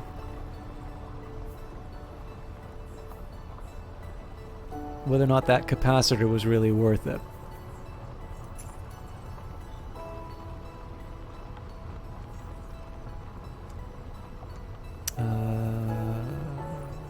Right, so the items I know I'm not going to use. So at the very least I can upgrade to the enhanced capacitor for the extra 5. I think I gave up a heatsink for that. Fine on hydraulics. Yeah, there's not a whole lot to do with these. Right, so I guess it's the question about the active heatsink. I don't know. This is working for me. Alright, the lance. I always feel like I keep coming back to this thing to try and find some more improvements. No point in giving it the excellent. I mean, this thing's already so much higher in terms of level than everything else. So this empty plating versus hollow. Right, so empty plating is the best.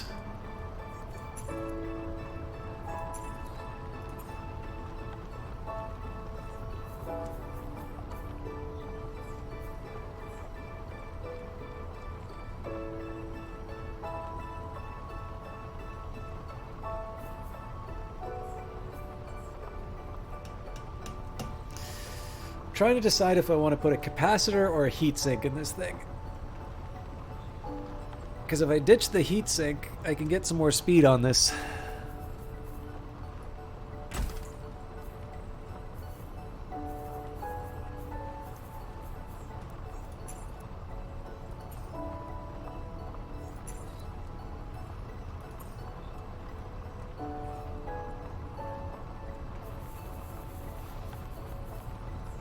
Ah, yes, and then the hydraulics. So 1588, 1573. So yeah, I'm still going to go for the hydraulics. I think the problem here is that I have a bit of a trade-off between sort of weight. Like I actually want this thing to be heavy. So if I pull back, ah, damn it. I messed something up.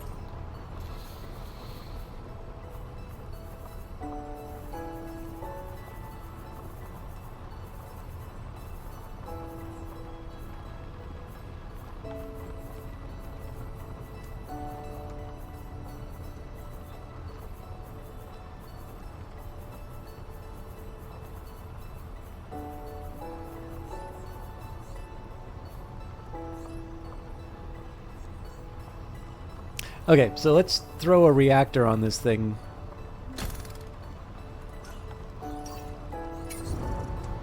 Now it's back to being heavy. All right, man. They're really, really making me earn it. So the reason, if it's not clear why I'm doing this, there's the classes of weight.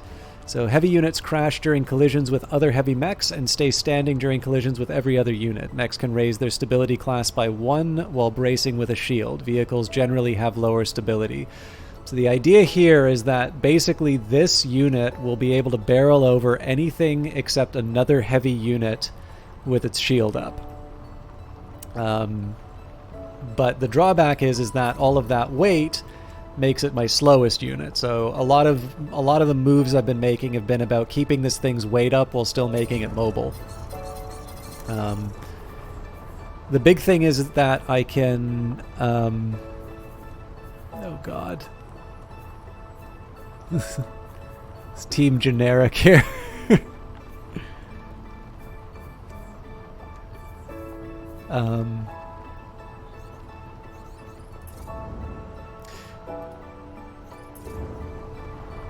But yeah, so the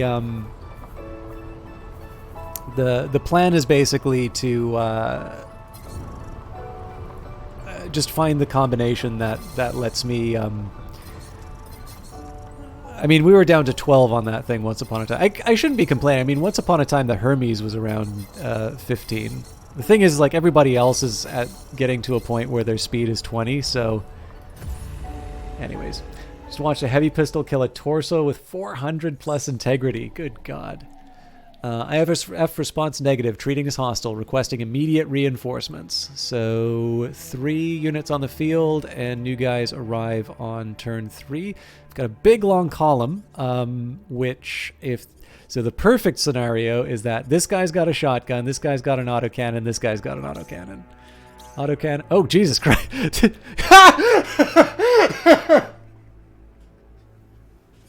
Okay, well, thanks, brace yourself. You really know how to deliver. All right. Well, this is kind of a. Okay, actually, it's not quite as good. I still need to get past the barriers, but yeah, I mean, we kind of get to laugh at them for the first couple of rounds while we get everyone in position. Oh Jesus, am I actually finally? No, this is.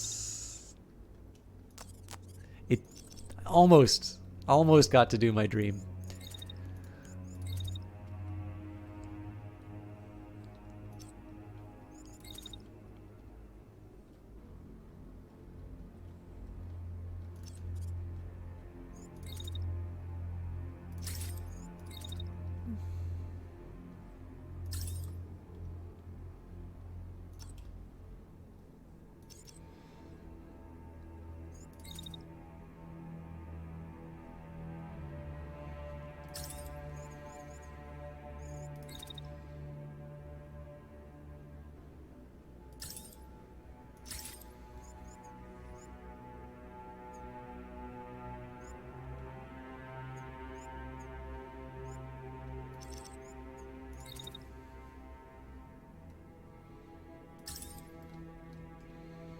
You know, I don't need to make this so complicated. Just stand on the ramp and shoot them.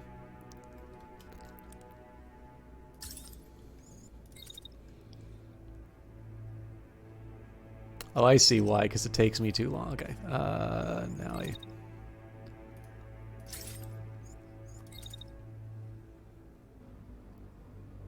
I do need to slightly complicate it across one dimension. That's more like it. So, I mean, yes, we do wind up trading shots, but the optimal range on this thing is, I mean, they're making a choice. That's all I can say. Okay, let's just wait for the marksman to clear.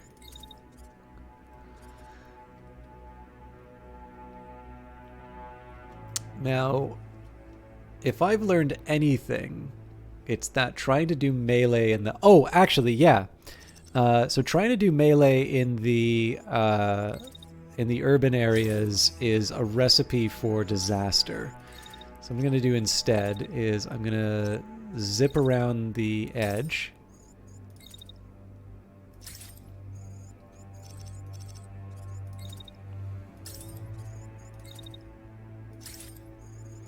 I'm going to try and get as close to this thing as I can.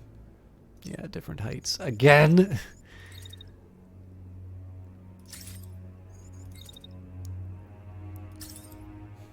This guy's in big trouble next round.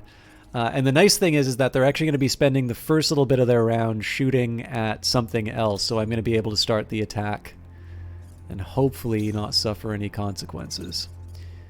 So I'm going to wait on... Well, yeah, if I move forward, then... So what if I zip forward like that? Then it's an even more spectacular explosion. Alright, so wait for them to pass.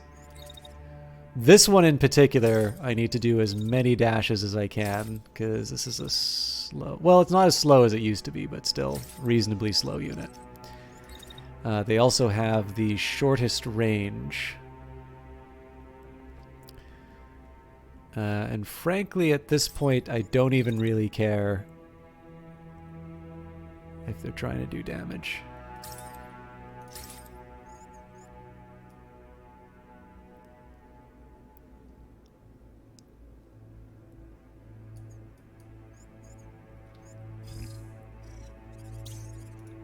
So I guess the last candidate is the...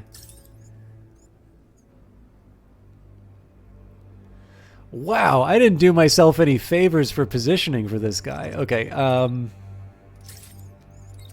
think I'm gonna get my rifle bro to, or so, yeah, to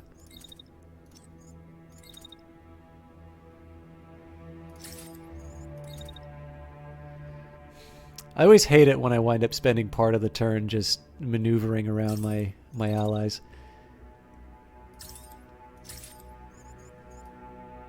It's not pretty, but I feel like there's a better way I can handle the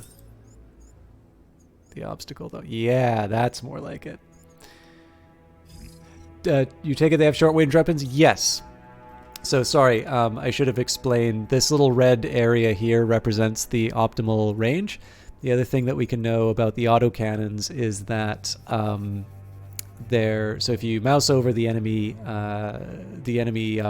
weapon, it's 12 to 24 meters, and shotgun similar 12 to 27. So we can do it. We can do it at short range. I said I was going to explain all the differences, and then so the original plan was basically to try and take advantage of the nice long range, but it turns out there's a bunch of buildings in the way. So the melee unit, I'm sort of sneaking around the edge to be able to get an attack on this tank. The lance, I'm really just pushing them forward as much as I can, putting the shield up. They're going to come in and wreak havoc once they can kind of get in the middle of everyone. And then my marksman, I'm just sort of getting in a high ground position to shoot at the enemy tank. And same with the sort of assault rifle over here. The only thing that's really not touched is their main mech. And I would have liked to have done some damage to it. It's just I have better opportunities in terms of taking out one of the tanks. So it's kind of a building turn more than anything. So yeah, like nothing touched me there. And that thing just got taken out first turn.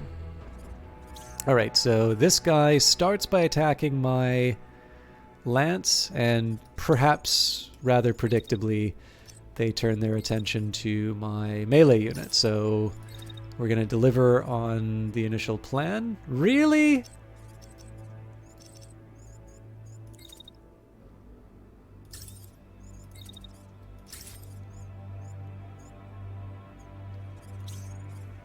So I'm somewhat assuming that this attack works properly. And I'm not going to accept overheating. So if this doesn't if this attack doesn't cause this unit to crash, I'm in some trouble. But I'm pretty sure this guy's out of commission. So this unit just got taken out. This guy is going to do a shot on my lance. It's 2 shots on my lance. So that works to my advantage.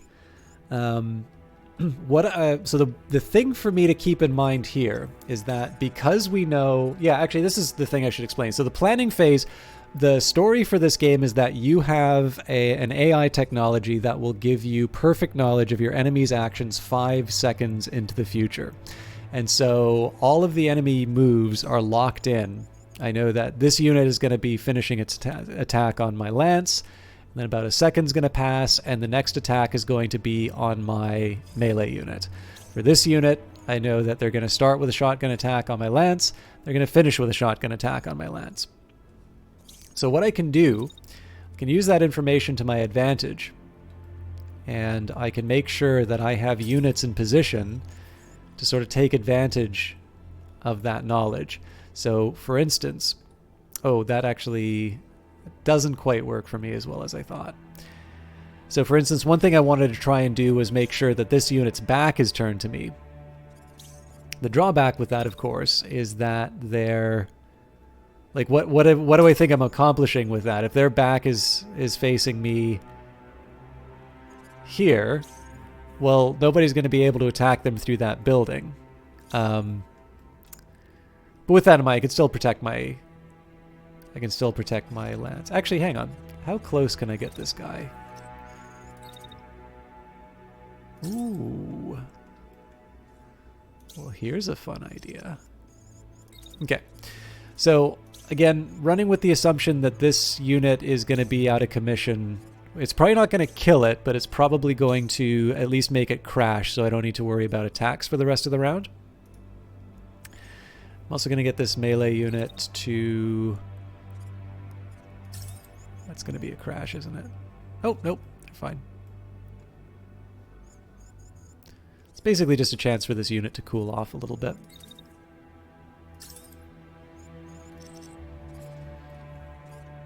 Okay. So what I want to do here with the lance, again, I'm taking advantage of the knowledge of where the enemy unit is going to be looking at certain points. So I don't want to completely give away the store. But notice here, so I've got a building in the way of the enemy unit's attack. And so with this rifle unit... I basically get to find every time I can. Ooh.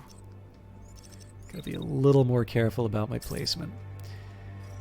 Basically, I get to try and find every opportunity I can to have the enemy units back facing me. So here I'm just going to take advantage of an attack of opportunity. Move around the end. So they just kind of go into the kill zone over here. Not enough for the... You know what? This might cause me to overheat. Ooh, yeah, that's ugly. Alright, well, a little chip damage on the side. And then basically I've tried to have as much of the back of this unit facing me, and I'm taking advantage of the fact that I know no matter what, they're going to try and attack this lance unit. So I can protect the lance while also... moving my own units into a position where they're able to do as much damage as possible. And of course here I've got the marksman. It's best if I can finish the attack before it goes around the corner, but I don't want to overheat, so if I move a little earlier. Well, 2 sets of attacks is better than nothing. So what I'm going to do here, though, is once that's done, I should be considering my next move. So I'm going to move over to the side. We might have some cleanup to do on the tank. So basically, we've more or less eliminated problems. My big question here is going to be to see whether or not the melee unit succeeds in taking out the tank.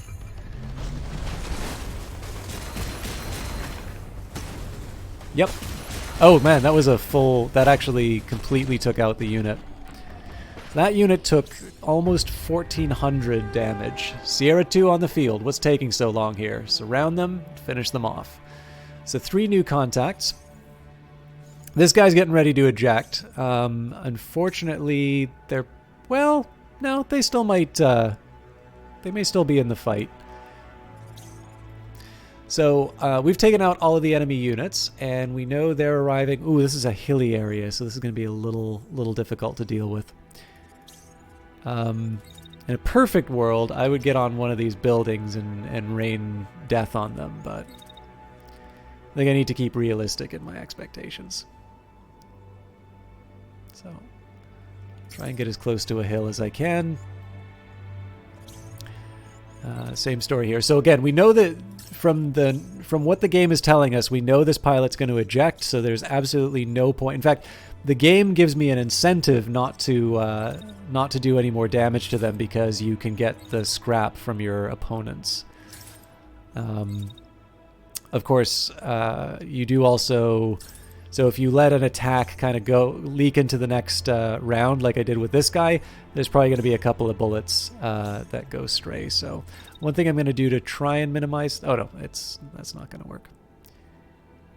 So his second best... This guy's got some pretty decent speed on them. Oh no, they're going to overheat. So we'll run them up a hill. And again, the nice thing about the assault rifle is that you can generally do some decent damage with it even while moving, whereas the marksman rifle you really need to be standing still. And so what I'm able to do here is say, all right, this thing's in a decent enough range. I can, open with a few shots at the start of the round.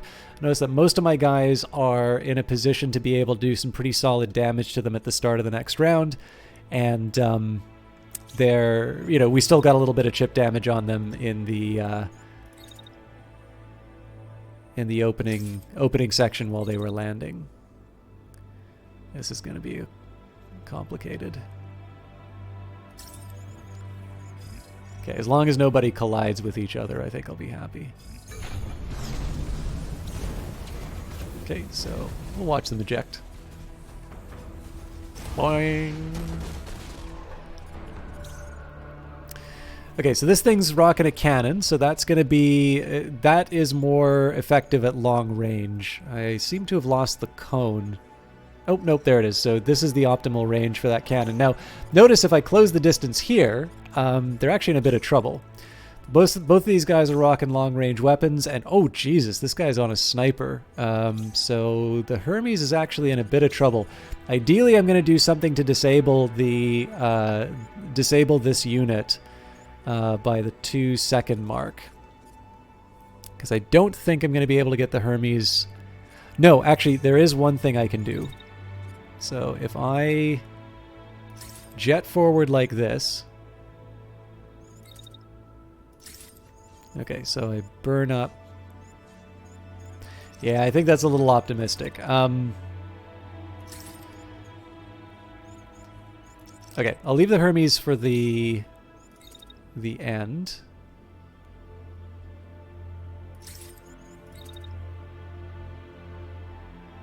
Okay, so they want to hurt the lance. Okay. So what I'm really trying to do here is take advantage of the fact that the sniper is otherwise occupied to try and get my people in a good position to get some good shots off.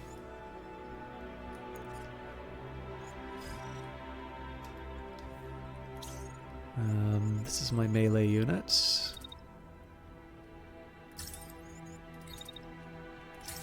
That works.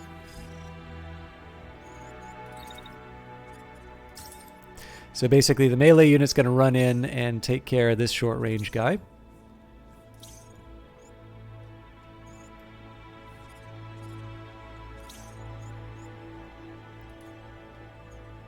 Okay, so it's already within the optimal range on the sniper rifle. So one thing I am going to do to minimize the damage to the Hermes is just like lean into the situation and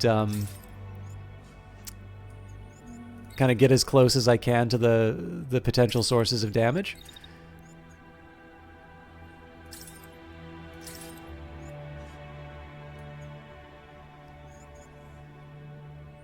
But he goes behind a hill, so that's not quite as useful.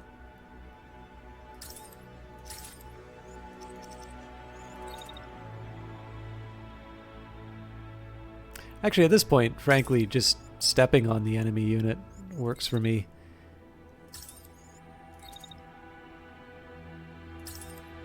That should clear things up to get another round of shots on the bad guy.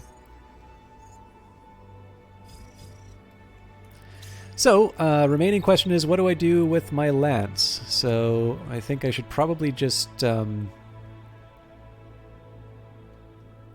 again, I'm going to operate on the assumption that the melee unit does its job. I'm going to set my shield up in response to every attack that's coming after them.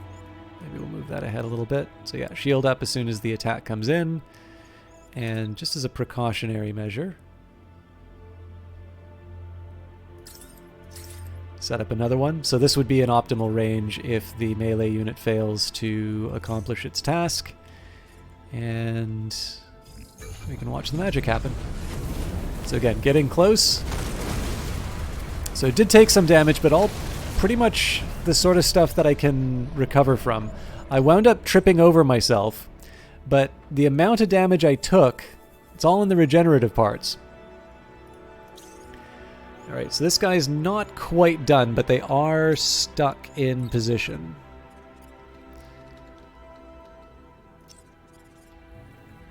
So I think I will let the marksman take care of the cleanup job. So as long as that thing's taken out by the end of the turn, we should be good.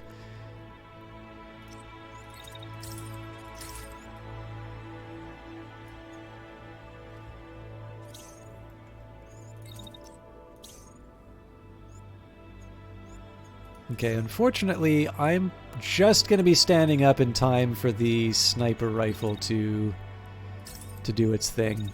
There's not a lot I can do about that, unfortunately, but that's fine. I'll have the last laugh.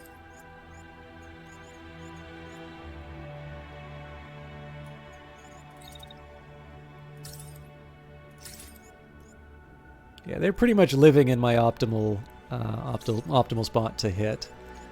The only drawback is that I'm not quite sure how I'm going to make things work with the... well... okay. New idea.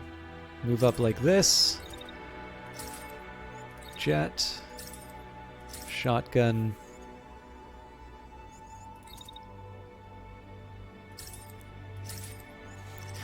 That was a little optimistic, but can't blame me for trying. So basically I want to do as much damage as I can to this unit before the sniper rifle goes off.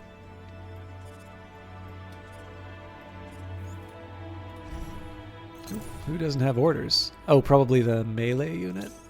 Yeah. Oh, that'll be an interesting one. So can I get them to close the distance?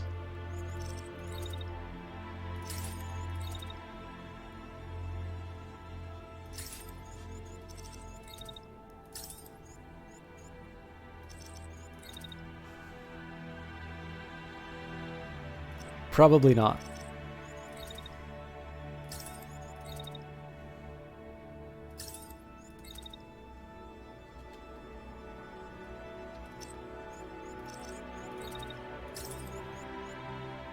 It's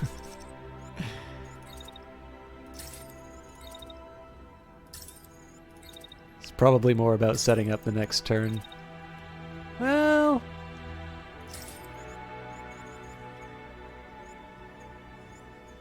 you never know. Okay, that thing's done. Oh man, I didn't even scratch that guy.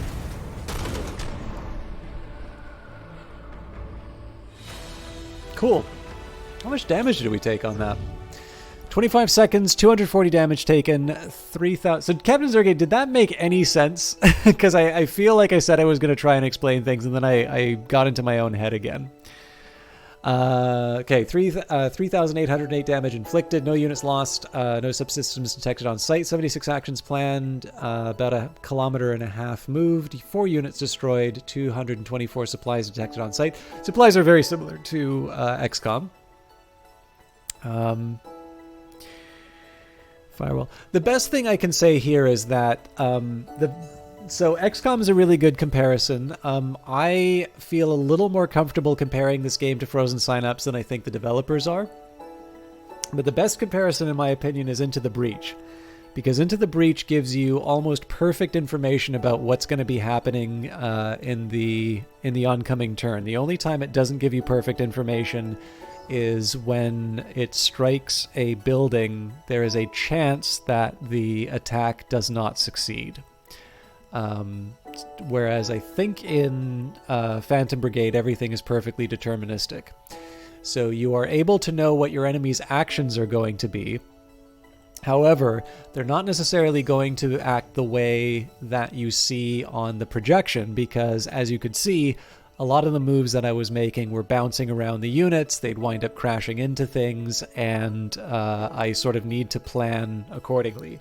This is also where you can take advantage of certain things like moving your units into more advantageous positions, and then you have things like the enemy units shooting them in the back. Mainly optimizing damage done while minimizing damage taken. Yeah, I mean, that's the way I play the game. There is an advantage that right now all repairs take 6 hours, and even if you wind up losing so if you just straight up lose a part, it's not like Battletech. So Battletech has these really heartbreaking moments where you have like a super awesome piece of scrap that you get off of a battlefield, and then, you know, there's a lucky AC-20 hit that just rips the arm off of your mech. Well, you know, goodbye to really awesome piece of equipment. Now that may be added in the game later, but right now, as long as your pilot survives, and you have 6 hours, you could be like, there could be a bolt left of your mech, and the repair people are good enough that they're just going to be able to reconstruct that thing. They're definitely going to be fleshing out the repair system. I'm just not 100% sure of where the of how comprehensive the systems are going to be. But another thing that's neat about this game, to my understanding, all of the damage, the whole world is properly modeled. So like where you see those buildings collapsing and the damage done to the buildings, all of the bullets flying around, I believe all of that is simulated inside of the game. So essentially what you're doing, like, you could almost think of it like Kerbal Space Program or Besiege, where you're building these machines that are sort of, they're engaging with the physics of the world. And you hit the play button and you watch the magic happen. Now, obviously in Kerbal and Besiege, you have... you have control during the motion parts of the game, whereas this one, you are giving the orders in 5-second intervals and watching it play out. But like where you're seeing these units collide with each other and the buildings and such, my understanding is that this is all modeled within the game and you're seeing it play out. I think that's why they make reference to the dot stuff, because that can be very expensive, to my understanding. I'm really not that great at computing stuff, but from what I understand, if you were to try and do that in the normal Unity way, you would probably be putting some fairly heavy demands on the computer, and I think DOTS is sort of designed to be able to sort of... I'm trying to think of like a sensible... You know, I don't know what I'm talking about on this, but it is a better way of storing objects in memory and to be a bit more efficient in terms of operating on the data that you are providing. I think would be a fair statement of what they are trying to accomplish with that technology. I do not make any claims as to how it is being used in Phantom Brigade. That is probably how I should say that. It is a cool tech though. Like I kind of want to learn it, but I want to learn a lot of things. Let's see what other goodies we got. More reactors. This thing is a smoking heap.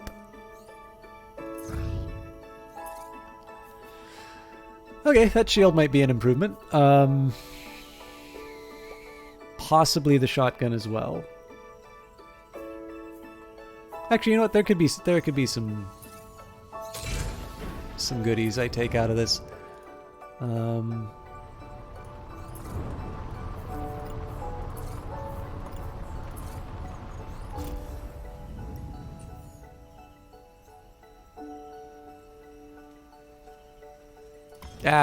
I'll wait it out.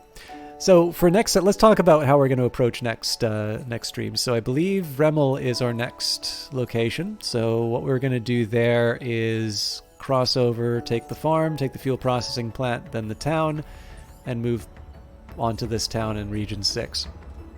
Now, if this has been any indication, we're probably going to have a whole bunch of surprises along the way, which will mess with the overall plan. But the reason why I'm doing it this way is to maximize sort of my radar coverage, so that I'll be able to detect those surprises as quickly as possible. All right, now the reason I did this was I kind of want to see the goodies that I got. That way, next time we play this, we can go straight into the fights. Okay, new stance shield. I probably won't wind up equipping that. The right item was the shotgun, if I'm not mistaken. The arms are all Nox heavies, so probably not for me here, but could be for someone else.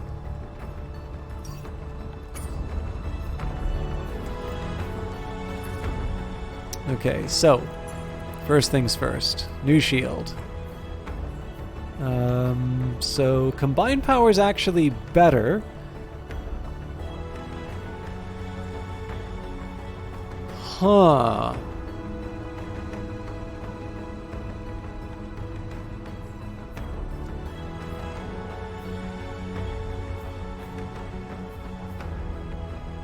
Okay, so let's try that.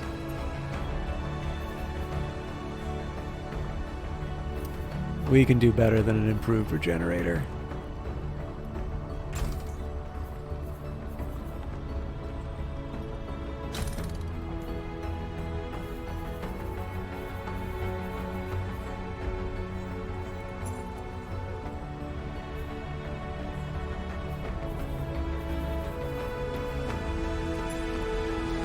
Okay, so currently we're rocking the Asgard Heavy.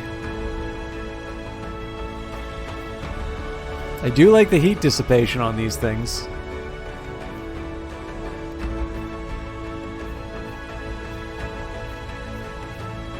Not as much integrity, though. And Helga Heavy versus the Nox Heavy. Lower total integrity, slightly better mass.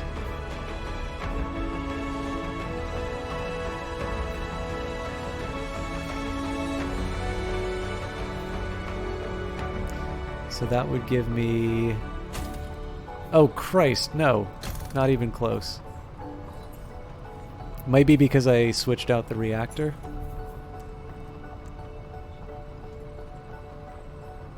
Oh yeah, it's the gyro that's doing all that.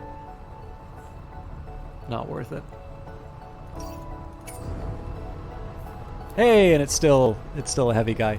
All right, so yeah, this is particularly interesting. Sorry, let's get the livery right. This is the first time I've changed that that shield in a while.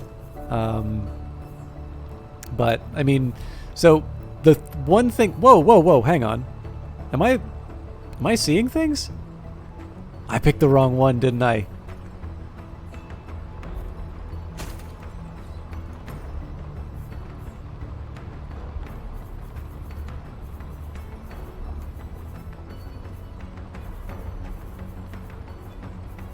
Oh my god. Okay, I have a sneaking suspicion about how some of this works. Oh god. Okay, so I'm looking at this too. I probably have some really awesome mods which are hidden in some of my parts. Okay. Oh Christ. Okay.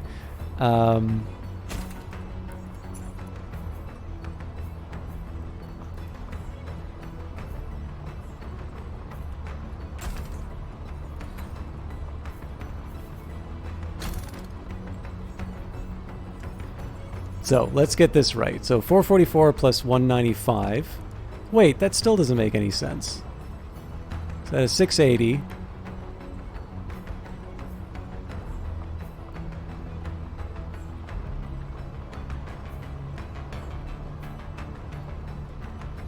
So this shield is definitely better.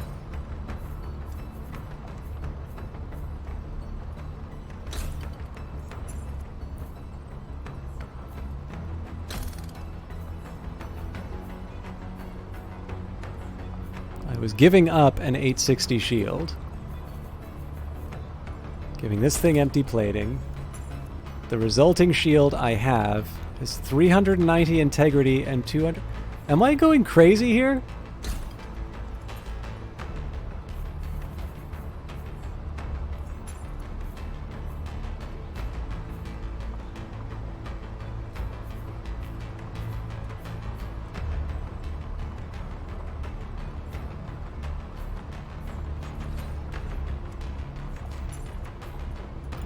What was the shield I had originally? Are the colors of the components... they're indicators of rarity, Captain Zergy. Which is related but not identical.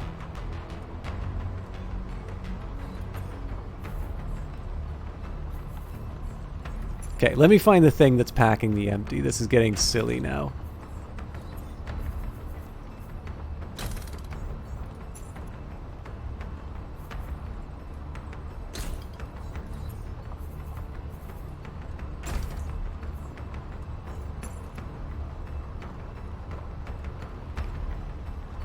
Okay, so empty takes out the shield integrity.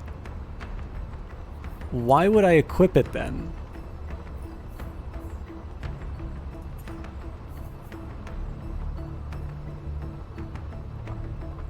So the mass goes up, the integrity goes up. I mean, it makes sense that, you know, if you hollow out the shield, I can get...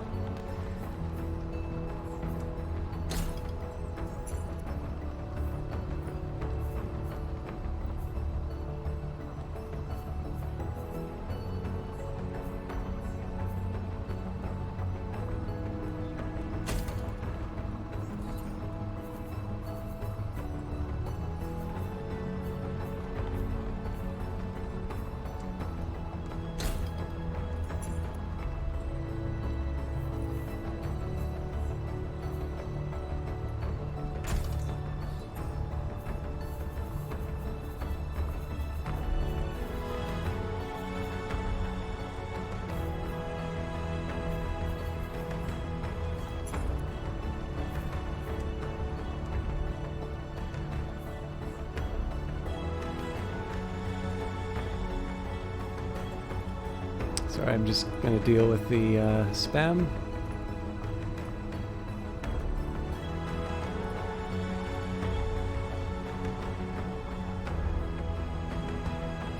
Yeah, so additional modifiers that just might be better or not. I'm sure there's a very sensible explanation behind this that I'm just completely failing to register. Okay. So I got hollowed.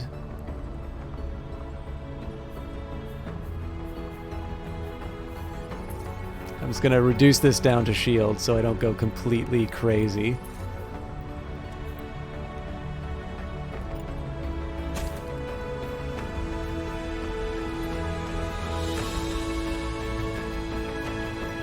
I just want to find which one I gave the heavy plating to.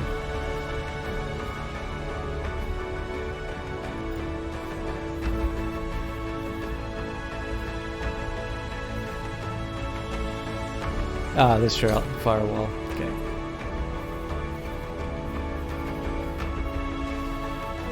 Let's give you some basic plating, because I don't think you're in the running. Okay, so this firewall has the highest... Oh wow, this one's actually got some pretty wicked integrity.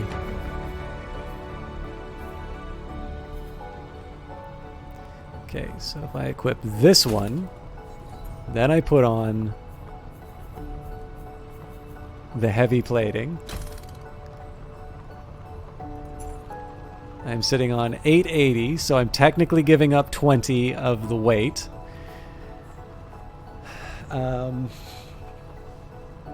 Okay, so I could equip a stance. A stance would give me a total of about 671. I can't believe I'm doing this. And if I gave it empty plating, that would then be reduced to 626, but it would have some pretty decent... No, it would have no regeneration. Why the hell would I ever use this thing then?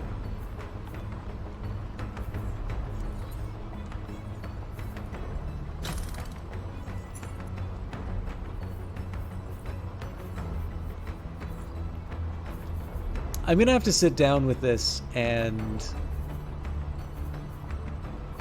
Wait, where did my sweet 880 go?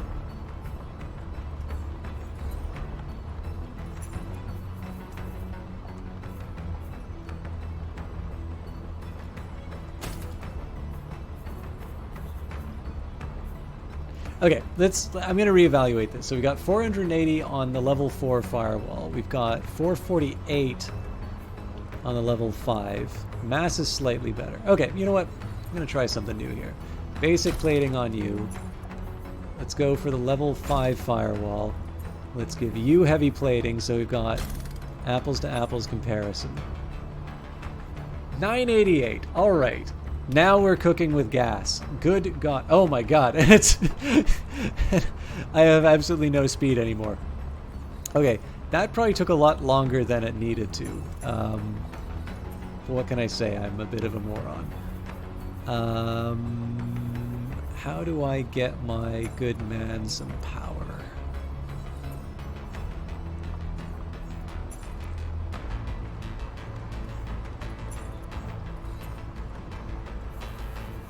I'm gonna guess capacitors are not the way to do that. Okay, so let's say I give it hydraulics now. 1297 doesn't exactly inspire confidence. He still has his chonk. Well, I guess I also get the heat.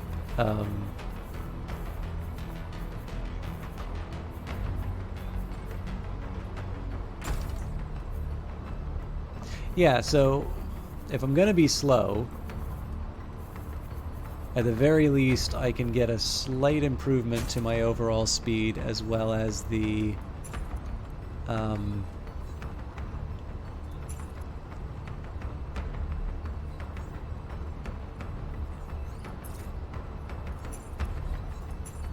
yeah, you know, the one thing I'll say out of all of the...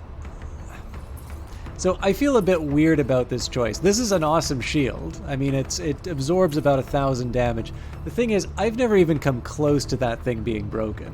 It's probably better. You know what? Screw it. I want this shield. We're gonna give it empty plating because I feel like it.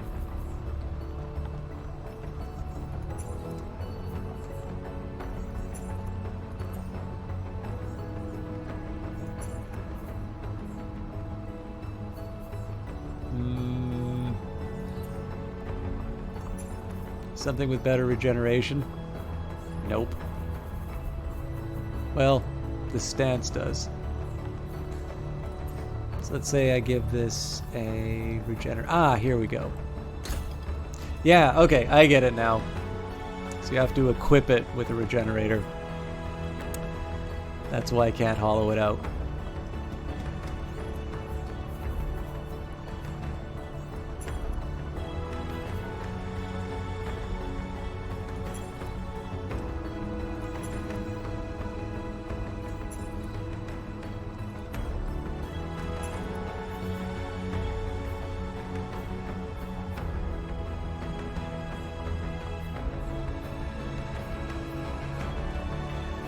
Okay, well, with that taken care of, do you have anything new for the Sleipnir? Why even bother? All the mass is too high. Hermes almost certainly won't have anything new. Yeah, all the mass is just too much. And I think the Behemoth is quite happy with what it's packing, but never hurts to check. Yep, I'm pretty content with that. So at some point, I do want to start messing around with these guys. And these are all pretty much generic units at this point. I feel like there's more that I could be doing with them. But that is a consideration for next stream. Seeing as we've liberated the territory that we wanted. Currently we have 3 locations that we're going to be investigating. I suspect there will be more. So Vremel, Maple, and I think we then move to Balkan. I mean, I could just go straight into Bjorn, but I'll leave it be. Thank you everybody for watching. Again, I don't get a chance to see how many people are in the stream at any given time with my new setup, but I do think it has improved the overall quality for the game. I'm 50-50 in terms of how I've been covering Phantom Brigade. I really, really like this game, but it's occurred to me that I'm starting to get in my own head a little bit more and maybe not explain the ideas as much. So I hope you guys are enjoying it. For those of you who are Phantom Brigade fans who have not yet joined the Discord, I highly recommend that you do so. And again, as always, I am enthusiastic about the game, and I'd like to say that that enthusiasm is genuine, but it cannot be said enough. I was given a copy for promotional purposes, and if you do use the affiliate link, I do get some revenue from the purchase. So keep that in mind if you feel that that's going to be influencing your choice. Personally, I am looking forward to the next campaign updates. I'm actually really looking forward to February's, but no point in rushing those sorts of things. And my final request this evening would be to, if you could just hang out so I can find someone to host tonight. It seemed like Mad King Brutus was going to be hosting Phantom Brigade himself. Oh, and he is. So, this will probably be... Hey, no problem, Carlo the Curious. I hope you enjoyed it. Now, I have always been a little disappointed by the fact that Phantom Brigade doesn't seem to have quite as many people streaming it as I would normally like. But it just so happens that Mad King Brutus, who was in the channel a little bit earlier... Oh, hey, there's actually a couple people. So there's Megalath. I will mention that Mad King Brutus was in the chat a little bit earlier, and I happen to know that this is his first stream after doing this for a while. So he has been a lot of fun to have in the channel. I was trying to help him out with his volume levels a little bit earlier. So if you guys don't mind, I'm going to give him a host tonight. It looks like we are a bit spoiled for choice as far as streams are concerned, but I will leave you with Mad King Brutus and his Australian time zone, because I suspect he will be doing this for a while. Oh, and all of you are coming along. Thank you so much. As for me, we've got the concluding episode of the Morrowind playthroughs. That's going to be happening tomorrow at 7. And then I'm going to be back, not Wednesday. Wednesday is going to be the Dirty Rectangles local game dev meetup, so I'm going to be hanging out there. But I am going to be back Friday, which probably means Hollow Knight, seeing as I won't have any other streams tonight. But don't let me keep you any more further from for more Phantom Brigade. I actually think Brutos is a bit further in the game than I am, so you guys can get a chance to see what I will be dealing with next week. Until next time, guys, have a great evening, and thank you for watching.